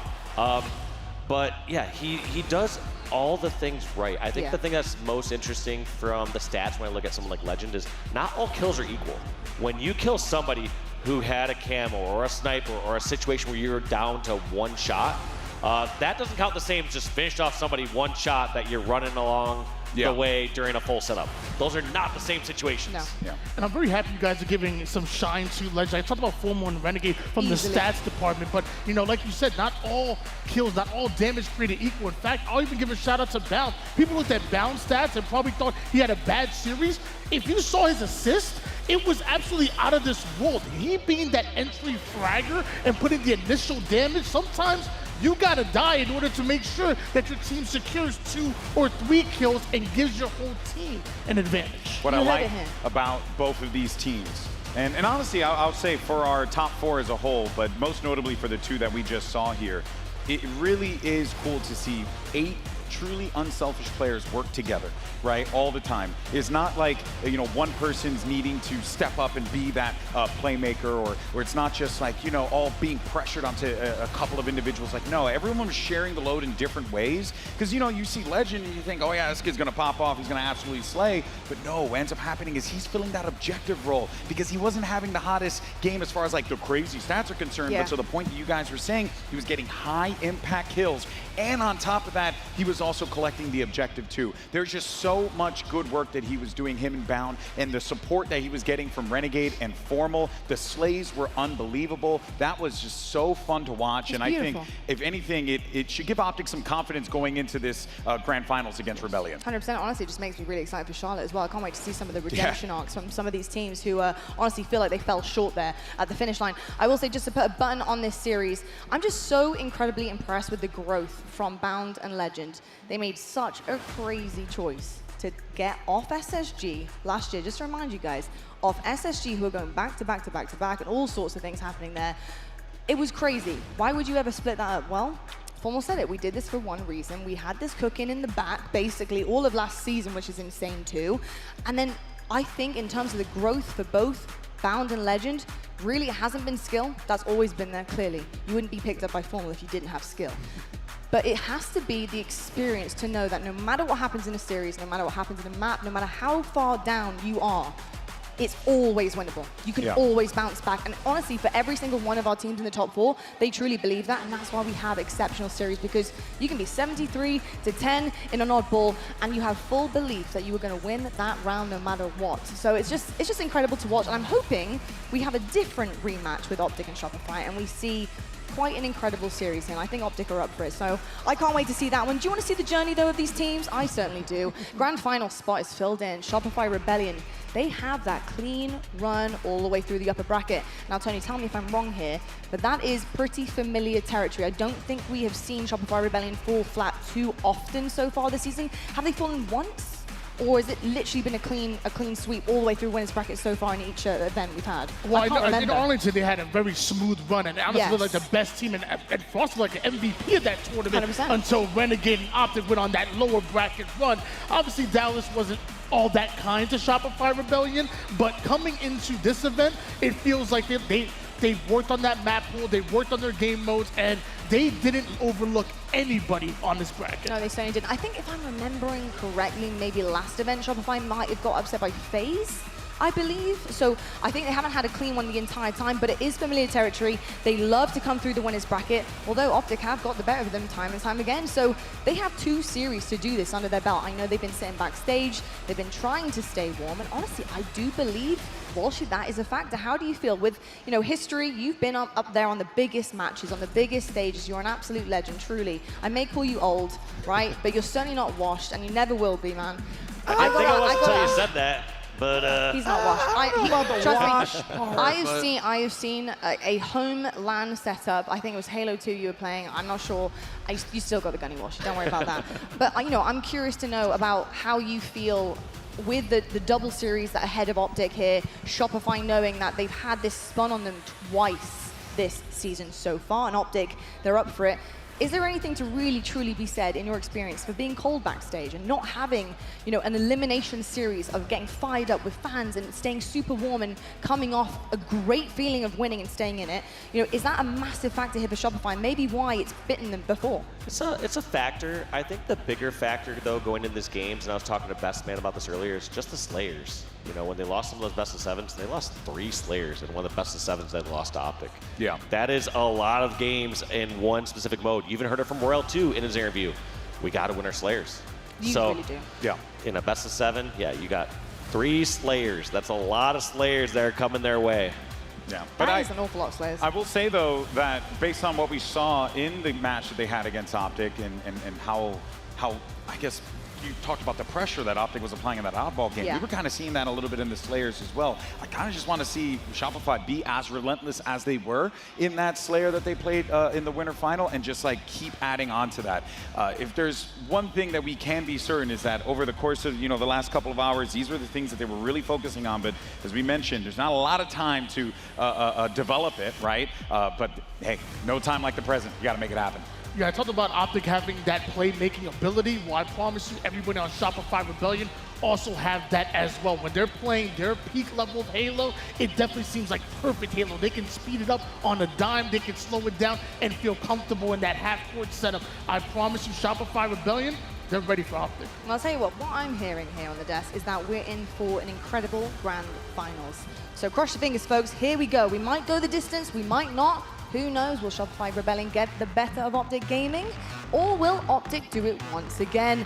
And on the same side of the journey, back-to-back series, having to do it through the elimination bracket once again, can they reach this 3P? Or Shopify, your favorites in the offseason, will they reach that trophy once in a massive, massive major, in a massive, massive way? We'll find out after the break.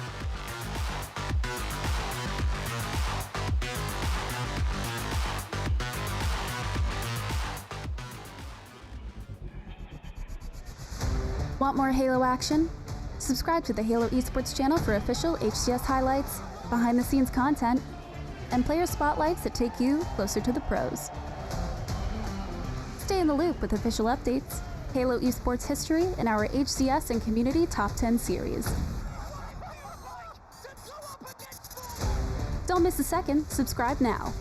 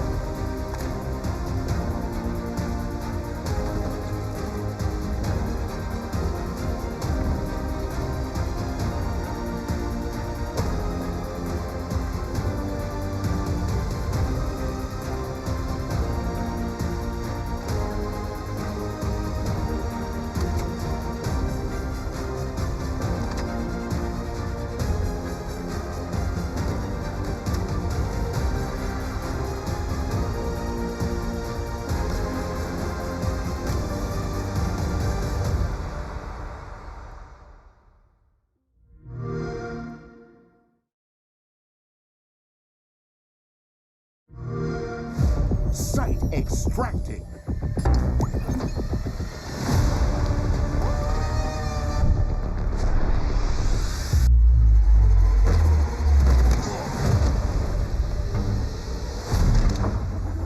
Device converted.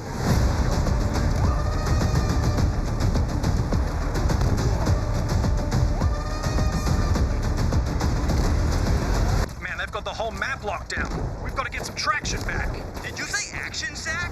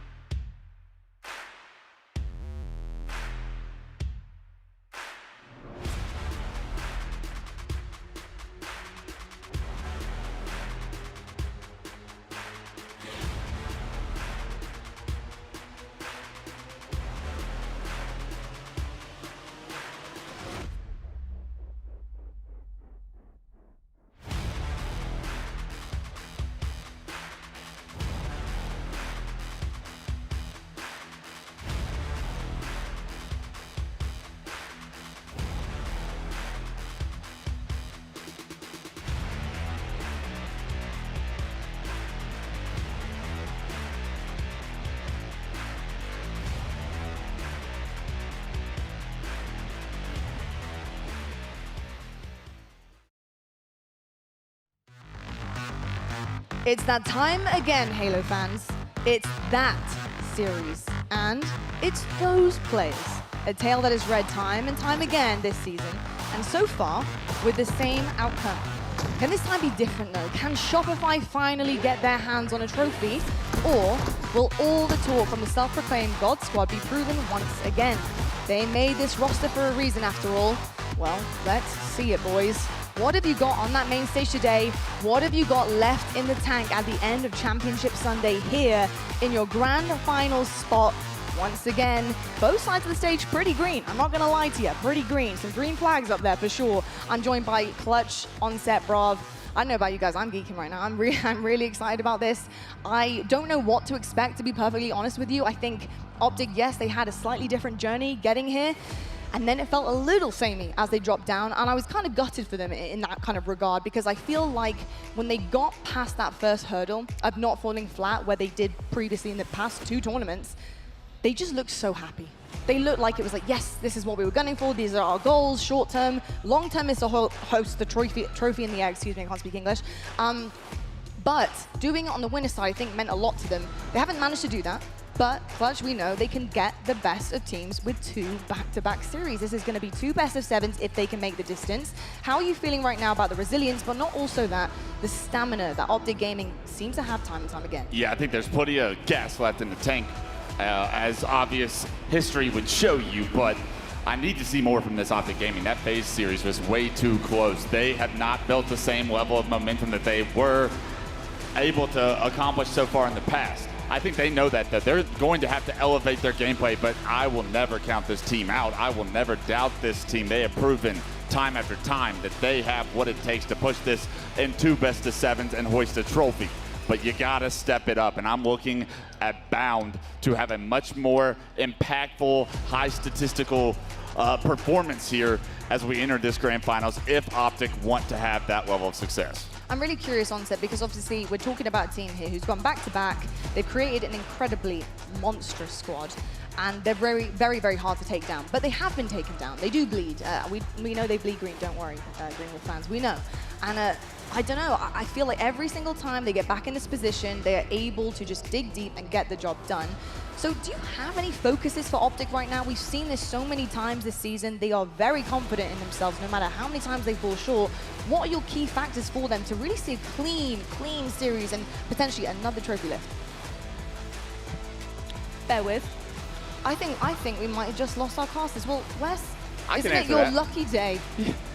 More of me, just with the broadcast hold on. Sorry, Wes. Can you hear me now? Mark's with us again. Okay, Go so on. I think for Optic Gaming, the focus has got to be understanding this isn't going to be probably a clean sweep series. You know, Shopify have given them problems in the past. They beat them in some big series, but Shopify have not beaten them twice in a tournament. So if they can get this first bracket reset done, they get this first series won, then Optic will know in the second one they have a real opportunity. But on the other side though, for Shopify, they have to get it done in the first series, I feel. We've seen what happens to this team if they get beaten and then fall down in the resulting series. They really seem to struggle to pick themselves back up. So I think for Optic, it's about getting that second series done as quickly as possible, get them into it, and if not, it's a problem. That's exactly what I would have said. Perfect. Love that. Love it when Wes is agreeing. You know, you've done some really good work there on set. Brav, my question for you is, how much of this do you think actually does rely on the fact that these are 2 best-of-7s? And when I say that, viewers, I mean having 5 maps in a series is very, very different from a best-of-7. You have a lot more to work with, you have a lot more wiggle room, and more often than not, you will have a favorite map that comes up. You have a couple of different opportunities to have swing moments in a best-of-7. How much do you think that plays into Optic, and of course Shopify's demise time and time again in these massive moments to get their hands on the trophy? Yeah, it's interesting. I think most importantly, Optic Gaming is just going to take this one game at a time. So if this was a best-of-5, I think that would actually favor Optic because they might be able to get it done faster. The specific thing I'm looking at with how the brackets have played here so far and why I think the best-of-7 actually favors Shopify in this example is if we look at Arlington, it was a 3-2 and a close one between the two that sent Optic to the losers. It's a very different story here.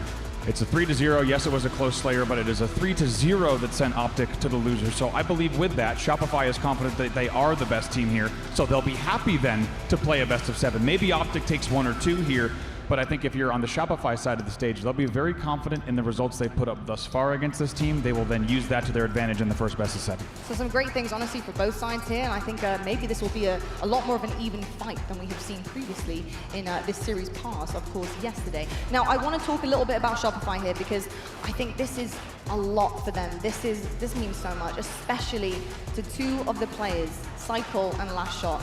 They're the youngsters. They've come on board. They were, honestly, the risks on the team, on the roster. How are you supposed to know how they're going to play, how they're going to perform, how they're going to handle situations like losing right at the last second twice? That is a lot to take in on board when you are just gunning as a youngster for that fame, that success, what Legend has managed to accomplish as well.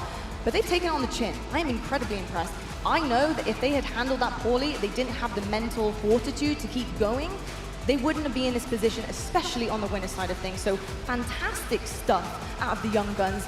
And I've got to say, Cycle has been unbelievable so far. I mean, not only this season, but especially in this tournament. Gosh, I really can't talk more highly of this young man. He is exceptional. How are you feeling about him in this series and obviously rising to this big occasion? I think this is his series. I think this is his moment. This is where he becomes the household name he deserves to be if he isn't already. This is how Cycle puts himself on the map as a superstar. This guy has been a problem all tournament long. He is the difference maker, and what was the big separation of the 2 teams when they saw each other in winners finals? Cycle went off. When Cycle is able to stay alive, play his life, be annoying, players like Bound, players like Legend, they end up dying in situations where they're the ones used to staying alive. But you have to find ways to stay alive. I expect Optic to hyper-focus on taking Cycle down if they want to have more success here than they did in the winners finals. You know, for the side of Optic, I'm just looking there at some of the stats card and some of the, you know, nice little information tidbits that we're collecting backstage. Oddball for Optic has been massive. My goodness me, they are so good at Oddball. I talked about it a little bit on the desk with the pressure that they are able to apply to other teams while also holding that oddball. It's insane. It feels like they have more gunnies on the map than everyone else. I don't know how they do it. I do feel like Legend is incredible at holding the ball while also slaying and helping when he needs to. I think that's a testament to communication on the team, which I really did question coming into this season with Optic and their roster. I was thinking, how are these comms going to look, guys? I mean, I know they're all fun and games. These guys are young and they have fun on Discord. We hear them in their streams. How are these comms going to sound? But so far, they are really, really locked in. And I've been very impressed with Oddball. Rob, how big of a swing do you think that particular objective game mode is going to be for Optic in this best of 7? Yeah, I think I expect them to take them all. Like you said, we already saw Legend taking home something on the stage today in terms of accommodation, in terms of objective play. And when you think about a player like Legend leading an objective, it does create kind of a scary picture. I think it also just paints on a picture of what Optic is capable of. If you think of their best listen-ins where Formal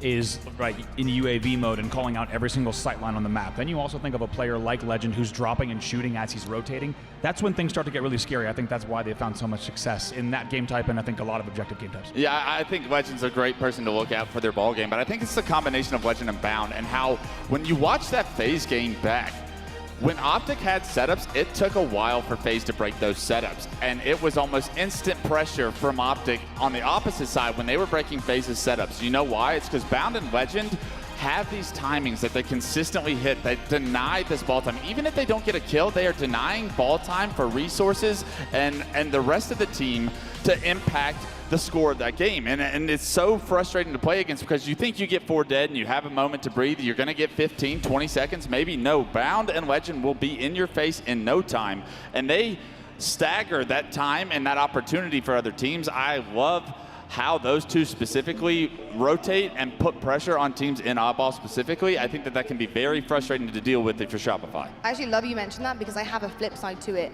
While that makes what they do and it makes a series and it truly does get them over the finish line, it can also break them at times. And it's something that I've seen them correct a lot. They don't do it anywhere near as much, but for example, FaZe, in that Slayer, how many times did we see the timing just completely off?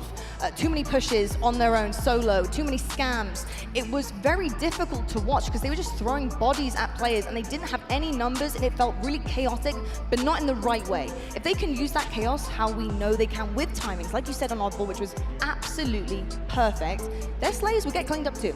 Yeah, I hate to tell you, Greenwall, but that FaZe series showed a lot of exposure on how Optic are not playing A+ game. and they're going to need to bring their A+ game here. They cannot afford to be costing, scamming, selling. All the young kids are saying those words, so I'm going to start using them too. But they have to get on the same page. You could tell that it was a little dysfunctional, and Gabe faced a lot of opportunity, especially on Recharge Slayer. I'm looking for Optic to tighten up if they want to push this to second best of 7 and hoist a trophy. Well, if I'm shutting my laptop, there is only one reason for that, folks, and that is because we are very much nearing this grand finals. 2 teams are left standing, and they've been here plenty of times before. Can we see a different outcome? That is the question we all want answered. We got Optic versus Shopify in your grand finals here at SLC, and that grand finals starts right now.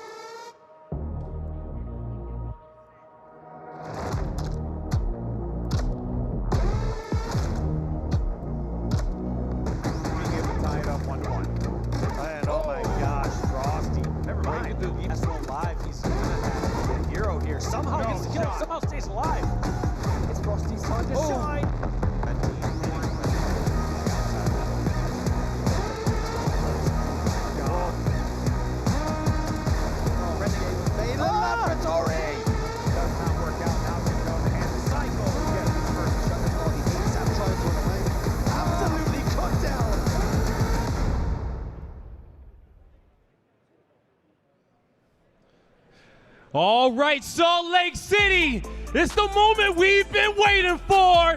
Time to get the grand finals started. 2 teams remain, and it's a dance that we've seen so far this season. But only one can hoist this trophy. But the question is, will it be the same team that we've seen before? The first squad coming to the stage, get loud for your back-to-back champions. Ready to lock it in, it's Optic Gaming. Get loud for Formal, Renegade, Bound, and Legend. Coming from the lower bracket yet again, with the green wall behind them, they're looking to get that 3rd trophy.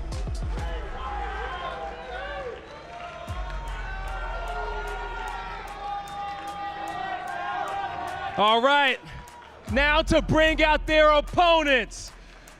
They know it's them against the world, and they know they gotta go up against a tough crowd and a tough team. Ready to fight their demons on the stage, ready to rebel. It's Shopify Rebellion.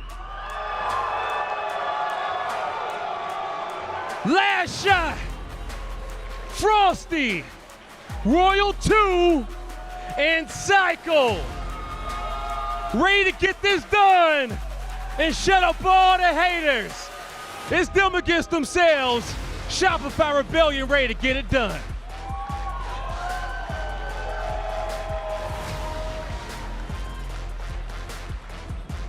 All right, one more time, Salt Lake City. You guys have been an awesome crowd all weekend long. We got a few more events left this season, but one time, blow the roof off this place. You guys ready to get the grand finals going?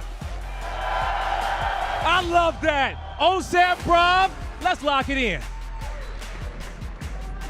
Exactly that. Here we go, everybody. It's time for a grand final. We have 3 more grand finals this year, including this one, and this one has a special feel about it. The 2 teams coming into this season that everybody was talking about once again grace our main stage, trying to become a champion. And it feels like we're right back to where we started the season off. We've had a few twists and turns in the story so far. DreamHack Dallas, of course, being the most notable of those, but everyone will remember coming into the 2025 season, it was all about 2 teams, Optic Gaming and Shopify Rebellion. They find themselves in very similar form here.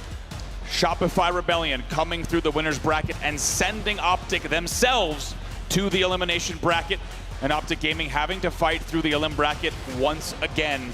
The question is, can they do it again? Back-to-back series wins. A 3rd time is what Optic would have to do from the elimination bracket to become champions once again. And for 2 of the players on that team, it would be 6 event wins in a row. Legend and Bound have a chance to make some history here. They really do, and it's amazing to watch their tournament results just continue to rack up and stack up as the green wall chant starts in the room. But it smiles on the face of Last Shot, and as we said, the Shopify Rebellion story, it took a brief pause. Let's not forget this team placed 4th at the last event in DreamHack Dallas while they had to watch Optic Gaming win another event from the elimination bracket.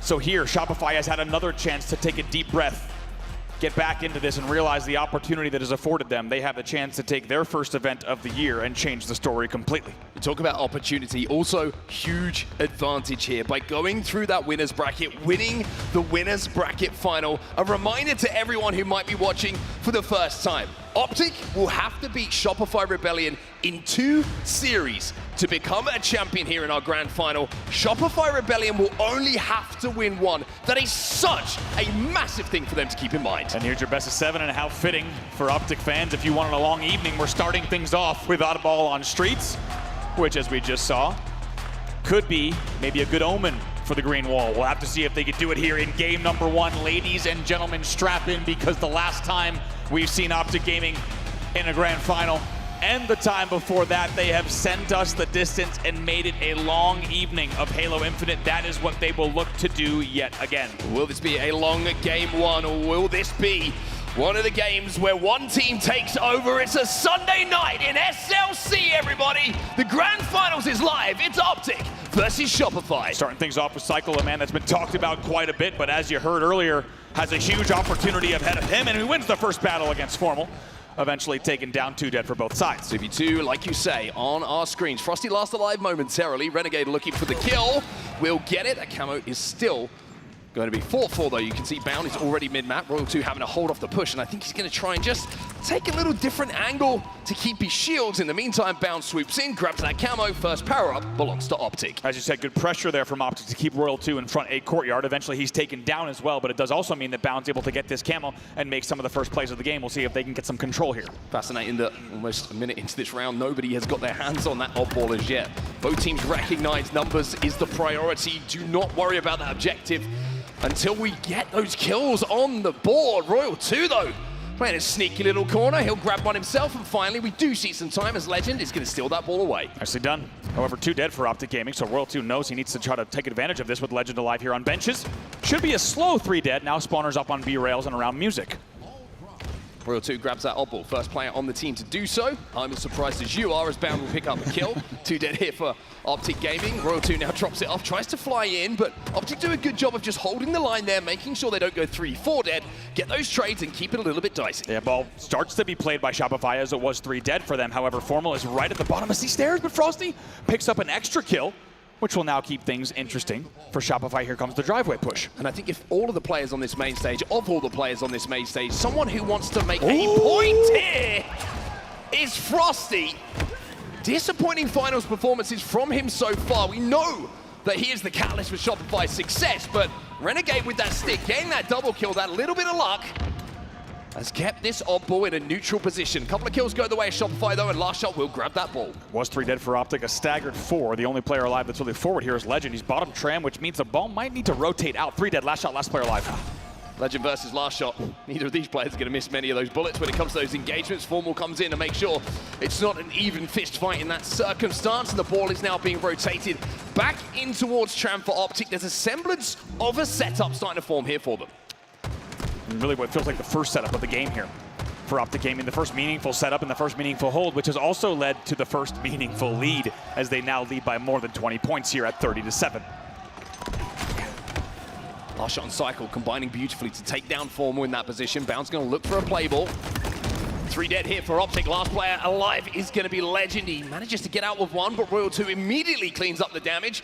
And having broken the setup that Optic had at Tram, not only does Shopify Rebellion have that setup themselves, but Royal 2 with a beautiful first pick will keep Optic on the back foot. Really well done there, and just narrowly stays alive on C stairs and going to continue challenging as well, just being really a nuisance and dealing even more damage to allow this hold to continue. And off of that damage, off of this hold, we're essentially at a tie game here.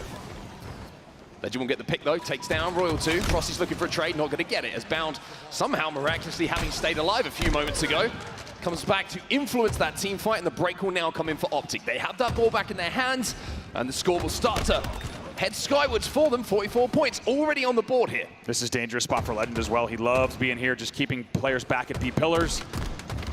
Angling himself away from the tire shots as well. He's doing a lot of damage and doing very well to stay alive while they continue scoring. Excellent support as well from Renegade. You saw he had the Stalker rifle, which is going to be able to put that extra little bit of damage out. Legend looking for the repulse. Sticky doesn't get it this time around, and Cycle's actually going to bonk him on the head and take him down. 3 dead for Optic. Shopify with a chance here with the camo cone up as well to get ball time as well as the power up. So Royal 2 thought about going there. He's not able to get the angle just yet, so Frosty has to go across Laundry. Camo's still up bottom middle. Minor man advantage, and that will lead to the Shopify Rebellion grab, even though they had 1 dead. Kill comes in. Can Royal 2 get away, though? That's the question. There was a player on the B rails, and he knows it. He's trying to just play his life for as long as possible. Optic will hunt him down, though. Cycle combining with Frosty in the back of Tram to get some kills, but Cycle now will be last alive. Optic Gaming, fresh 4 dead from Shopify. And that will be an opportunity to grab this ball as Legend kills a spawner as well. Big kill there. You can tell just how much extra advantage that's going to give them timing-wise. And look, he shots as well. He's got health. And he is just absolutely patrolling the driveway. That was a you shall not pass moment here from Legend as he continues to lock down that area. And why not? He'll grab the ball as well. Last shot was the last player alive for Shopify. 11 and 5 for Legend in this game. Double positive objective in his hands as well. 3v3 on the map right now, although Bound will fall, which gives the numbers advantage here to Shopify Rebellion. Trying to formulate a push here. Renegade's trying to find an angle and find a route to catch Royal 2 off guard, and he might just do so! Royal 2 turns around at just the last second, and somehow gets out of that situation with a trade. Don't know how he avoided the back whack, but he did now as the ball starts to rotate. 2v2 on the map. Bound is going to be your last player alive, and he's the one on your screen. 2v2, ball is being rotated. Bound might be able to cut this off, but there's a great little angle being picked up here by Cycle to make sure that he didn't get away. Even though Legend is going to trade that one out, now 2 players from Optic, the last alive on the pink street, and Frosty is just going to run that ball away from them. Absolutely back and forth between these two. Look at the corner here. They're going to have to check this together. Formal checks it, but he actually does it on his own. Very nicely done. He could have had a 2v1 there, but instead Formal wins that 1v1. Still 2 dead for Shopify. Legend might be able to grab this ball, actually, because Renegade was playing off of some damage. Royal 2 will get the trade kill for kill in that position, but with Royal 2 now being taken down, Optic Gaming and Legend could move this ball in towards Tram. Camo coming up as well, and as we close in on the end of round number 1, no one looks like they're close enough outside of Frosty. 2 seconds to go here, 2 points needed. They all fall, and Optic will strike first. They make it look too easy with that final rotate as well. Legend knew exactly where he needed to get with that ball, and as you said, he knew immediately he could grab the ball on B stairs, begin the back Tram rotate while the team continues to slay around him, and that's exactly what they do. Optic Gaming takes the first round of ball. Lots to talk about there with the decision-making of Legend, right? He sees what Renegade's doing. He knows there's damage. A lot of players might think, hey, I'm going to make sure we get these kills first. I'm going to make sure we secure the back of Tram, make sure that some weird play doesn't happen where all of a sudden the 2 players stay alive. He grabs the oddball, trusts Renegade to get those kills, and by doing so, just makes a little bit of a more difficult decision-making process happen for Shopify Rebellion. Just great awareness once again from Legend, using that objective so effectively. And how about here, even though they're 2 dead, right? Still holding, still scoring. 25-0 off the opening, and like we said, the slaying and the map, both awareness and composition of the players as 3 will fall in the end, give them such good opportunities for those early holds. However, now it's last shot with a camo, and still 3 dead for Optic, and an opportunity to get right back in this round. Last shot with camo, Frosty has Stalker, but Optic, they're showing aggression here. They're trying to burst out of PD where they did squad spawn together. Last shot will get the beat down, and almost as importantly, take no damage. Cycle probably going to look to rotate this one back down the pink street, but look at this damage coming in from last shot. This is the POV you want to see from this man. Absolutely, and they're right back in it here, just about shy of the 20-point mark, and now they will cross it off of this hold. They do lose 1, but here comes the push from Optic. Going to be a mid-map push. Great timing on the push as well. You saw Renegade flying out alongside Legend to make sure that scenario was a 2v1. 3 dead, staggered 4 dead here for Shopify Rebellion. Optic will break, and Optic will grab that ball at back tower. What a clean break, as you said, from Optic. The timing on both the tires as well as bottom mid push, it looked so in sync, and my goodness, did it ever pay off. They're right back in the lead, and firmly doing so past the 40-point mark now. Formal gets the first pick on the Frosty as well. It's interesting to see how Optic actually set up, having grabbed that oddball. They gave Shopify quite a lot of room to move on the map. All kind of turtled at the back of the tower. But by getting that first pick, now they can just hold that oddball in PD. Formal's going to get his shields back pretty comfortably here. Royal 2 is going to be furthest up that could cause some problems. Well, he's taking damage as well, so it's a really good hold from Optic. Really good, and where's the pressure going to come? Finally, Frosty gets one pick, but look at all the time on the board. Frosty, however, with the camo, and he can turn this round around, but they need to make it happen soon. 3 dead for Optic. I think Frosty knows where last player alive is. He's just waiting for those shields to come back. He doesn't want to trade with this camo. That's exactly what he manages to do. Shopify break, Shopify get the ball in their hands over at PD, and Frosty has a chance to make a big play. Really nicely done. Gonna play the slow and pick up another one as well. Essentially the 5th kill on the rotation, if you will. It's going to be a fresh 4 dead. Renegade last alive, he's dead as well. They are cycling the spawns, and the Stalker Rifle doing damage here for last shot as well. Ball still in their hands, as they now close into around 15 points away from the score that Optic have put on the board. It's a really good point you make about Frosty making sure he doesn't come anywhere near trading with that camo, right? They knew exactly where Formal was, and they have continued to rack up the kills since 2v2 on the map on this push. 2v2, Royal 2 is going to challenge. Legend gets the finish, Cycle last alive.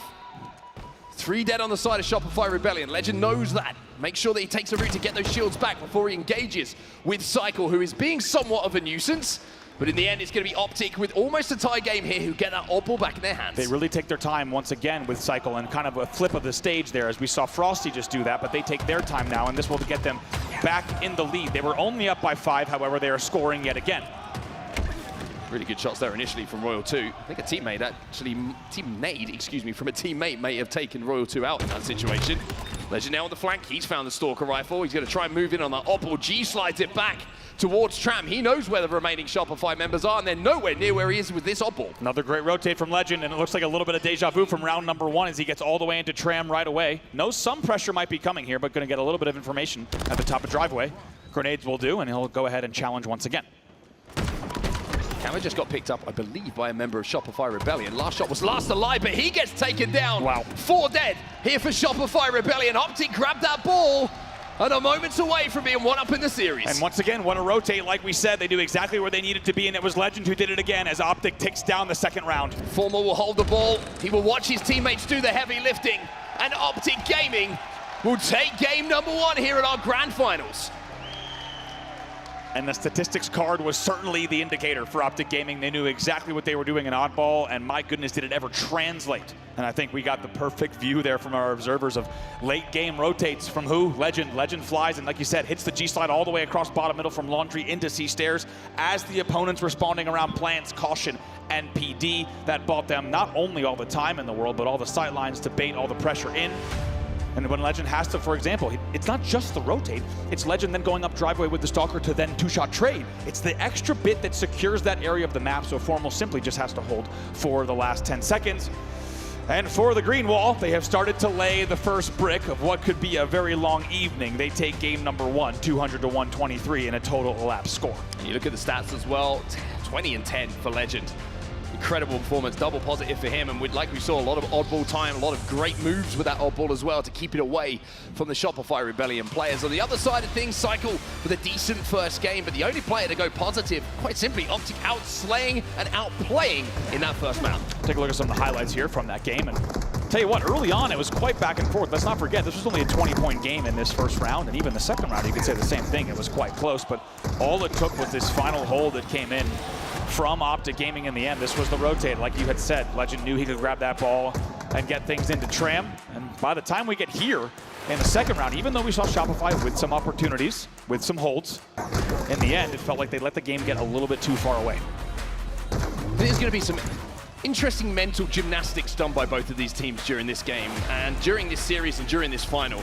I think Shopify coming into this game number 1 would have known oddball's been pretty good for Optic. If we can keep it close, if we can really push them, we're not going to be too disheartened should this one slip away. It's the rest of the series, I think, that they're going to start to look at. Shopify Rebellion been very good in their Slayers, for example. King of the Hill, Livefire, CTF Forbidden, all look a little bit more juicy for Shopify Rebellion players and fans alike. Optic, they've just been too good at oddball. No team's really been able to touch them. Exactly, and as we look set our eyes on Slayer Origin, that's where things start to get interesting, because we've seen Shopify how dominant they can be when Frosty goes full Frosty mode on this map. Also, you might have heard in the Optic podcast, Formal saying last event at DreamHack Dallas that he did not have the Slayers that he wanted to. This is his chance now to turn that around. Can they make sure their Slayer game stays as good as it has looked overall?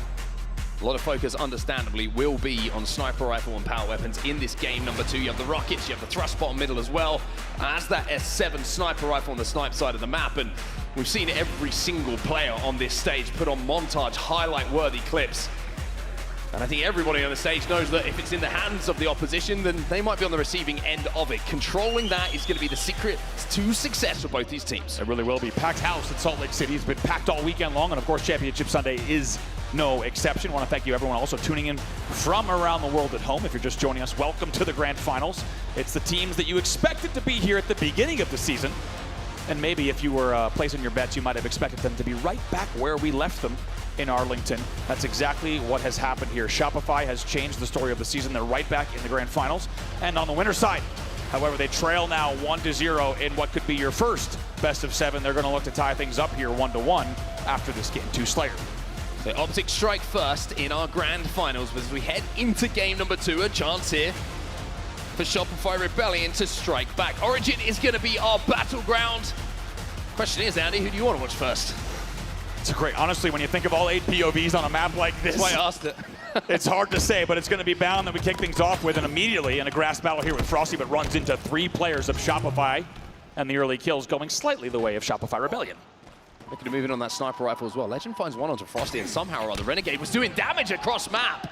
Legend now, after commanding the snipe side and picking up that double kill, finds himself that sniper rifle. He says, I dare you to move here, and luckily for Royal 2, a little bit of extra spawner pressure comes in, as Legend had his crosshairs firmly fixed on the front of the base. That paves the way for Bound to grab rockets at 5-5, and now the lead as well. Yeah, 5-5, Bound! Bouncing around in the trenches, manages to turn a single kill into an unlikely double. And having rockets and that sniper rifle in their possession means Optic are up by just 1, but Legend still has a huge advantage, having the only power weapon left. How about that for Nightmare Fuel? Bound and Legend are going to grab the power weapons off the rip, and how do you respond? That's the question, and to be honest, Shopify has done well to keep the game within 2. However, Optic Gaming now up 8-6. Legend hitting bodies. Last shot. Decides not to show, doesn't want to give that easy kill, but now he does donate one. Legend not going to miss those. Talk about the patience from Legend to leave the kill, ping it, and then just check again to see if he might have poked out, and he did. 3 dead for Shopify. Optic Gaming heating up here. Now they're up by 5. Their teamwork is incredible. It's almost exemplary. The baiting and switching, the Legend hitting the big shots as well. Everybody working around the reticle of this man. He's holding down an LOS so that everybody else can just play around it. So well controlled here so far from Optic Gaming, really just showing no signs of any gaps, locking down each sight line, and of course power weapons as well. However, what was just a 5-kill lead has now been trimmed to 3 at 12-9. So sniper rifle ammo has been used up here. Legend does manage to jump back in and keeps it old school with a beatdown to add another to his collection. And you have to give credit to Shopify here, considering they didn't get the rockets. They didn't have that first sniper rifle. It's only a 2-kill game here. I gotta say, I agree. The entire way through so far, Shopify is going to be very happy with how they have kept this game manageable. They've kept this one close and respectable. And now with this angle, a tie game at 13. 2 dead as well. Bound no shields, he's dead as well. Legend last alive at Shopify, showing that if they don't have the weapons, Optic, they can swing with the best of them. Legend's still alive somehow, as last player finally does go down. Off the respawn, you can see Frosty taking a little bit of damage from the elbow spawners, as the rockets will reintroduce themselves to the map. Around 15 seconds till that snipe comes up as well. Renegade does well to stay alive, Bound helping him out. Dangerous territory here, as you said. Power weapons popping right now, and it was 3 dead for the side of Shopify, so we'll see if Optic can pull away once again based off the power weapon holds. Forward's going to grab him. Legend's going to beat down Cycle as well, not using those rockets, trusting the teammate to get the kill to allow him now to move forward with this rocket launcher. Going to pre-fire the right side. That is not going to connect on the rocket street. He gets punished as he doesn't wrap his body around the silver fast enough, and it was 3 dead for Optic Gaming. Frosty's going to collect a rocket, I believe, as well. He knew where that had fallen. Question is, do Optic know where Frosty is with this rocket? They're a little bit trapped in the back of the base here, Optic. Formal. He's going to find out where that rocket went. Another trade goes down, and Frosty also has the sniper rifle. So Optic up by 1 at the moment, as we now have the game tied up at 21-21, and it's a full sniper rifle here for Shopify. Wow, Legend gets taken down as well, so now the lead is all of Optic Gaming is spawning in the back of the base, and they're going to have to try to fly at the silver. And now with this, as Frosty gets pulled back. Legend spawns out, though.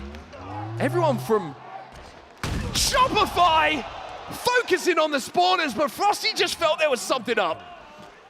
25-22 off of this sniper hold individually, and you know that best man in the back of Shopify Rebellion was saying when they had that 3-kill lead, they knew what happened when they let control of the power weapons, but as soon as Frosty's able to grab it, he turns the game around now with a 2-kill lead.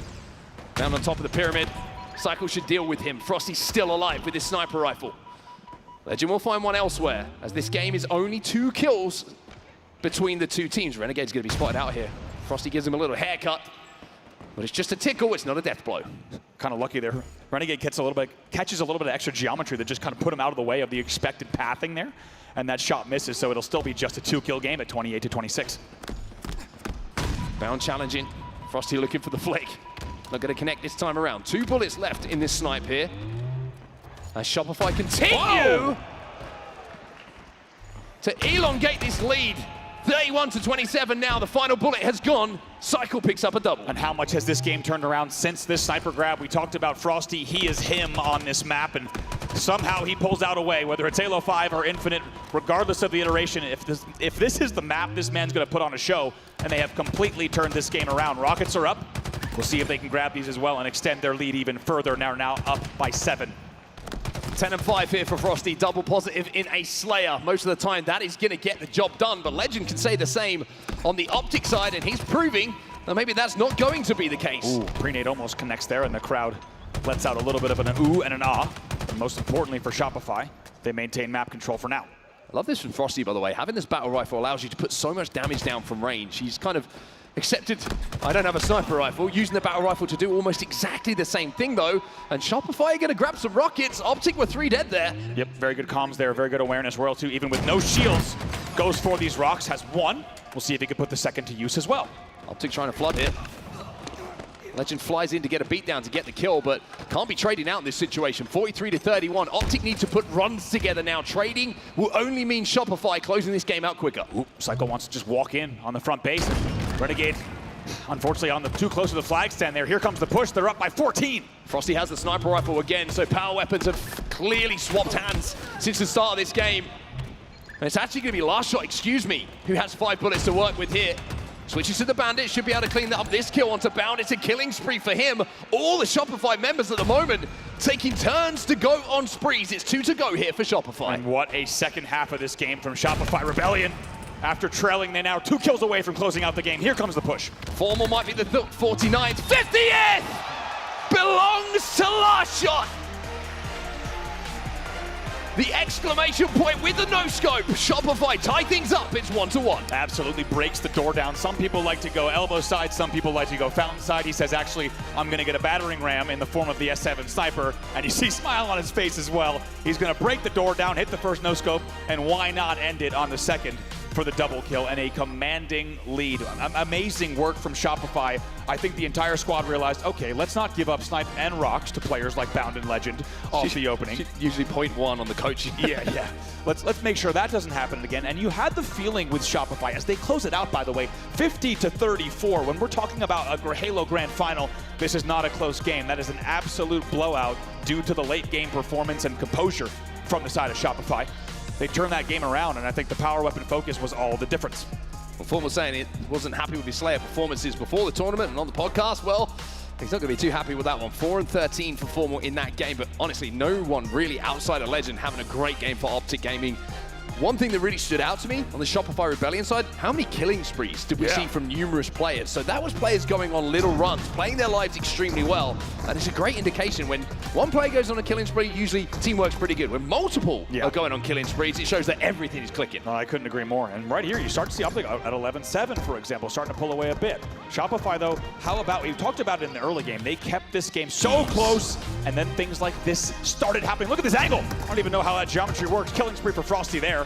And before you knew it, it was 36-28. Plays like this. Royal 2 grabbing the rockets with no shields. And even though he trades out here, that second rocket will be used, and Cycle just brings it in the base. And like we said, the map, look at the map positioning that you have to be able to walk in the front of the base back-to-back in each base to close out the game. Here it was, to close out. Boom. I mean, coast to coast, both sides of the map. They're just walking in the front of the flag and picking up the kills, like you said, off of so much damage. Yeah, I just want to talk about that Frosty kill onto Legend as well. It's so interesting to kind of highlight. I'm sure that when Shopify got initial damage, remember Frosty was the first one to see 2 or 3 players off the Optic respawn at the other side of the map in the back of the flag. He probably sees that and he's like, they're all spawning here, they're squad spawning. But then I think Shopify would have pushed in and got this 3, and Frosty would have thought, there's 3. Wait a second. Where's the other one? Yeah. If they surely we have information on where the 4th player is if they're all spawning together. And you just saw him just take a second. He was like, just gonna check. Just gonna check as Legend slides out. Could have gone very differently. If Legend picks that kill up, he gets the sniper rifle, and all of Shopify trapped to the back of that base. Frosty just showing, again, why we call him the Oracle of Origin, right? Yeah. That little moment of brilliance in between the ears is what turns that game on its head. Exactly. It's amazing that you can even see it from the POV and the player cam, right? There's something that ticks and you realize, he's aware that someone could have spawned out. Someone's missing here. Exactly. And also, I mean, we didn't have it in the listen in there, but you know that B-Man would have been saying the same thing. Even if Legend hadn't spawned out, B-Man would have been saying, watch for a split. And undoubtedly watching that screen, and you've heard it from coaches like Best Man, like Lunchbox on the other side of the stage, we're missing one. Gives me chills thinking about it because the amount of time that a player has to play on these maps to understand exactly when a player can and can't split, that's what they were able to do here as we take a look at the Kings of Koth here in Optic Gaming. Yeah, interesting now for Optic Gaming. We thought the oddball was good, but the King of the Hill isn't that far behind. That is, again, a ridiculous record so far. In 2025, this season, 14-2 on King of the Hill. Average margin of 1.8, almost 2 hills better than their opponents. I mean, you can't ask for much more. And Livefire as well. I mean, look at the record of theirs, 4-0. Only thing I want to point out in the graphic is that they're 4th in KD, and it's only a 1.1, which tells you a few things about how Optic plays King of the Hill. They're obviously not outslaying. They're only outslaying by 10%, but most importantly, they're playing the position game, because the only way you go 14-2 when you're barely outslaying is because you are out-positioning, you are out-rotating your opponents. So, if Shopify wants to make sure they take this game and the series lead, they need to be thinking about, let's not just slay, but let's be slaying out in the parts of that we need to be. They need to be open to playing a slower game, playing a little bit more slay heavy, and getting the rotation that they need, not letting Optic out-rotate and out-position them in these games. I think it's a really, really interesting point and a great point that you raised there. I think Shopify have got to be okay if they get a 3 or 4 dead on Optic. I'm not doing too much. Yeah. Don't try and force it. Don't try and look for something too quickly and give Optic the first kill, because then all of a sudden, we've seen what they can do when they get control. I think it's going to be kind of an exercise in slowing things down and showing a little bit of patience and resilience in those moments, to not think, oh, I might be able to get an extra kill here and really put them on a back foot. You just got to play that positioning. King of the Hill is about defending a space on the map. Yeah, that's all you got to think about. And let this be low scoring if they need, because keep in mind, with Optic with a 1.8 margin, that tells you that not only are they out rotating and out positioning while they're not outslaying, but they're also just heavily outscoring despite not having huge slays on the board. So I think Shopify needs to also be comfortable not only in the patience, but also in the idea that these games could end 2-1, 3-2, right? We may not see this one go the distance, and Optic Gaming so far has, right? When they're winning games by nearly 2 hills, that indicates that they're likely hitting 4 hills quite often. Shopify needs to be ready to play a slower game where they're controlling the map, outslaying their opponent, and getting the hills when the opportunity presents itself. That man on your screen seems in great spirits. I will say it last shot. You know what's very interesting? It reminds me of the Ksan Invitational that we had before the official HCS season got underway. When Shopify were playing great, they were all smiles. Everyone's having a joke. Everyone seems to be on the same page. Everyone's enjoying each other's company and looking forward to playing some Halo. Now, it's looked a little bit different when they've gone down to the elimination bracket in some previous tournaments or come up short in a grand final. I've given that, understandable, you're going to be upset in that situation. But now, it looks like the chemistry is there. It looks like the game plan is there. The question is, can they reverse the incredible record of Optic Gaming in this game number 3 as we head over to Livefire for some King of the Hill? Not going to be easy. Game type records indicated that Optic had the oddball, and they took the oddball. We'll have to see if Shopify can turn that around. You have to think, hopefully they're not putting too much thought into what the stats might have said, instead playing the exact game that they need to. They desperately want to take a 2-1 series lead here instead of looking down the barrel of a 1-2 deficit in this first best of 7. We're underway in game number 3. Here we go then, the go-ahead game for either of these teams as we're tied up at 1-1. Optic taking that first Streets oddball. Response immediately from Shopify Rebellion with a dominant Game 2 victory on Origin Slayer. But Renegade gonna grab this snipe off the rip here. Bad news for Shopify Rebellion. 2v2 here on the map. And as we said, it's going to be a little bit of slaying control as the camo's popping. And Shopify is there. We'll see if Renegade can shut it down from the angle, but very good sight lines there coming in to force him back to mud. I love how difficult they made that for him. That shot is so difficult. Reason being, 2 players challenging at exactly the same time. So difficult to place that S7 reticle where you need it. And Frosty comes out of it with the camo. Frosty, look at this, an amazing chess match happening here between these two teams as they just try to spot out this camo. Frosty now engaging. Frosty doing damage to multiple Optic members, but where's the rest of Shopify? They're taking their time to get close here.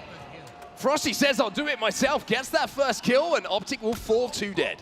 Nicely done. Now going to rotate out, and they start scoring as well. Optic, though, able to grab quite a lot of time. Legend's the last player alive, and dangerous to engage there. He's going to be forced back, so this will mean more time for Shopify. They'll start to watch the sandbags choke as well. I love the responsibility taken by Frosty there. He kills Renegade, who had that sniper rifle. Doesn't go for it. Does the damage onto Legend, and now pushes forward to find himself a double kill. Legend will fall. Renegade last alive at the back of green. Renegade surprisingly gets 1 kill that he shouldn't have gotten. In the end, that's traded out, but that will buy Optic a little bit of time off the respawn. However, Shopify will get a little bit more points on the board here.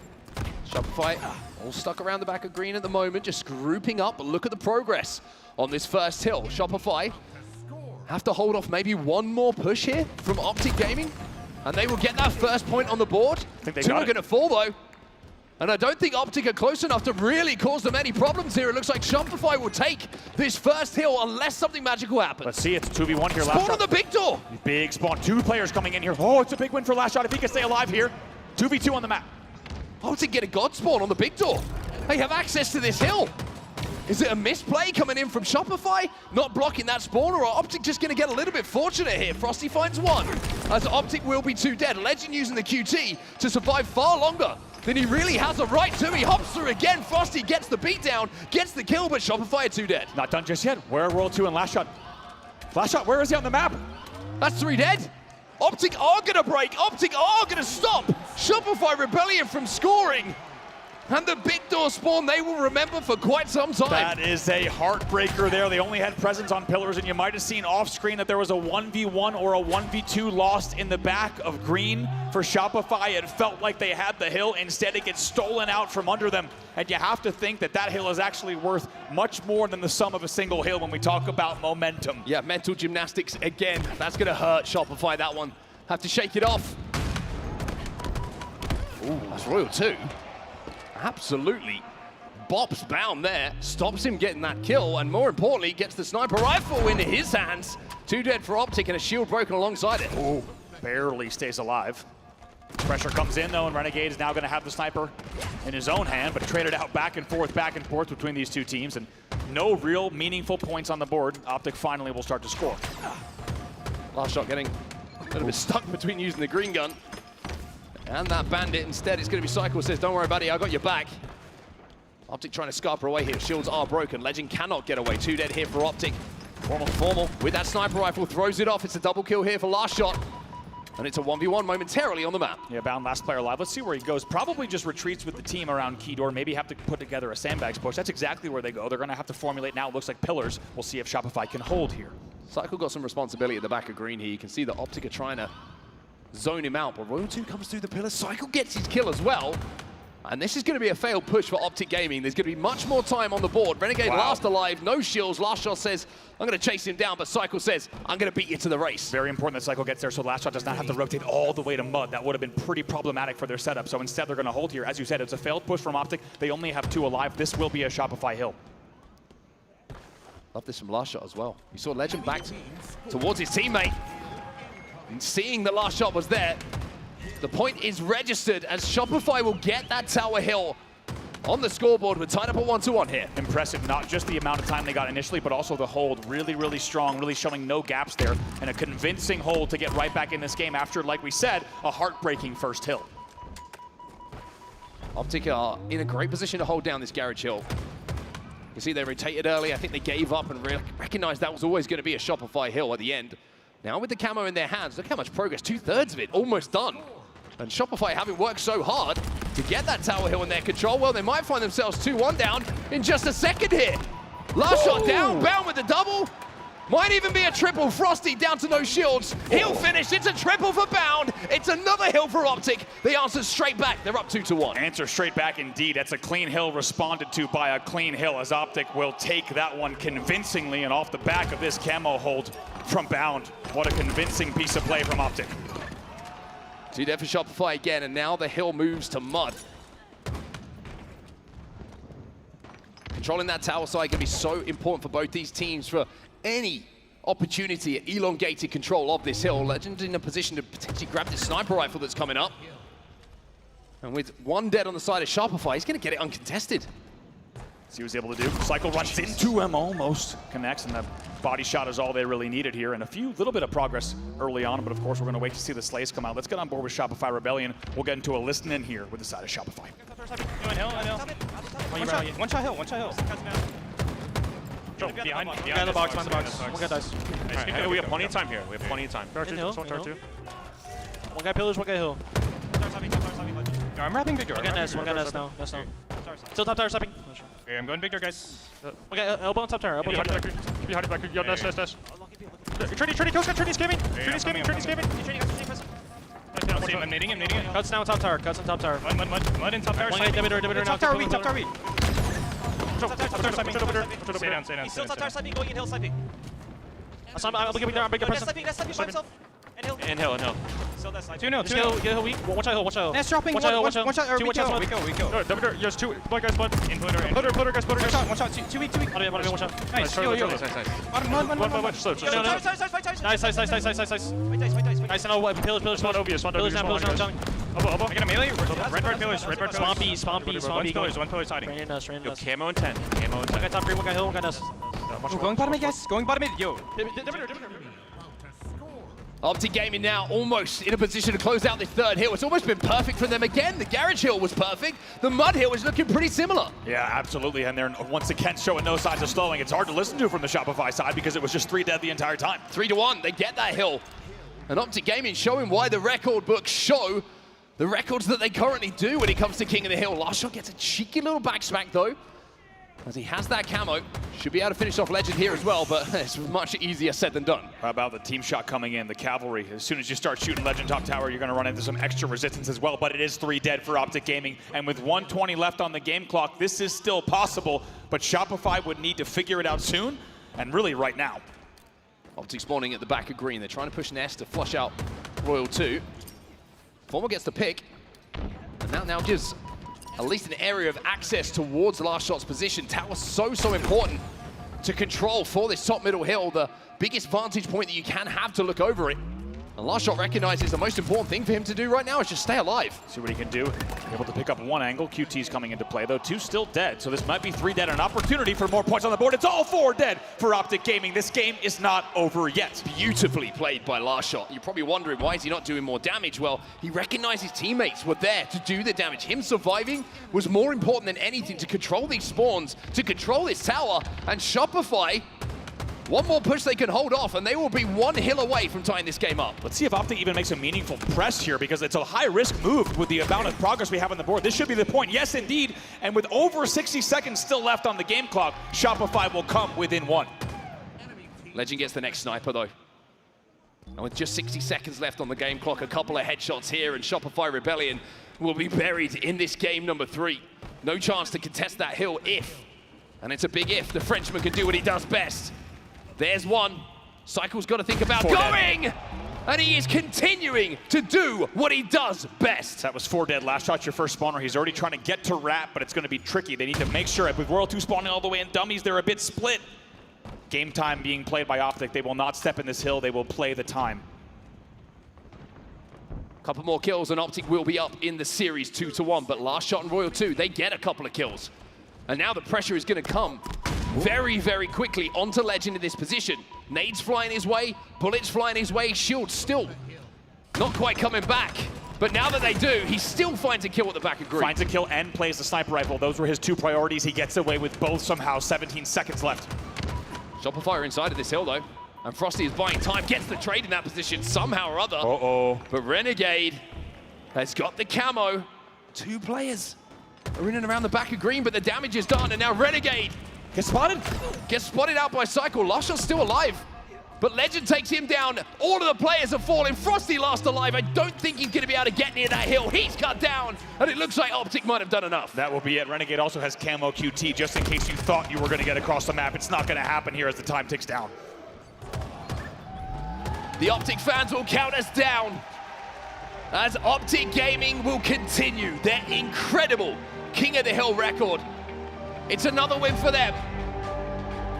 And they will go ahead in the series. They're up 2-1.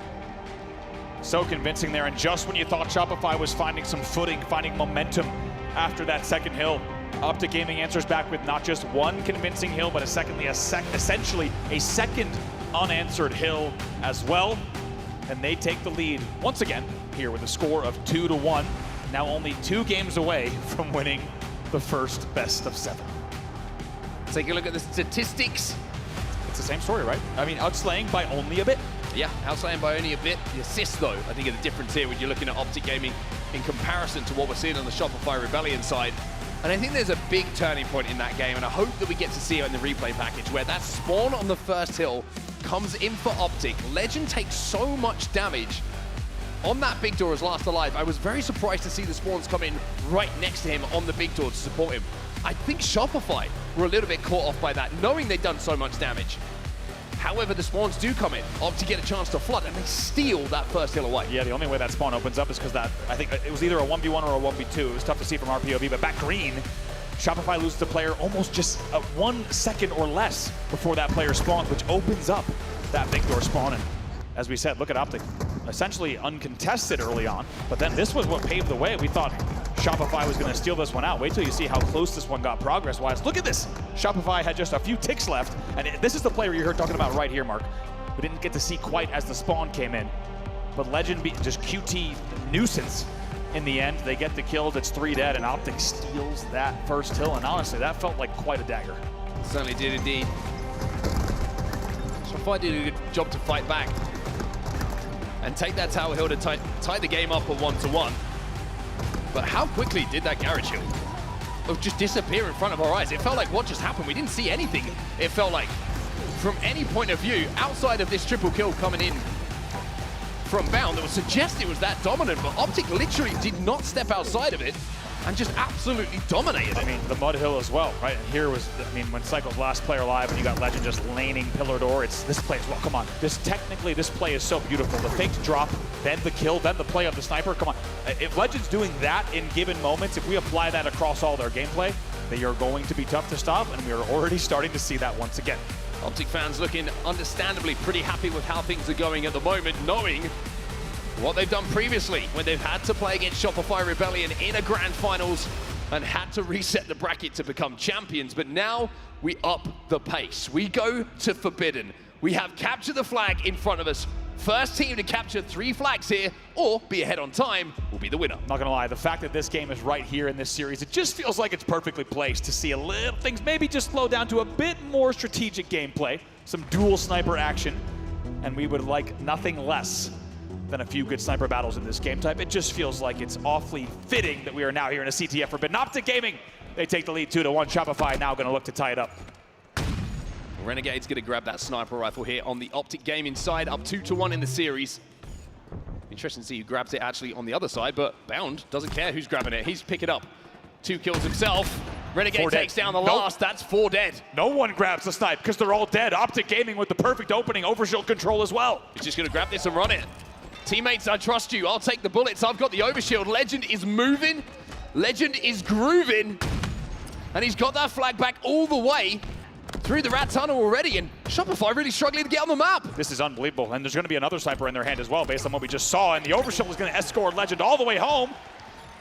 And in 49 seconds, they get a flag on the board. Optic Gaming leads 1-0. Unbelievable. That is absolutely devastating for Shopify Rebellion. Optic with the hottest of hot starts. Renegade still with his sniper rifle in his hand. Does take a fair bit of damage, but Royal 2 can't finish that kill. Legend will go down, and Royal 2 will re-challenge. Still 1 bullet to play with, and this man can do a lot of damage with that. I was going to say, the only time you're safe is if Renegade has no bullets. With 1 here, he can still do quite a lot of damage on the map. Finally, he's taken down. Well, Shopify managed to get a bit of presence at least here, pick up a couple of kills. 2 dead for Optic Gaming. Psycho in a position to maybe actually run this flag. And he's going to run it up the main ramp. Waiting for his shields to come back. Nicely. Gets around that corner, but Renegade just in a position there to cut him down. Bound will find another. So Shopify going to have to pick up multiple kills here. Otherwise, this is going to be a dead flag. Melted. Multiple team shots coming in there. Last shot with the sidekick joining the party, and that's going to take care of Formal quite quickly. And another kill coming in from last shot with the sidekick. It's a perfect. Doing everything he can to keep this game close. Overshield, the next point of contention for both these teams. It's popping right this second. A couple of shot grenades are going to go in to try and deny the space for Optic to move towards it.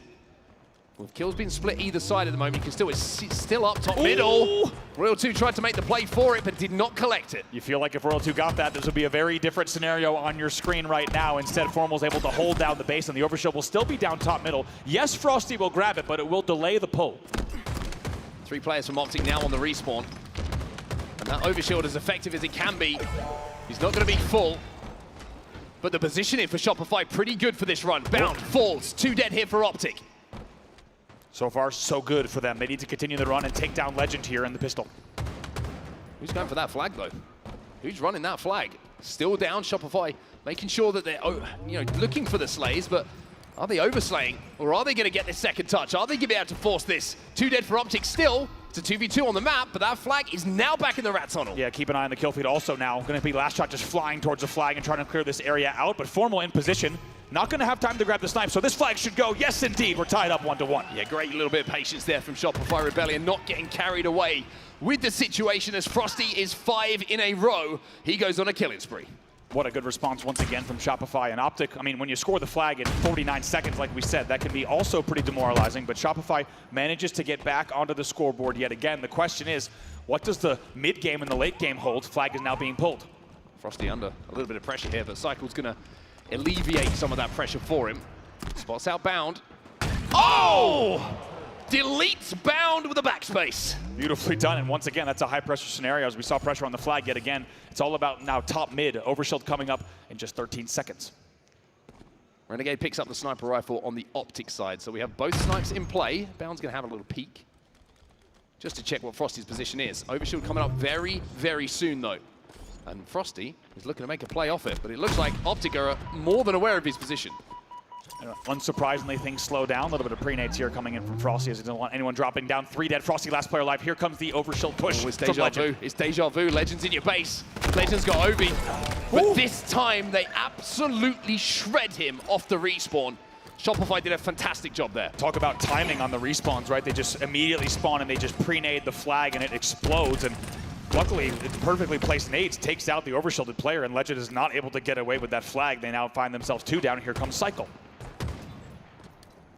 Cycle trying to put some pressure on these Optic respawners at the moment. Renegade has fallen. So a momentary numerical advantage here for Shopify Rebellion, which gives Cycle the indication that he might be able to go forward, but Optic are ready for him. Now on board Renegade.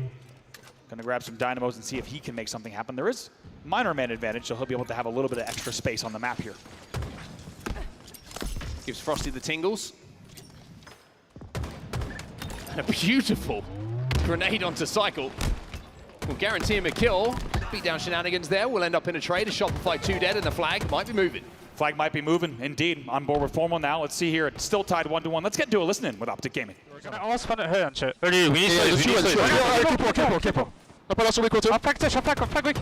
We got flag. Dead. Our top right weak. One's hitting our backup, I think, too. I'll see anything. Backup, watch out. So you said backup. Nice, nice save.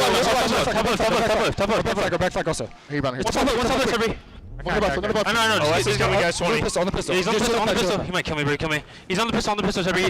Back up there. I'm Mohawk again. Back up again. Going flag. Henry. All coming. I'm Mohawk, Cycle. Yes, man. Oh, less than 10 here, guys. Here. On the west one. Say 11 and a half, man. I'm Mohawk. Okay, wait. Top left. Nice. Come in. Watch out. Shopify cap. They're up 2-1 now. The overshield's up as well. Formal and the boys need to go. And man, does Shopify keep things very dicey there. You got to hear it during the listen. And Formal does not get the overshield either. Cycle with his eyes traced onto that overshield. Now has his time with that sniper rifle. A big pick. That overshield is still up, but I'm not sure that anyone knows where it is. Finally, it gets picked up. It's going to be Shopify and Frosty who have it in their control. Yeah, Excuse me, Last Shot has it. Last Shot grabs it. That felt like a cinematic moment. Formal just staring at the overshield around the corner. And like you said, Cycle had the sight line absolutely locked down. Here comes Shopify, already leading. They want to pull again and end the game here. Last Shot being as aggressive as you would ask him to be with this overshield, but Legend has that sniper rifle. He manages to pick one. And from a situation he has no right, comes out of that situation with 2. Another 1v1 here in the hut. Might win this as well, and keeps Optic Gaming alive. And plenty of time on the game clock, just under 5 minutes left to play. He falls there. Shopify have their snipe on their hut with 1 flag needed. He picks up a double out of nowhere, finds a third, and then blames another on his way forward. Now he's running your flag. Formal also helping here in the hut. They're going to slow things down, though. Realizes he needs to focus on this. Formal picks up the first. However, Legend will be taken down 3v3 on the pull. Renegade finds another, though. Cycle just playing in the back of his base. Renegade staying alive just long enough here for Optic to keep map control. Look at the positions, though, of Bound and Formal. They are pushing into the Shopify hut. Important play from Frosty here. What does he do to stay alive? Renegade doubles all the way back. He's going to run into him here. 2 players, though, to deal with. Frosty gonna look for the trade in this position, comes out even better than that. 2 dead for Optic Gaming, and Shopify stepping forward onto the Optic side of the map. How about that play from Frosty to fly into the pistol, then double back, wait for help as well. It's 2 dead for Optic Gaming. Here comes Frosty. One's just off the respawn as well. I think they might have the timing here. Legend did get a spawn. But Royal 2 gets the overshield. Renegade, you're toast. And Royal 2 is probably saying to his teammates, run that flag. I can get these kills. He knows. That's a big trade for Formal, however, still a man advantage. It's a 2v1 on the map right now as the flag will continue running through Rat. I don't know if Optic can stop this one. I don't know if there's anyone in position. I think this is going to be it. Renegade the last hope, and the G-Slide is there, but it's not going to be capped just yet. Does not get it. Here comes Cycle, though. He will be there, and yes, Shopify Rebellion will get the flag and tie up the series 2-2.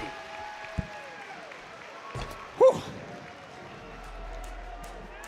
We hope you're comfy, everyone, wherever you're watching, whether it's here in SLC with the best seats in the house, whether you're at home watching, whether you're at your PC, TV, tablet, phone, whatever it is.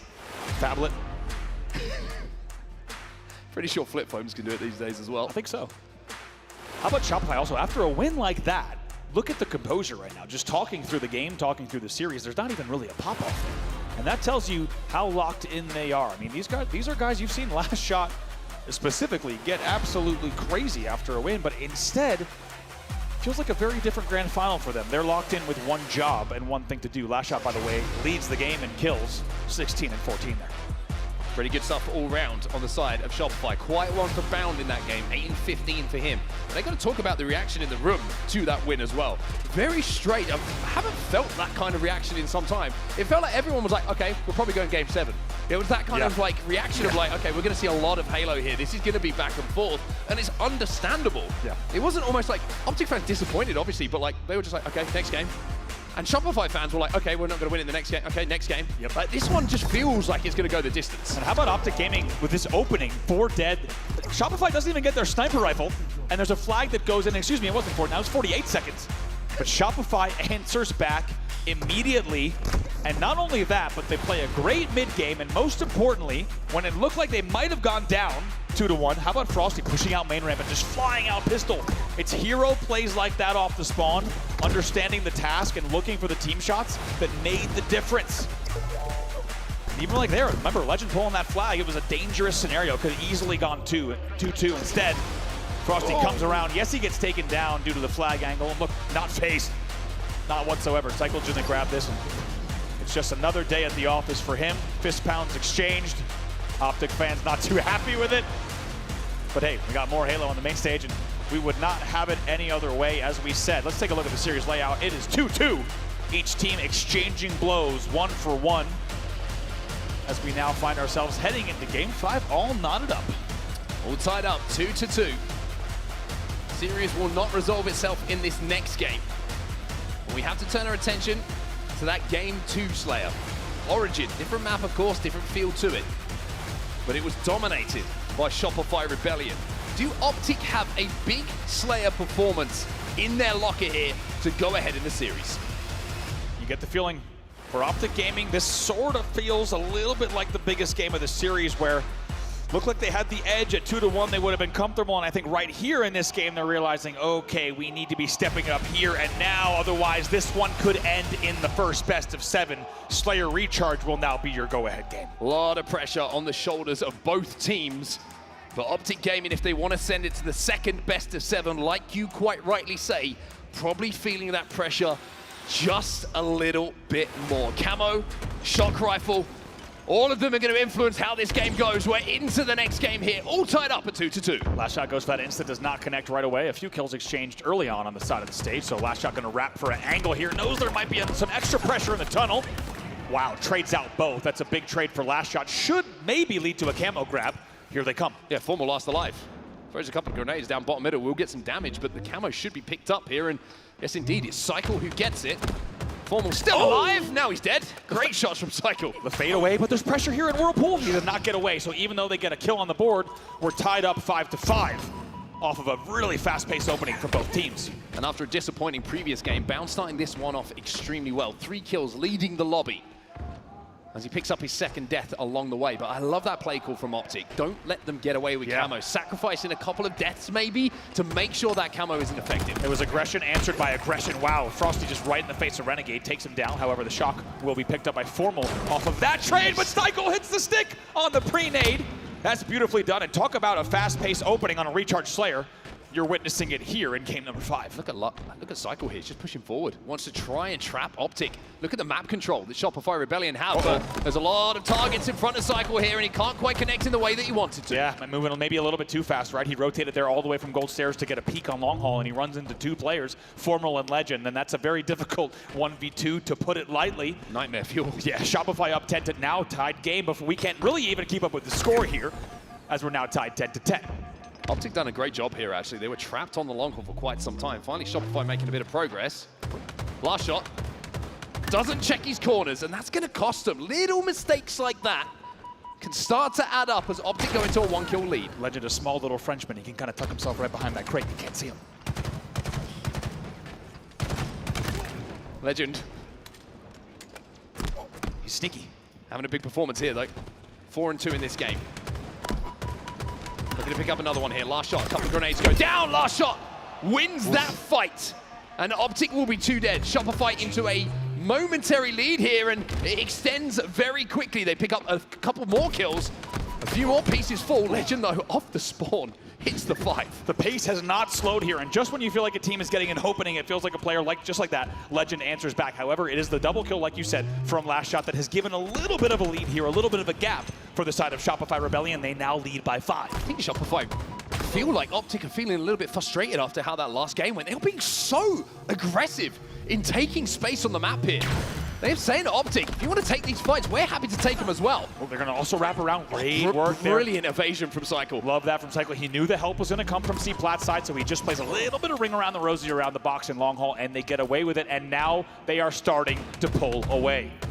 A lot of comparisons, understandably so, from pros, analysts alike, fans at home, between this man and the iconic I Got Your Pistola. That was a great example of it. Survivability when it felt like he had no right to.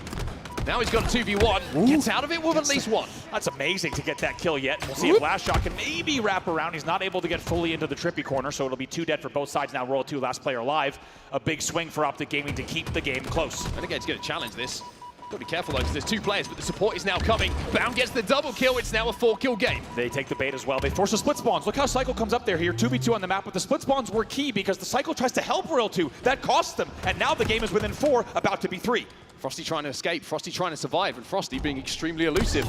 Finally gets taken down. Shopify still split on the map here, by the way. Optic have done a great job of keeping them in 2v2 scenarios, and perfect starting to flow for Bound. A blistering pace all the way past the halfway point in this game. It's still just a 2-kill game, but teams just flying at one another. Renegade is able to get the camo, while Optic Gaming only trails by 1. Game in his hands here.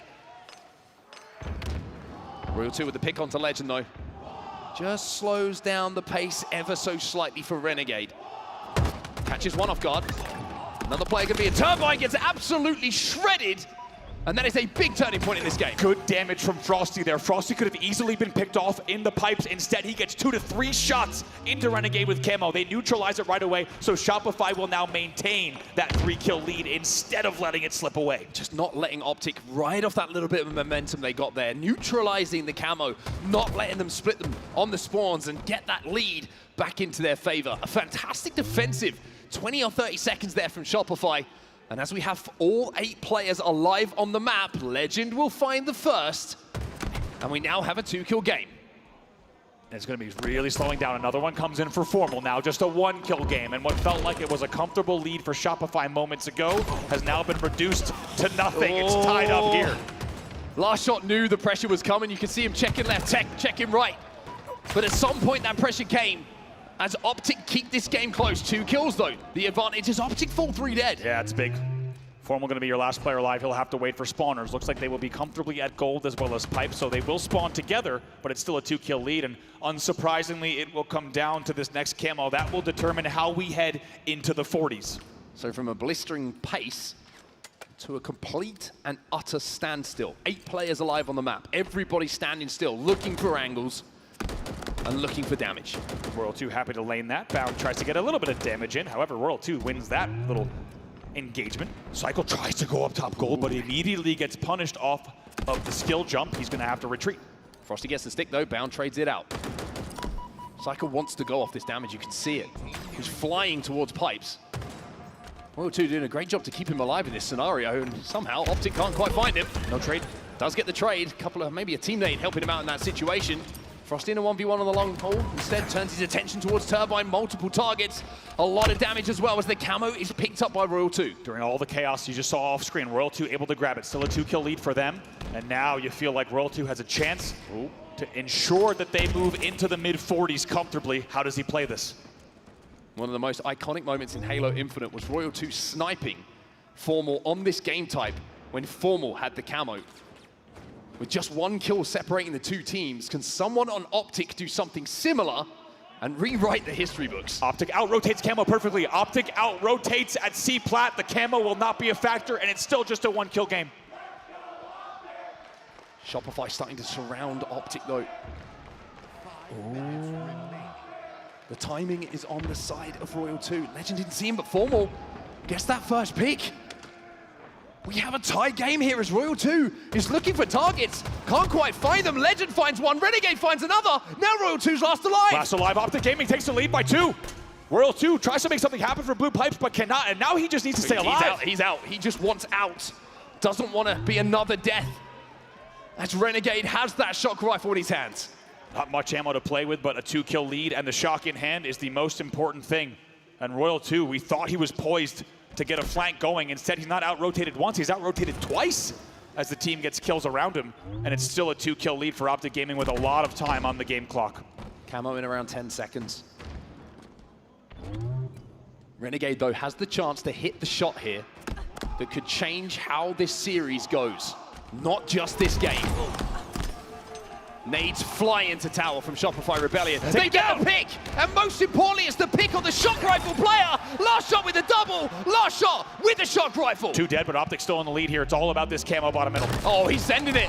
Last shot with the slide, last shot with the pick. Optic Gaming lose the lead. Shopify Rebellion up by 1 as Royal 2 finds himself a camo. What an answer, what a pick, on and what a camo grab. Now 48-46, 2 kills away. Last shot gets the pick.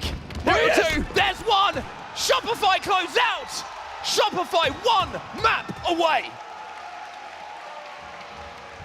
Backs against the wall. Down by 2 kills. Do not have the shock rifle, and they pick down the angle. The pre-nades. Renegade tries to fly across a bridge. He gets punished at top control, and they waste no time. How about it? Last shot also going back to the stacks, picking up a few more kills. That paves the way, as you said, for Royal 2 to grab the camo, and he gets a free invitation into pipes through the bat ledge. Goes behind enemy lines and wins the game along with the gold push. 50-47 is your final score. Shopify Rebellion 1 game away from winning the tournament. 20 kills in the biggest game of Last Shot's career. 20 and 13, and not just the 20 kills. The push into tower, the shock rifle kill onto Stacks that gave them the advantage.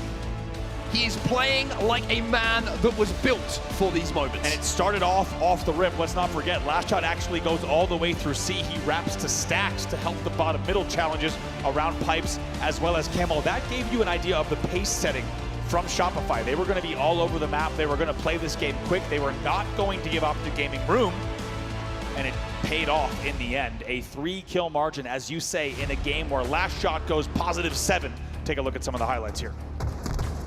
Last shot with some really big trades in this game as well, and it felt like he had no right to. So many camos that were neutralized. And when we crossed around 40 kills, it felt like Optic had the game in their hands. Renegade had that shock rifle and the chance to pick one of the players from Shopify as the camo went up. But the play call from Shopify in tower, the multiple nades that flooded in, last shot with a double, challenges on the Stacks here, cleans up bound, damages formal. Man, it's a game-changing play from that young man. Absolutely. One back whack comes in. Also a trade at top gold. As you see, last shot. Also, last shot's the one who also flies at the top gold, by the way. He didn't just do damage on 4 players. He does damage on 5 because he catches the spawner at top gold as well. And that's how you go +7, ladies and gentlemen, in the grand finals on the main stage, is shooting every single player and then the first spawner to help them win 50-47 now. Shopify only needs to win one of these next 2 games to be not only your champion, but for the first time shut down Optic Gaming this season. And bring a first HCS major trophy to the organization as well. Shopify Rebellion will be certainly taking the boys out for dinner if they're able to close out here, but I want to talk about the game type. We have Fortress Bomb. When this game type was introduced into the circuit for this year, Shopify Rebellion were light years ahead of everybody else. Royal 2 found a new home on the Spiral in his opponent's base. And Optic, it was the one game type that felt like it was eluding them in those close games and series that we saw between the 2 teams. Since then, Optic have become extremely proficient on this game type. You could not ask for a better game type to decide if we go the distance to Game 7 or if Shopify will claim a championship. And it's like we said in that last game, Optic Gaming would have been starting to feel the pressure. I think we can safely say now that they will feel the pressure. Aside from Game 7 in Arlington, they have not been in this position, 1 game away from losing it, right? Let's not forget what the second best of 7 looked like. They still want to send us there, but they need to win both of these games back to back, and it starts off here on Fortress. We're underway. All right then, Salt Lake City, this could be the final game of our grand finals, the final game of the event, with 2 more events ahead of us. Optic Gaming need this one to send it the distance, to give themselves a chance at resetting the bracket. And as we said, Optic Gaming, with the grand finals performances they've had, they've started to pull away more and more as the year has gone on, especially last event in Dallas. This is a very unfamiliar territory for them to now be backs against the walls in the first best of 7 and a must-win scenario. Last shot finds 2. Pushes forward, Royal 2, he's feeling good. Don't want to challenge this one, Bound, because Royal 2 is feeling a little bit frisky, but unfortunately for him, the ammo runs out and Bound will take advantage. He grabs the sniper rifle, just the 1 bullet. That's all he needs to have an impact. A little bit of mind games there, dancing around the pillar on both sides, and as you say, in the end, it's going to be Bound that comes away with the single bullet left in the sniper rifle, but they'll reset in their base and try to challenge out, push their tower side. Legend gets a pick, which is going to allow Optic just to gain a little bit of map control here to move forward. Bomb is just ever so slightly on their side of the map. Last shot. What on earth has he had for breakfast? We know that he's one of the best aims, pure aims, in the Halo Championship Series. We've shown it at a grand final now. Frosty, last player alive on your screen here, and going to make sure that that bomb is not grabbed and just going to advance this just a bit. I like the play here from Frosty to buy a lot of time for his team, and not just time, but if he plays this correctly, an opportunity at an advantage. I mean, Optic now have to turn around, right? They're probably thinking move forward, get that bomb going. Now they got to worry, and now they're 2 dead. Cannot allow a player like Frosty to do what he is doing. It's 3 dead for Optic Gaming. He was the last player alive, and finally he's taken down due to pressure from a few different angles, but now momentary still man advantage for Optic off of the respawn. They'll likely toss this bomb out. Overshield popping bottom mid right now. 3 dead for Shopify. Optic do a great job, actually. Legend does a fantastic job as last alive. to do the damage required for his teammates to get back on the map. And now Bound says, I'll bring this bomb towards your base. We've dealt with the pressure early. And with Renegade on the hunt and Shopify Rebellion 3 dead, that bomb is marching its way towards the Shopify base. Frosty first spawner, this is dangerous. He's already very weak. He likely will get cleaned up here, and so will Cycle. Cycle spawns right in front of the reticle. That's 3 dead again. Where is that bomb? Killing spree here for Bound. Optic with a huge opportunity to plant. World 2 on the wing. He probably does not have the angle, and there's multiple players here from Optic Gaming. Renegade with his head down. Fuse lit. Optic will be up by 1. What a way to do it as well, to answer back in that fashion, to just fly across the base. I also love the decision for Bound to not play the bomb. He just walks it across, like you said, marches it across the map. Formal was the last player alive. A staggered 4 dead. We'll see if Shopify can respond. Frosty wins that battle. 2 dead on either side at the moment, although Shopify have that spawner just coming up in time. And the sniper rifle will be stolen away from the Optic side of the base. Formal. Peekaboo, there's 1. That's a killing spree for Frosty. He's going to play that snipe so smart. You could tell by the angling, everyone knew what he was about to do as he starts to slowly pull that reticle up. He was just giving that sniper rifle some trajectory if he died on the way, and that's exactly what he does. He burns that entire sniper rifle after getting the kill. 2 dead hit for Shopify Rebellion. Optic up by 1. Scary thing here for Shopify is the fact that once Optic got that 3 dead, it was an instantaneous bomb arm for them. Cycle with his sniper rifle. He's going to be chased down. Bound, it's starting to come to life in this series. I also love they didn't panic, right? They weren't arming immediately. However, they continued to deal the damage. And most importantly, even with a player Royal 2 on the wing, they still got the arm in a single hold. Bomb will reset bottom middle. I'm feeling a little bit of pressure. Throws that snipe off the map. Royal 2 gets the beat down from height. Great. Shopify will be 2 dead. That was important for Royal 2 to actually get that kill. Yeah, great risk management and kind of rare risk management from a player like Bound, right? Think about him 2 years ago. We wouldn't really see plays like that, but now they're making all the smart plays when they're up 1-0, and they know the pressure that's on in this game. But here comes Shopify, 2 dead, and Overshield in play as well. Oh, left cross as well with a bomb in the hand. Overshield being enough for Frosty to get that bomb up to the front of the base. It just about holds on to the lip there. Renegade's taken down as well. Next few slays could be so important as to Optic being able to defend their base, or if Shopify might be thinking of an arm. Killing spree for Cycle. It was a big initial kill coming in from Renegade, but Cycle still trying to just maximize the mayhem in the back of the Optic base. Bound, such an important kill. 11-7 for Bound in this game. Renegade still trying to hold off the pressure from Shopify Rebellion. That bomb is perilously close to their base. Bomb reset. Still in the respawn screen. That bomb reset comes in at just the right second for them. Oh, man, two things there. Frosty's on the front door with the overshielded bomb. How big is the melee, first of all? And then Renegade is your last player alive, by the way. Picks up another kill while we're still talking about his last sequence of events. Only player alive on the back stairs, and he hits the pre-nade to make sure the bomb does not advance. And now, that bomb is progressing back towards the Shopify side of the map. Oh, 4 dead. And off the back of defense comes offense once again for Optic Gaming. They're up by 1. The fuse is lit again. They're up by 2. What a sequence of events for Renegade. A masterclass, a clinic from him as he has the single solo defensive effort to stop the bomb, stays alive long enough for spawning teammates, and then ensures that this thing comes across. They lead now 2-0. And Optic are keeping the pressure on here. That was another 3 dead for Shopify. Frosty, he's weak. He gets picked off. Everybody else is on the elbow. Off the spawn here. One player playing sneaky. That's going to be Royal 2, I believe, in that corner, and will just allow them to breathe for a second. But Optic, once they get that bomb moving, boy, do they look good. Man, Bound last player alive. Look at the damage he's doing. He picks up a kill, and then another assist, and additional damage. Bound was the only player on the map. Finally, he's taken down. But look at the time he bought. That overshield is neutralized immediately, all because Bound was able to stay alive, essentially in a 1v3, and deal an enormous amount of damage. He's 14-9. Well, just a moment to breathe for everyone, I think, at the moment.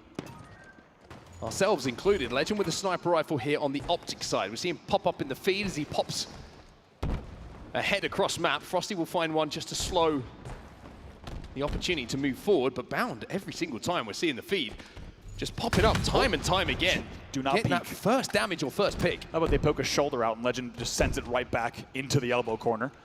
Not safe to show yourself whatsoever. Now, make no mistake, this game is far from over with 5:30 left. Optic Gaming knows you can very quickly back-to-back if you lose map control. So priority for them will not just be map control, but ensuring that they're in control of game management, knowing exactly where that bomb is and holding down the lanes, but they're 2 dead.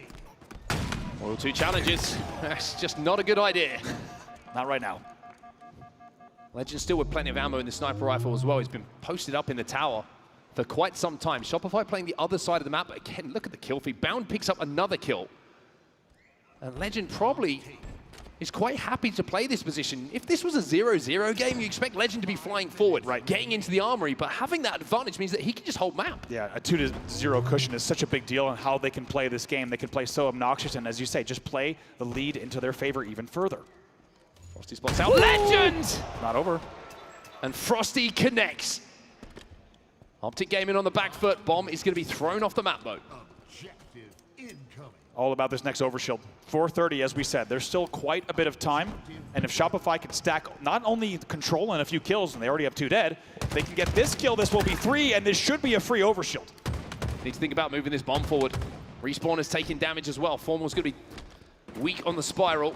Overshield gets popped up, and Frosty starts to march that bomb towards the base. Royal 2 also in position with his sniper rifle, but Renegade picks up one on last shot. Like you say, Cycle also falls in this push. Cycle and last shot fall. This is falling apart for Shopify Rebellion, and what a counter from Optic Gaming as they take down not only 3, but the overshield as well to hold the line. It was Renegade who picked up that kill on Royal 2, and he's picking up another one now, leading the lobby for kills. 20 and 14. And back in Arlington, this was the man who dragged Optic Gaming through that elimination bracket. And he's looking to do something similar here in this grand final. Numbers from him, unbelievable so far. It's so comfortable. Royal 2 does check his corners, but Renegade's very happy to trade there. And they'll maintain not just map control, but also the man advantage. And Legend is just going to hold this in an obnoxious spot. Keep in mind, Shopify does not know exactly where this bomb is, only because he's dropping will they find out, but only drops because that gives them an opportunity for 3 dead. Here comes the push. Royal 2 grabs the sniper rifle, but Legend already pressurizing him. Flies forward, he wants the kill. Royal 2 gonna have to be careful here. A couple of nades go down, and Royal 2 will win that, but traded out immediately. That means that sniper rifle is not a worry momentarily for Optic Gaming. Renegade last alive. He has the sniper rifle here for Optic. Cycle grabs snipe as well. He's going to be tower now. Grabs it immediately, so it will be a Cycle versus Renegade sniper battle. 2:57 left in the game, and every second that ticks by is another second in favor of Optic Gaming. Bomb in a neutral position for now. This is all about kills. Optic know if they win the slaying battle this last 3 minutes or so, then they will be sending us the distance in this first best of 7. The pick on Cycle, massive. Look how Renegade does not even go spiral. He waits on the nades. 2 dead for Optic though, not over, but perfectly played for Renegade until that moment. 2 dead for each side. Crossed in a 1v1 with Legend. Legend gonna win it. Cycle collects his sniper rifle though and keeps the pressure on. Massive grab here on the overshield. Ooh, even though it's dicey on the map right now, and even though there's 3 dead for Optic, Cycle is most importantly worried about the overshield and then continued map control. He's finally taken down, so they will need to reset. However, it's now a 3v3 on the map. Legend just able to walk in the window a little bit too easily there. No LOSs onto him from the rest of Shopify, who were kind of focusing their attention on getting that bomb under the Optic base. Off the back of it, Legend was managed to get that important kill, and an even more important double kill now from Renegade means Optic will take down every single member of Shopify Rebellion and keep that bomb in their control. Staggered 4 dead. First 2 spawners are up.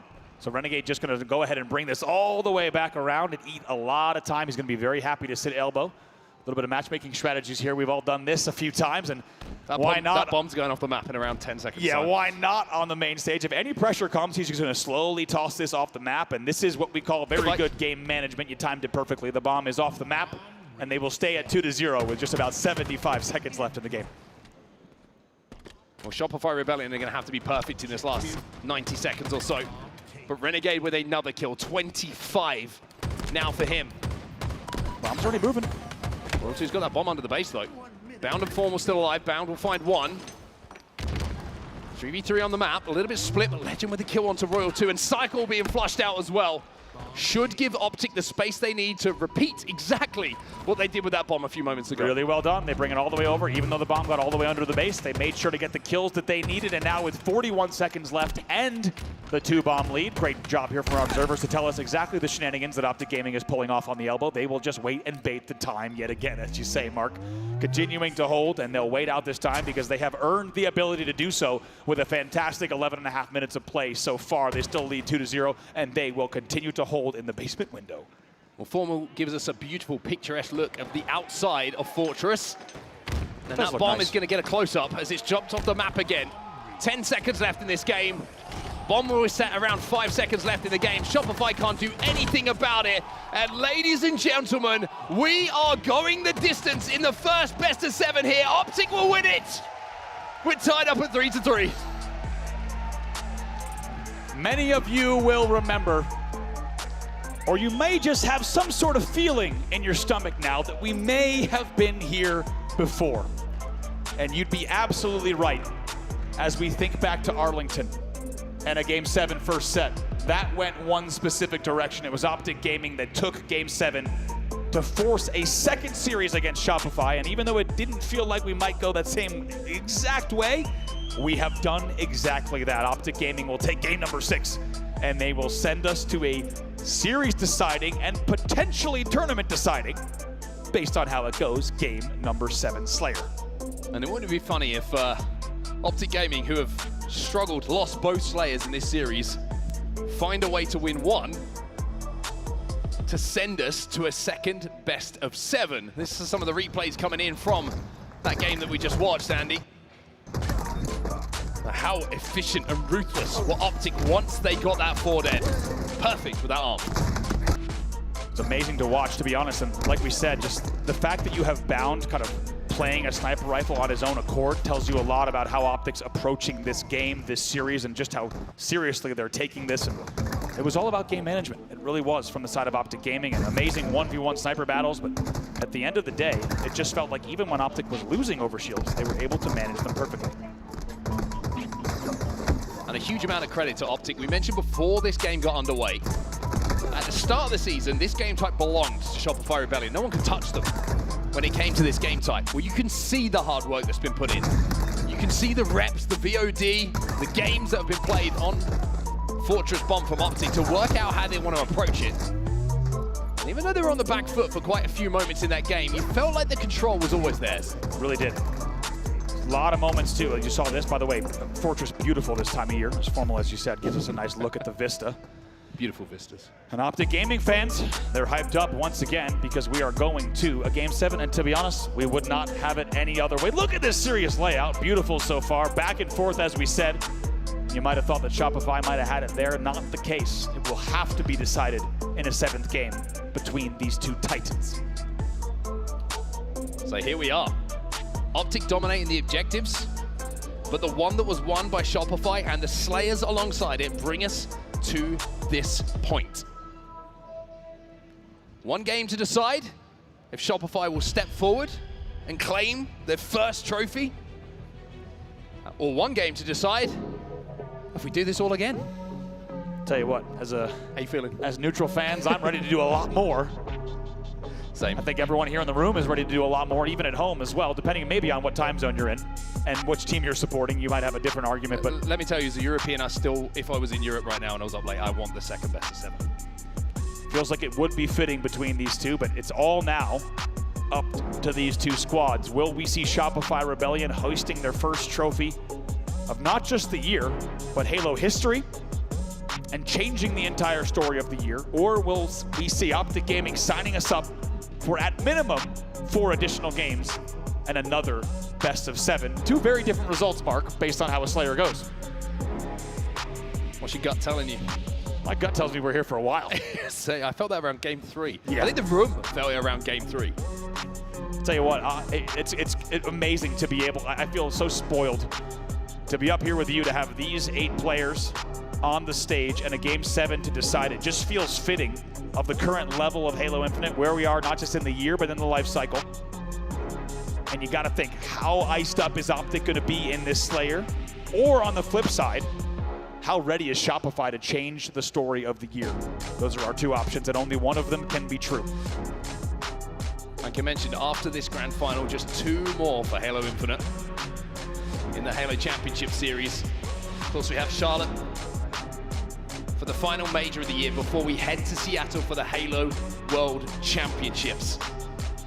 If you're here in the room right now and you're watching, enjoy every moment, because these teams on either side of the stage have done this for the entirety of Halo Infinite just put on an absolute clinic, so entertaining, giving it their all to bring you, the fans, the entertainment and the brilliance that we get to enjoy. I think we've got to mention as well, with all the team changes, all the talk about FaZe, SSG, everything that's happened in between these last two events, who else but the same rosters that have been in the 1-2 spot, with the exception of DreamHack, all season long.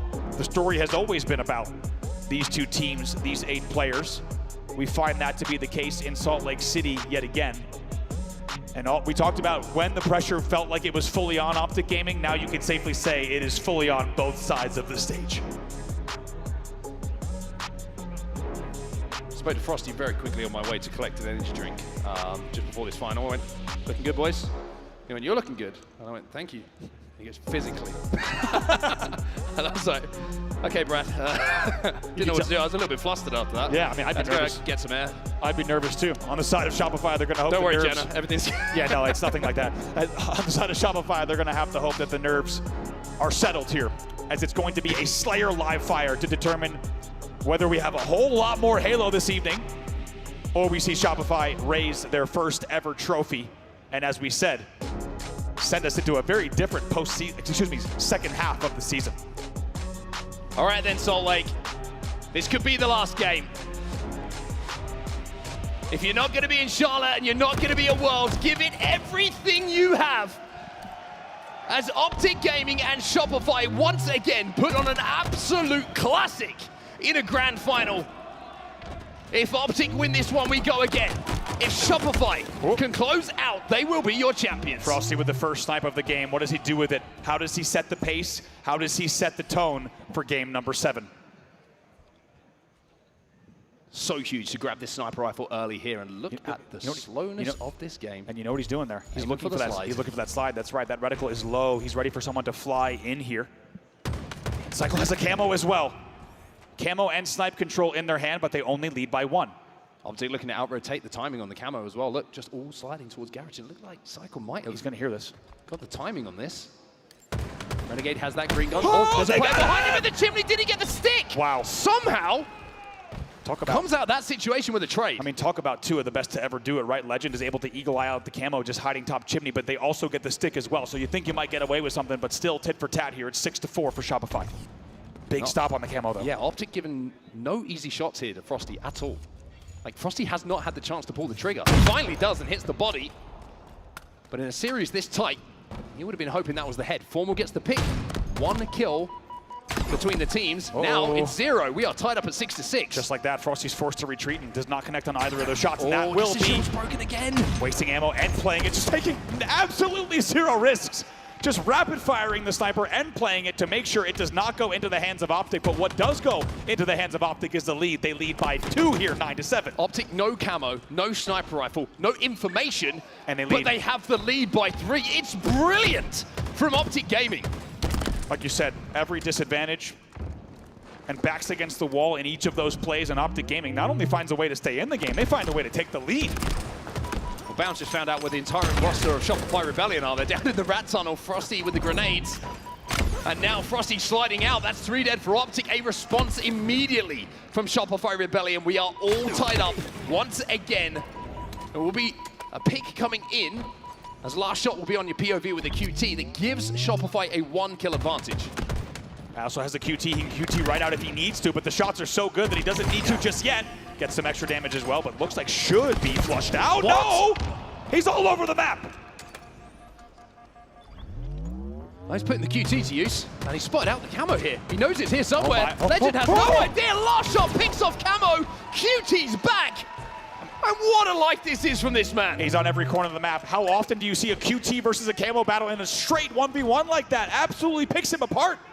Beautifully done. That gives now Shopify a 4-kill lead.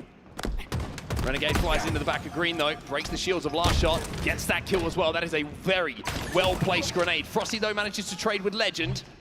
Snipe down cuts. As Bound will get the kill onto Cycle. Royal 2 taking a lot of damage on top of the tower here. He knows the pressure's coming. Ooh. Renegade wants to hunt him down. It's well-placed, that grenade again from Renegade, and now it's a 1-kill game again. What a nade off a C-box from Renegade. What a nade there. Royal 2 thought, I think he had the timing to go back tower, but Renegade pulls the perfect pre-nade. Bound also pulls the perfect shot. Snipe in their hands. Frosty wasn't able to get clear shots. Bound. Not an easy shot again, but Renegade with the perfect onto Royal 2 will put Optic into a lead. Still a lot of ammo to work with here for Bound. Snipe not being a huge factor just yet. Bound starts to connect with it though. And another one, a double kill! Threading needles. Bound coming to life as this series goes on. He's 11-4. In a game they lead here by only 3. Unbelievable. Frosty! Oh! God! Going to the tippity top of his head pokes out. It's all the Bound needs. He's surgical. Do not let this man fix his crosshairs on you. Finally, he's taken down, but not before Optic Gaming goes up 24-20. Well, Shopify will be relieved. There's no more ammo left, and the Bound has been taken down. Renegade, though, still alive on the map and still causing problems. He'll take down Frosty as Legend. Clears out the back of green here. And Cycle finds a pick onto Renegade. There's the QT, though. He waits. He baits. He sees Last Shot come back. And this time, Last Shot won't get away with it. It's a big kill, and Optic Gaming knows they just need to keep this cushion. They're up by 5, and they continue as those kills are traded. They do not want to let Shopify back in this game. Camo coming up in around 10 seconds time.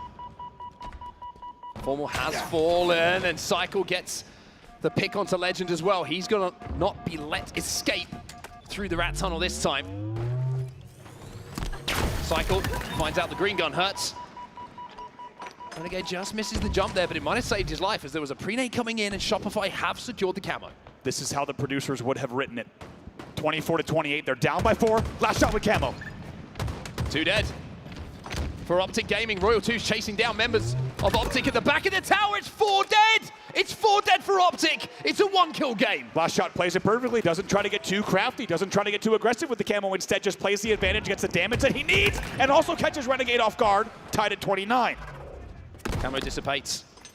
Optic can get a double chow, but look at the positioning. He knew that it was coming. Backs up smartly. Puts some distance between him and the push from Optic Gaming. And everything slows down. Optic Gaming lucky to not sacrifice additional kills, but as quickly as I say that, Frosty grabs the sidekick kill off screen. Optic Gaming's trying to get out, but they're getting pinched. Bound found 1. It's 2v2 on the map. Sniper coming up as well. I think Optic want to make a play for this sniper. They don't want to let Shopify get it because they know that that's going to be a huge win condition going their way. They need to contest it. So Optic forced to make that push, and Legend will get it for free. What a POV to see that from. They pre-nade! They pre-nade the snipe, but they take their eyes off it as Optic Gaming slides in and steals it. Legend not allowed to pull the trigger once more, though. Cycle, somehow or other, threads the needle to get that kill, but did it fall into the hands of an Optic player once again? 2 dead for Shopify. We're tied up at 34. Optic into a lead by just 1 kill.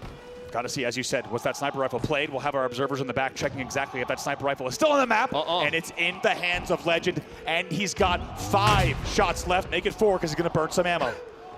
It's kind of you to say burn ammo. I don't think he meant to pull the trigger there. Royal 2 slides across top middle. He's going to rotate snipe. Big, big rotation for new angles here. They're trying to get out-rotated. It's both teams out-rotating one another for a full base trade. 5 minutes left in this game. 5 minutes remaining. Not often you say this, but time could well be a factor. Oh, Frosty peeks.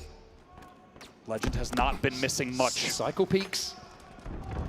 Legend not with an opportunity for a clear shot as yet. Camo up in 15. Very good chance that this camo decides which team takes this game. Good pressure. Frosty now putting that pressure on. Legend. No ammo in the back pocket. Renegade gets a kill, but Frosty will neutralize it. Has to reload. 1 bullet for Frosty.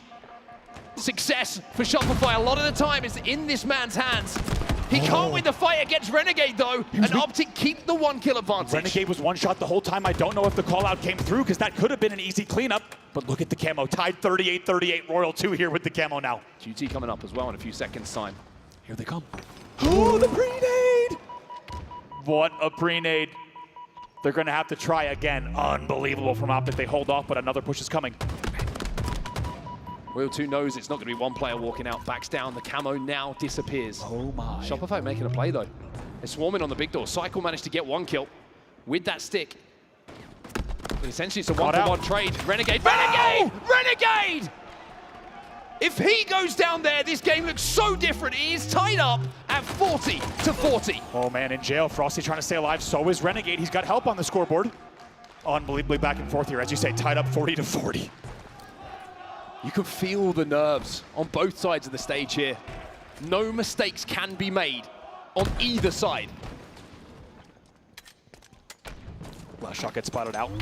Here comes the rotation. Frosty gets a pick though. Psycho exchanges grenades. Legend gets the kill onto Royal 2, still tied up. 42 to 42. You knew the trade was coming, and there it is. Frosty can't peek. They keep Frosty off of dummy door. Very nicely done. They take the lead on Shopify. Royal 2 has a flank. Sniper rifle coming up as well. Still the one kill between the two teams. Legend versus Royal 2, and Legend was last alive. It's 45 to 43. Where's that snipe go? Where does that snipe go? It's in the hands of Frosty. Will he hit the shots to take this team home and their first ever Halo Infinite win?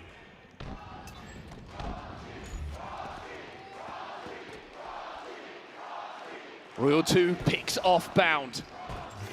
Shopify inching closer. 2 kills to go with 2 members of Optic in the death screen. The sniper rifle in the hands of a man who has lifted so many trophies throughout his career. Bound his way out at green. Let's see if they can splat him out. Cypher finds one. 1 kill to go. Frosty with this snipe. Optic with barely any hope at this point. No room for error on Optic. Knows it. That's going to be it. It's Cycle.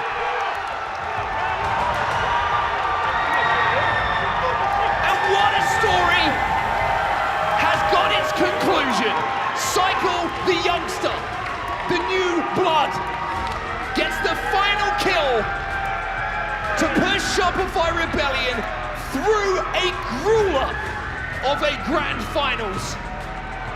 They will slay the beast of Optic and will be your HCS SLC major champions. Biting at the heels for many months. And despite falling to 4th place at DreamHack Dallas, they rally back and they answer back here in Salt Lake City, reminding everyone just what they are capable of. Defeating Optic Gaming not just once in the winner's bracket, but also in your first best of 7. It was always going to go to 7 games minimum between these two, but Shopify finds a way. Tied at 41. They run away with the game, and now they find themselves about to hoist the trophy. Cycle with a 50th kill that carried them to victory. He will lift that trophy here. SLC, make some noise for your champions, Shopify Rebellion.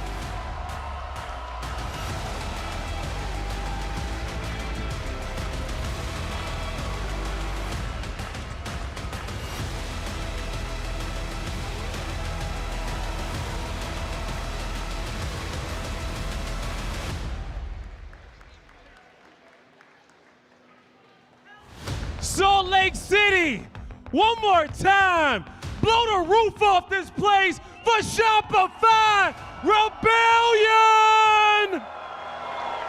Oh man, I got Frosty with me here, and it has been a while since you've been able to stand here and hoist that trophy, but you guys made this team with that in mind. How does it feel to finally be able to beat those demons and be able to do this yet again?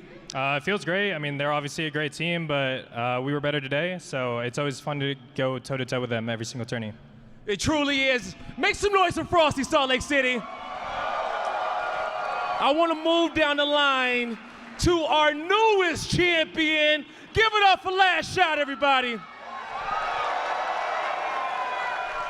You know, I know this one means a lot for you, okay? You've been playing Halo, been playing your butt off for many years. How does it feel to be able to stand here on top of this stage and be a champion? I mean, it's a great feeling, man. It's something that, you know, you just can't even describe. I mean, it's just so great that I'm winning with these boys, and it's an amazing feeling, man. It definitely is. You know, throughout this series, you know, you were talking about pacing throughout the weekend, making sure that you guys didn't give too much here, you know, before you got to the finals. You know, how proud are you of just the performance and how you guys played in those Slayers, man? I mean, man, we've been saying before the tourney that we just need to practice our Slayers and just get them right and just play our lives, and that's what we did this entire series, and we come out with the dub. Definitely came out with the biggest dub today. I want to move on over to your teammate, a man of few words, but someone who has dreamed of this moment for so long. Give it up for Psycho, Salt Lake. Psycho, you've been playing your ass off on the stage. How does it feel to hoist that trophy? It feels great. I mean, once I started competing, that's the only thing I wanted to do. So, you know, it feels great that I'm finally here. Definitely are. And now, you know, when it comes down to these teammates here, you know, how proud are you of these guys to be able to fight toe-to-toe with you and not giving up after those last 2 grand finals for you guys to get back here and prove all the haters wrong? Honestly, it's like the best team I could ever ask for. So, you know, I love the boys. You know, we fought really hard through trials and tribulations. So, you know, I appreciate them, love them. There you go. Give it up for Cycle one more time. Gonna scoot to the end and talk to Royal too. You know, you're no stranger to winning events, but what does it mean to win with this team with everything that you guys had to go through? I mean, it means the world, especially the tournaments before this.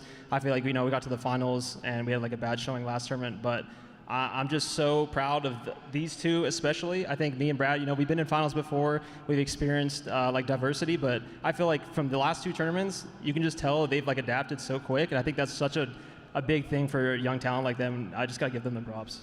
Definitely do, man. These guys fall hard here on the main stage to prove to everybody that they can get this one done. You know, to be able to, you know, finally, you know, overcome that Optic team and to get here on the stage, you know, you guys fought hardcore in those Slayers. Just, you know, and having Best Man here too as well. Just what does it mean to do that for Shopify Rebellion as an org? Because they've been sticking in there with you guys. No, Shopify has been amazing. They've been supporting us the whole way. I know, obviously, like when we lose, it's never the best thing for the org. I always want to show, like, bring back trophies. But I'm just so happy. They've been so supportive. They're always here at the tournaments. They have the boost. They have the merch, especially the fans. I appreciate everyone tuning in online. Yeah, we just appreciate everybody. I can't say enough good words about Shopify. They've been amazing, supporting us also the last year of Halo Infinite and hopefully going forward. But yeah, just love them. All right, one more time for Shopify Rebellion, everybody. But I'm not getting off this stage until I talk to Coach Best Man. Get loud for him. You know, it's been a while since you held one of these trophies. And to be up here with this team, step inside for me real quick. To be up here with this squad, bro, talk to me about what this group went through, you know, to overcome, to be able to get this, and how proud are you of these boys? Yeah, I'm super proud of the team. You know, it may sound like copium, but I feel like we were the best team for a while, and we just kind of had some shortcomings on Sunday, and I'm just glad that we finished it out in the best of 7 and didn't have to go through the reset. You know, Optic's obviously a great team. I think we're 1A, 1B with them. So, you know, finish out these last 2 events, put on a show, and you know, hopefully take dubs in the next 2 events. All right, you know, 2 more events left in this season. You definitely can make this one even going into Worlds. Before I get off this stage and give you one big hoorah, what do you want to say to the fans out here that supported you guys through everything, B? Yeah, we appreciate the support. You know, Shopify's been in the HCS for 3 or 4 years now, so to finally get a team that's competing for first and increase our fan base over the years, you know, just go out and buy that Shopify bundle on Tuesday for the weapon coatings. You know, try to support us a little bit, and you know, put it on the Bandit when you're, you know, rocking it in ranked playlist. And yeah, you know, just next 2 events, go out the bang, have the crowd support, and you know, have a great Worlds at the end of the year. Let's have a great Worlds at the end of the year. Buy the Shopify Rebellion bundle. And one more time, Salt Lake City, get loud for your champions, Shopify Rebellion.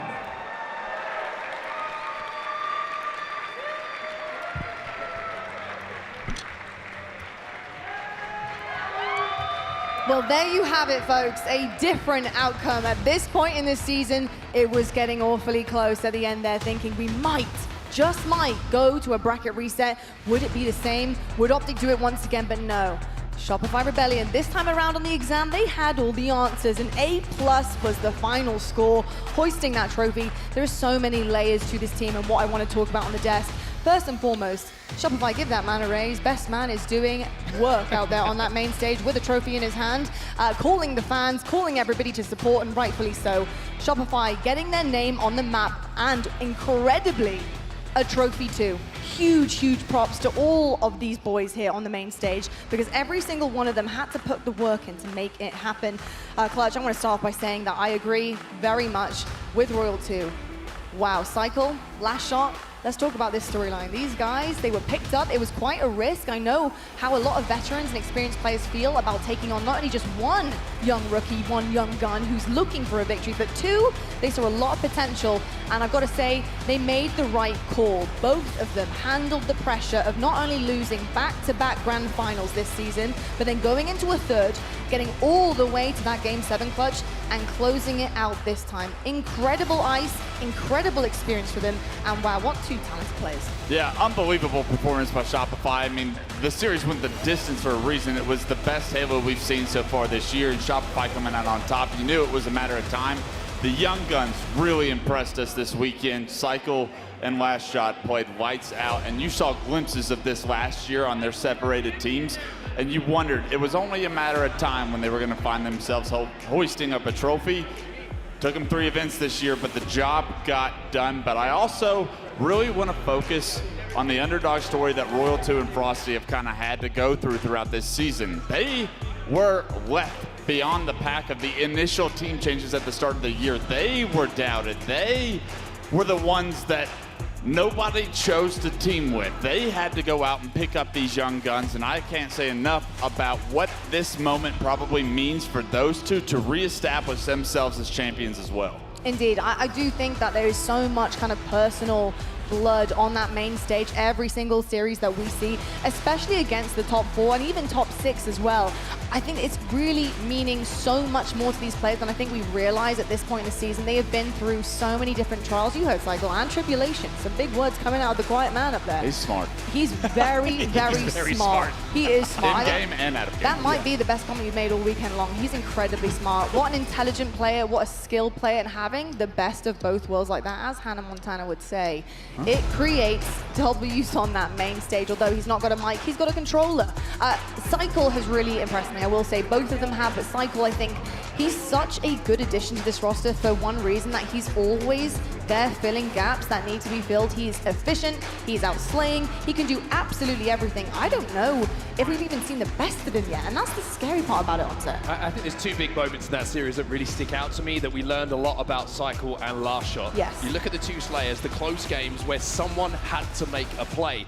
Last Shot pushes into tower on recharge, gets a double kill, gets another kill, and then wins the game.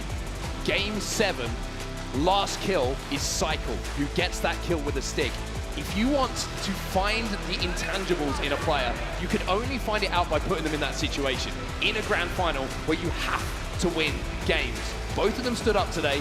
Both of them had that big moment, and both of them did not miss when it came. I really miss the days where you were given all the individual POVs from events, because there's so many times where we're watching a specific point of view and Cycle is on an island somewhere with like 3 players from Optic trying to take him down, and every single time that would take like 5 or 6 more seconds than I would think that it was going to take Optic. Yep. And he so gets the a kill pacing too. was always there on, and then he gets a kill too before he goes down. I'm like, what he just did is ruined every bit of momentum and pace that Optic were trying to set. He is the perfect player this weekend. I love what we saw from him specifically as well. I agree. I feel like we do need an observer cam of what is Cycle up to, just in the top left, right? We just need to know what he's up to, because I agree. So many times, and not just this season, but even prior, when you knew he was destined for great things, you would just see out of the corner of your eye, Cycle's in the top tower, you're like, okay, he's probably gonna get taken down because he was 1 shot, and then, no, he's not dead, he just got a kill, and then maybe he's killed a few seconds later, so I could not agree more. He has been such a huge piece of the recipe for Shopify Rebellion.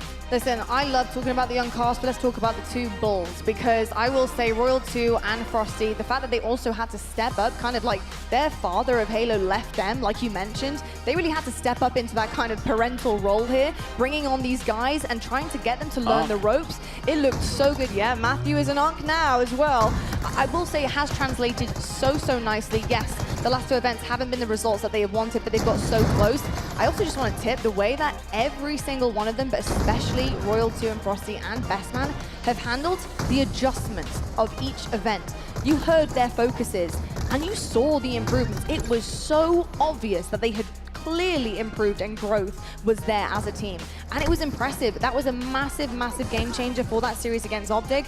And Shopify Rebellion, they're looking really scary. The way that they handle Optic's pressure is incredible. It's the best that we have seen so far. Optic just can't, they fall apart. The pressure is applied, but they just somehow wiggle out of it and remain so calm and collected. The structure then resembles once again, and Optic, they can't move despite the slower pace of Shopify. Optic are going to look back at this series and kick themselves in the rear because you lost 3 Slayers in a best-of-7 in order to lose your opportunity of going for a 6-peat for Bound and Legend, and even further as a 3-peat to have a perfect potential year. The Slayers are what came back to bite them. I mentioned it on Friday. When Shopify beat Optic Gaming, it is because they are winning the Slayers, and that was a perfect formula for Shopify's success. You only needed one objective to push it to the Game 7, where they found a way to win. I mean, just some of these clips here, just cold, unbelievable. Speaking of Frosty on the screen, actually mentioning Frosty as well, we kind of talked about him coming in. He really is quite an X-Factor player for this team. You mentioned Wes as well, that he, when he's on, he's working really, really well for the team. They're going to be winning, but if he's off, it sometimes is a bit of a struggle. I will say in that best-of-7 series, we saw a couple of games that might have been a slightly bit quieter than what we're used to for Frosty, but I think the main thing was that he bounced back in a big way, and he made some massive moves for the team, which obviously did contribute to the win. I think a big thing for Frosty in this series specifically was how hot he started. Yes. Like, he set the tone and allowed Shopify and the Young Guns to kind of find their feet in the rhythm and feel a little comfortable. He bought them a little bit of time, like in real time, to not let the moment feel like it got too big and to not fall behind. That Game 2 Kali Slayer was perfect Halo by Frosty. He was controlling the catwalk with the snipe and then the battle rifle, and he didn't move but like 10 feet for about 5 minutes, but his impact on that game was why Shopify were able to get back in that series and stop any of the momentum that Optic were building. Frosty is so incredibly impactful. I cannot speak highly enough of Frosty. He is so good, and I love the consistency that is coming out. And I truly do believe that is because they are finding a complete groove. I think the boys are feeling really comfortable, and when I say boys, I truly mean Cycle and Last Shot here. And right now, it doesn't seem to me on that main stage that we're seeing 2 rookies versus 2 vets. Right now, this is a completely well-gelled, dynamic team that are going to be incredibly difficult to take down, bro. Yeah, I think this officially changes the story, right? When you see those trophies now hoisted, this is no longer about the Young Guns. I think we could say about this is the defending champion Shopify Rebellion on your main stage. That's what we're going to be saying when we get into Charlotte. I couldn't agree more with Wes's comment. I think Frosty was so hot so early, and you have to think when Optic saw the series layout, they're probably thinking, oh, Game 2, Origin Slayer, yeah, no problem. That, okay, we're going to have to deal with that, and deal with it they did not. And that's the case with all the Slayers. So, yeah, I agree. The story has changed for the season, and the story has changed for Rebellion as a team. One last shout out. Best man, first tournament win in his career. Let's go. Amazing. Finally gets to hoist the trophy. I saw him backstage before going on for the grand finals. I said, this is your championship. Don't choke. I love it. Best man, I don't know if you can hear us right now while you've got the trophy in your hands, but we want to say congratulations, my dude. Well deserved. Well deserved. You're an incredible coach. You've really pushed these boys to victory, kept their heads high. And I will say, based on his interviews as well, actually, all weekend long, I love the collectiveness he brings to the table, bringing every single thing that they're working on, and also giving us an ear in on it, because it's not often we hear anything from any of the teams of what they're working on. And I love the fact that he said, yep, this is it, and we just saw it happen, unfold on the main stage. Yeah, he did it as a player as well. I was lucky to coach him back in Halo 3, and that was the presence that B-Man brought as well, right? He's never overthinking things. He's never freaking out. He's just, here's exactly what we have grounded. Yes, so grounded. Here's exactly what we have ahead of us, and you just heard it from B-Man. He's been doing this for years with Shopify alone. So the hard work that he's put in has really paid off. Yeah, the fact that he never won as a player always kind of ate at me, because I respected the hell out of him, and he was such a problem on the map. He just never could find, I guess, the right combination to have the level of success he needed. But this has got to feel good for him, right? Like, this is one of those check boxes. He's been waiting a long time. So I love the fact that he gets now to check that box. And also, we talk about the great coaches and the impacts that they can have. You see it across so many different Halos at this point, like Lunchbox, Elamite, all the successes that these great Halo players turning into coaches and what they bring to this team. Bestman has brought this to Shopify, and I just want to make that clear that, like, even though Bestman might not have as many accolades as Lunch or Elamite, I respected the hell out of him to the degree that I respected those players as well. Without question. Actually, speaking of coaches, I just want to give a big shout out to all of our top 3 coaches, because that was a grueling weekend, and they had to really dig deep there for the lads. Yeah, so that's where I was getting to. He beat me to it, but massive shout out to Bestman, massive shout out to Lunch, and of course, the fill-in literally hours before going into this weekend. Hunter JJX driving 9 hours to Need make... to correct you on that. Oh, It was actually 14 and a half hours because he hit traffic at every major city on the way. He left it at was 5 p.m. insane. That's the excuse. I think he stopped in Vegas and played a couple tables. He might have, but he left at 5 p.m. Southern California, LA traffic, drives into Vegas traffic, and arrived, by the way, on Friday morning, 4:30 a.m. Had to get into bracket play a few hours later. And then couldn't park. Couldn't find somewhere to park, which is the Of all the worst things. way Wow. to end that journey. So, Hunter JJX, what Someone a guy. parked my car. I mean, I was already impressed, and then, I was way off. That is crazy. He handled that with grace. I mean, it's very difficult to kind of fill in, I think, for an experienced team like that, and to really just try to give them exactly what they're looking for without giving too much, etc. So massive shout out to Hunter JJX. Incredible job, and looking drippy up there in your blazer as well, mate. Took him longer to get here than me, I just realised. Yeah, crazy. I came from London. I gotta say, that effort is insane. If we could have half that effort in the world, it would be. Let's get him a plane ticket next time. Yeah, let's definitely get him on a plane. Well, folks, should we take a look at the last standings, because a lot has gone down. It hasn't been quite as topsy-turvy as it's been in the past couple of events. We're seeing things start to kind of work out and shake out on paper here. Shopify Rebellion, all is right in the world for the Shopify Rebellion fans, because they've finally done it. They've taken down Optic Gaming. They've done it through the winner's side of things, and $100,000 goes their way. Optic Gaming, they will take second place. Commiserations to the team. They played unbelievably. Incredible stuff going all the way to that Game 7, and very, very close to that bracket reset once again. Can't wait to see what they bring to us in Charlotte. And speaking of Charlotte, our top 3 position there, FaZe Clan, $30,000 to their name, and of course a hometown event coming up next. I will say for FaZe fans, you guys should be very, very excited. Based on what we saw this weekend from FaZe, they are looking ever so good. They are right up there with the best of the best.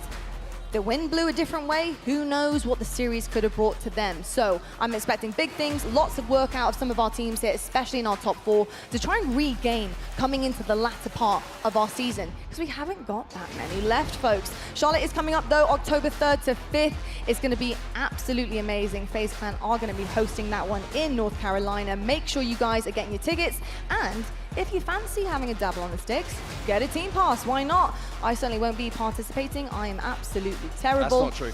Yeah. You'll be there. That's not true. You'll be participating. You won't be able to because you'll be doing this. You're not will be interested doing in the this. team pass. I would much You'll be rather busy. watch and get hype and scream my lungs out on the desk at all the incredible Halo Infinite we'll be watching. And of course, after Charlotte, it will be our World Championships. Really excited. What a season. This has been unbelievable. I want to ask you though, Wes, what has been a massive standout for you this weekend that has really kind of, I don't know, maybe shocked you just a touch? No, I love the parity that we now have. The top 4 actually competed against each other. I feel like it's been a 2-horse race so far throughout this year. FaZe showed me in the series against Optic today that they have what it takes.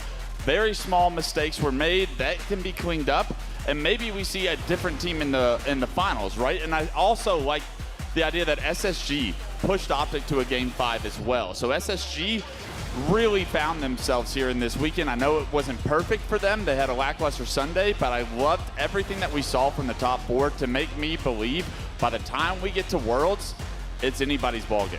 Yeah, I think I love, honestly, how personal it was this weekend. I think it brought a lot more to the table, especially in storylines for us. This is our bread and butter. We love this stuff. But I also do think, like you said, it really did silence a lot of the haters from online gameplay. And we often talk about that conversation, the balance between online and LAN. And it really is LAN is king. That's what Tony said this weekend. LAN certainly is king. You can see things start to really step up and make or break teams. You know where they're at. When you come to a LAN event, you're doing everything on an even playing field on the biggest stage in the world. You know where teams shake out. And so far, like you said, our top 4, they're looking really, really good, especially with those roster changes as well. I will say, though, our players performed exceptionally, and every single one of them was popping off, but there have been a fair few of them that have been doing it a little bit more than others. Should we take a look at our KD leaderboard and see who's on the top? Wow. It's Tarlek! Oh my goodness, it's Tarlek from TSM. Well, technically, Cycle's tagged. With Cycle. I would honestly, I don't know, I wouldn't mind. And when you win the tournament, you immediately go up to first. I might give him Cycle that top spot. Just Royal 2's fallen off. Look at him sad. Gosh, he needs to get out of the tower. Look at him sacrificing himself for a win. Uncharacteristic.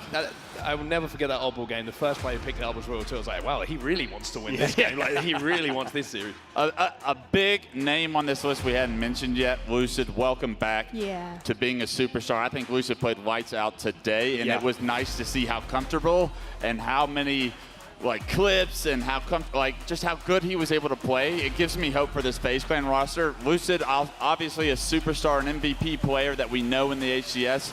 The first couple of events, I felt like it wasn't the same Lucid, but he seems to be right back as MVP form, and I can't wait to see what he does for the rest of the season as well. 100%. Honestly, it was so good to see Lucid performing like himself again, and I truly do see some of our teams as puzzles, and like if they fit together, it's incredible. We see a really good flow. I don't think we saw a flow state out of Lucid and FaZe yet, but it was getting awfully close at certain times. But when that puzzle is just put together perfectly and they're feeling unbelievably more comfortable with more reps, we'll start seeing flow states like we see with Shopify and Optic Gaming, where you just cannot stop them. And I can't wait for more competition heading into the rest of the season. It's going to be absolutely incredible. Onset, one of your favorite moments from the weekend, do you have one? I think just being here in SLC, shout out to SSG again. You know, they just put on a show. The amount of work that these guys do behind the scenes, preparing, you know, the games in the festival, you know, making sure that everyone is happy here. It really is amazing to see. So everyone from SSG, everyone in production, all the fans who come out, honestly, you make these events special for us, for the players, for the teams, and we get to do it 2 more times this season. So if you've got the opportunity, if you love Halo Infinite, if you love what you've seen so far this year, please make sure you're in Charlotte or at the Halo World Championships, because we're going to do everything we can to entertain. The players will do the same, and we know that you have a great time. We certainly are. Hey, I'm trying not to get emotional, so I'm just going to make a joke instead, but he was very much inspired by Best Man, and he wants a raise. So if anybody's watching that can make that happen, he's clearly gunning for that when you teach his pet. He makes more than I do, by the way. Rob, lastly, I have not saved your moment from the weekend, but I have saved Player of the Day for you, sir. Ooh, wow. And our Player of the Day is Last Shot. Okay. And I just want to know what you think of this young man. You are very seasoned when it comes to Halo. You've seen many iterations of this game, and you've seen many new players come and go.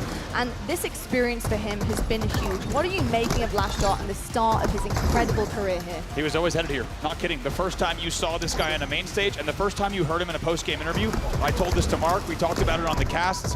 Last Shot was always destined for right here. The man has an unbelievable, he's so young, he's got an amazing head on his shoulders, he's got a great Halo brain, of course his mechanics are out of this world. This day was gonna come. You knew it last year watching him play. There was never a doubt, and now that day is here. And as I said, he's no longer the young gun, the newcomer, the rookie. He is defending champion Last Shot from your champion Shopify Rebellion. The story has changed for him.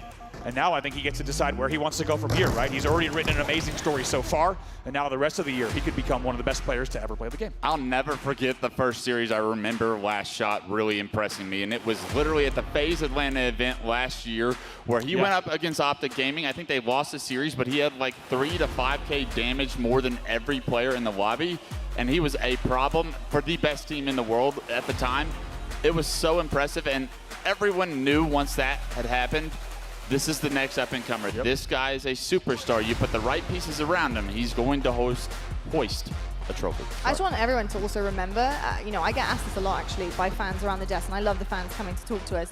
You know, how do you make it? How do you become a Last Shot? How do you become a cycle? How do you become a rookie who gets a chance on the stage? And actually, we have an incredible open bracket, but we also have other competitions. And actually, Last Shot came from the FFA. He won the Halo World Championship, FFA. He showed the world what he's made of. He made a name for himself. He got on that main stage. He was with Pure, and I will say, he performed incredibly on Pure. He wouldn't have been picked up by these two behind him. Actually, I think I just mistook Cycle for Frosty. Yes, I did. They are twins. They look so similar. They look so incredibly similar. That's also kind of strange as well, but love to see it. But, you know, they would have been picked up for a reason. They are so, so good. And you can also have your opportunity here as well. So make sure, guys, if you're good at something and you want to do it, just push it. Pursue it. Just do it. It's as simple as that. And I love to see some of these young guns, and I can't wait for many more, obviously, of course, in the next iterations of Halo. But incredible stuff all around from Shopify Rebellion. They get it done. Can I say one more Go thing? on, you can. Is it going to be the same thing? You go. You go. And I'm going to speak for all of us, which is always a scary thing. Shout out to Lot. Yeah. Oh, don't do this to me. She never gets this, so Oh, shout out to God. Lot. Without Lot, the whole show falls apart. Yeah, that's true. The show doesn't even happen. The show doesn't even it's happen. chaos. I tried to Without host once in rehearsals. It did not go well. He had a whiteboard, actually, and a pen, and he was quite aggressive. That does not fill me with confidence. Yeah. Honestly, I appreciate it very much. Usually they make me cry with laughter. They're trying their best to do the opposite, but I won't fall. I won't falter. I'm hard as nails. We'll get you one day. Yeah, you probably will. I'm not going to lie. We'll see about that. I will say, though, wrapping things up, production, massive shout out to you. I know things can sometimes be a bit gnarly out there. Incredible job, and our teams that competed all weekend long Well done, GG's. You'll get them next time in Shopify Rebellion. Your champions here at SLC. Incredible stuff. That's going to do it from us on the desk. We'll see you guys in the next one that is coming your way. And of course, that has been announced. It's going to be Charlotte. We're going to be hosted by FaZe. I really cannot wait to see what the competition brings this time around.